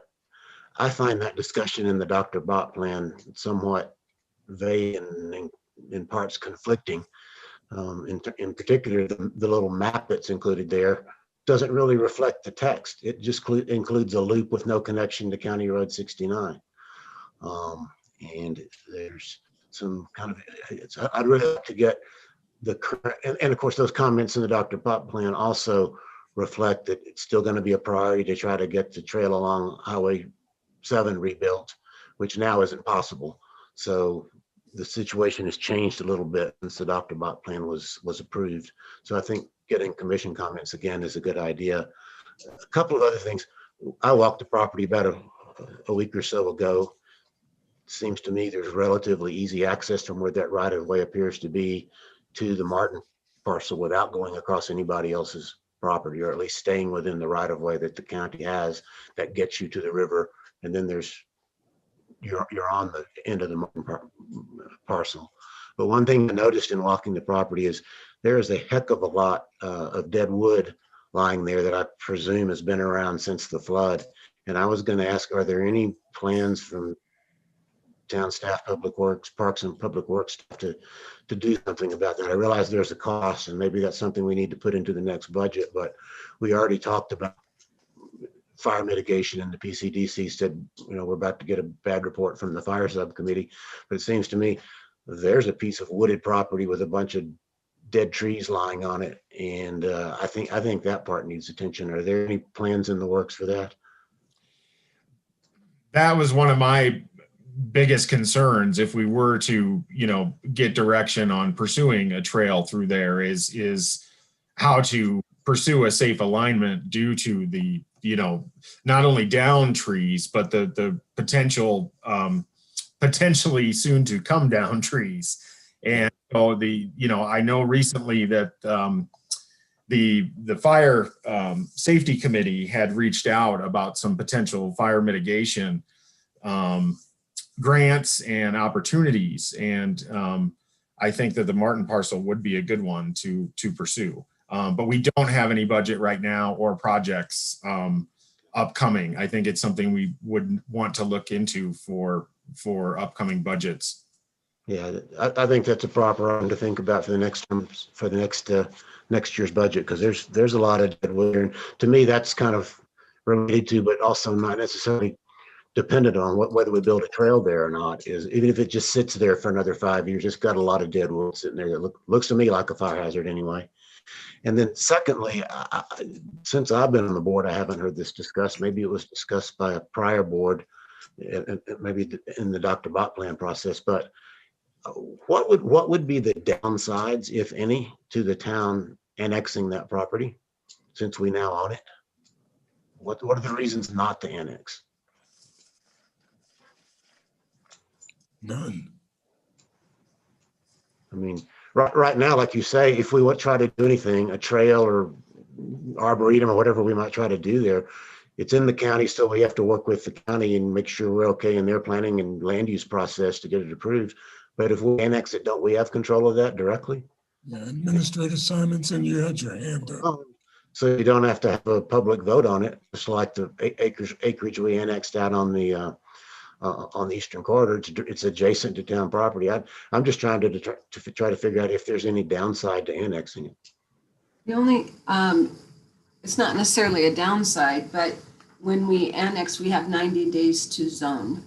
And that's been one of the issues here, was how that should be zoned along with the 10 acres behind the dog park. This again was one of those priorities of the previous planner to get done and hadn't reached the top. So I don't know that there's any necessarily, the county probably has less restrictions regarding code enforcement and things like that on the property, but no, I mean, we own it and it's adjacent. It's logical that it would be annexed at some point. Yeah, I mean, the 10 acres south of the dog park, that's been discussed on a number of occasions, and there's differing viewpoints about what proper zoning would be for that. And same with this property. That's one reason that it has never been annexed, is because we would have to zone it 90 days and there was potential controversy about that. Whereas this one, it's basically acquired because it expands Bone Park. And so maybe there's some other use for parks than parks and open space for this, but it seems like there's a logical zoning to be done on this.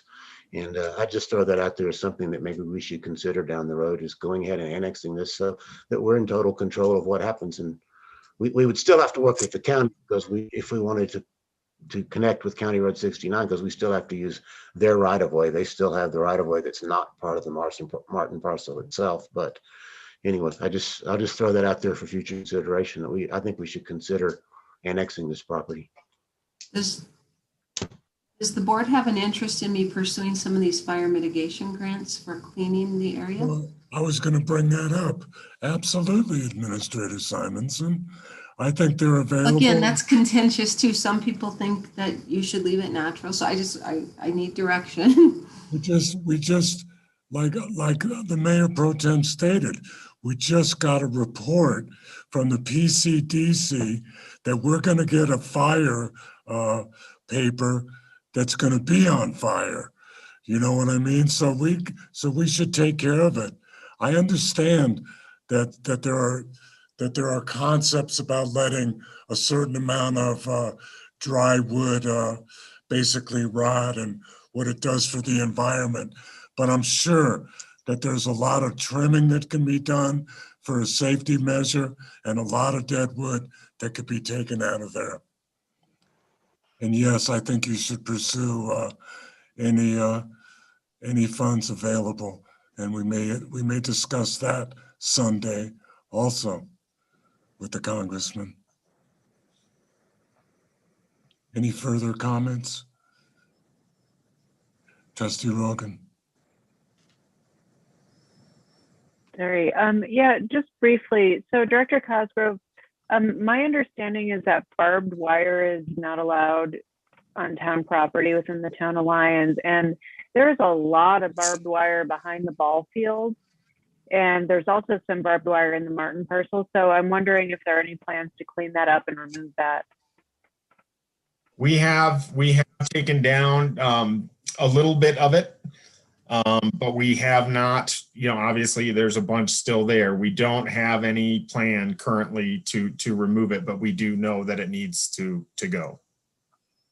Okay, yeah, I'm concerned not just about my dogs, but about all the deer and other animals that I see there. So yeah, I guess we can talk about priorities at some point.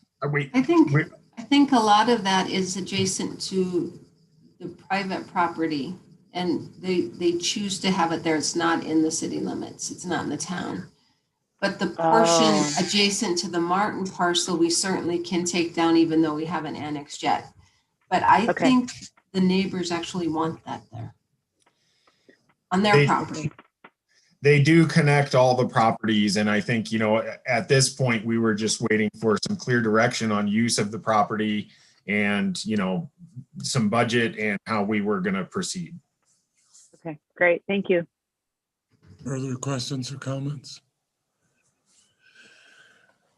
Okay, thank you. Discussion of future agenda items. Board members?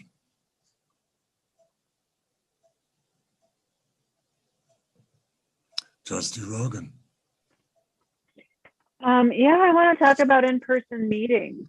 I know that the Boulder City Council has come up with a plan that they're going to implement, I think, later this summer, uses a hybrid model for some. So I just feel like, you know, I would like to have a goalpost to be able to have in-person board meetings so that I can, you know, kick Mayor Angelo under the table in the shins like he requested all those months ago. Because she's going to be sitting next to me. She promised me that. I said, okay. Administrator Simonson, didn't you have a test hybrid meeting recently? We had one. It was not 100% successful. We're going to try it again tomorrow night. Okay. And then, but we do have June 7th on the agenda to discuss our COVID proclamation or declaration. So I think that would be an appropriate time to talk about a plan. Good. Good. Any other future agenda items anybody would like to address? Oh boy, our future meetings are going to be short. Okay. Right. Summary of action items. No way. I'm dreaming again. Madam Clerk. I've got the McIntosh watershed request moved to the June 7th meeting. I've got the UEB to review the community farm project, the McCain property to a future agenda item with timeline of events, public input agenda item, pursue grant funds for fire mitigation on the Martin parcel, and the Parks and Rec Commission input on the Martin parcel. Thank you. Administrator Simonson. Got a couple more. I think we should remove the barbed wire adjacent to the Martin parcel. So that's on our own to-do list. Include a timeline events for the McCain discussion. And then I know Mayor Pro Tem said he wants staff to give serious consideration to how we would use the remaining 6 taps. I don't know if that's a directive or just a comment.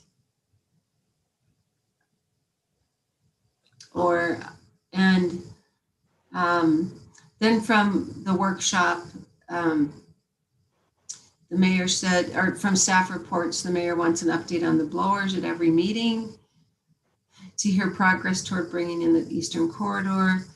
Mayor Pro Tem Browning would like the in-town and out-of-town sales tax breakdown. I've already followed up with Mr. Lowell regarding the easements. And I've already sent the attorney's summary motion actions on Honeywell to the board. And we did from our trustee reports review, I guess the 3 items from the Planning Commission. Are those directives? What were they? To pursue a four-way Parks and Rec, a 4-way stop at the Bone Park entrance, the beginning mountain biking skill course, and consideration of dog parks. I think that's going to happen during budgeting, it sounded like.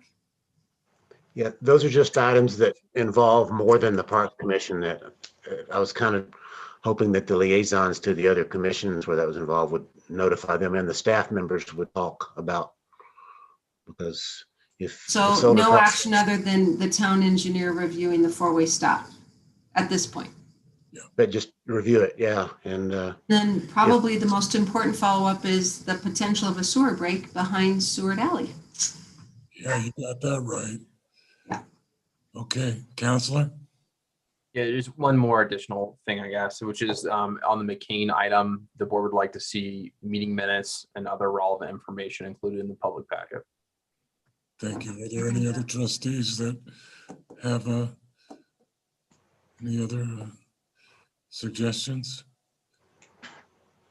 Okay, I would just like to, before we adjourn, I would like to congratulate Administrator Simonson. She is going to go to West Virginia for her daughter's wedding. It's a glorious day. May they have endless happiness, Administrator Simonson. Thank you. It'll be a nice, I haven't seen family for over a year as well, so it'll be a nice joint effort there. So nice. I'll send a note to the board on my specific plans, so you know what will be happening while I'm away. I want pictures. I want pictures. I'll entertain a motion to adjourn. So moved. Do we have a second? Oh, yeah, second. I'll call the roll, Madam Clerk. Mayor Angelo, Aye. Mayor Pro Tem Browning, Aye. Trustee Caravas, Aye. Trustee Rogan, Aye. and Trustee Lowell. Aye. This meeting is adjourned. Be safe, everybody. Thank Good you. night. Good night. Thank you. Good night. Night.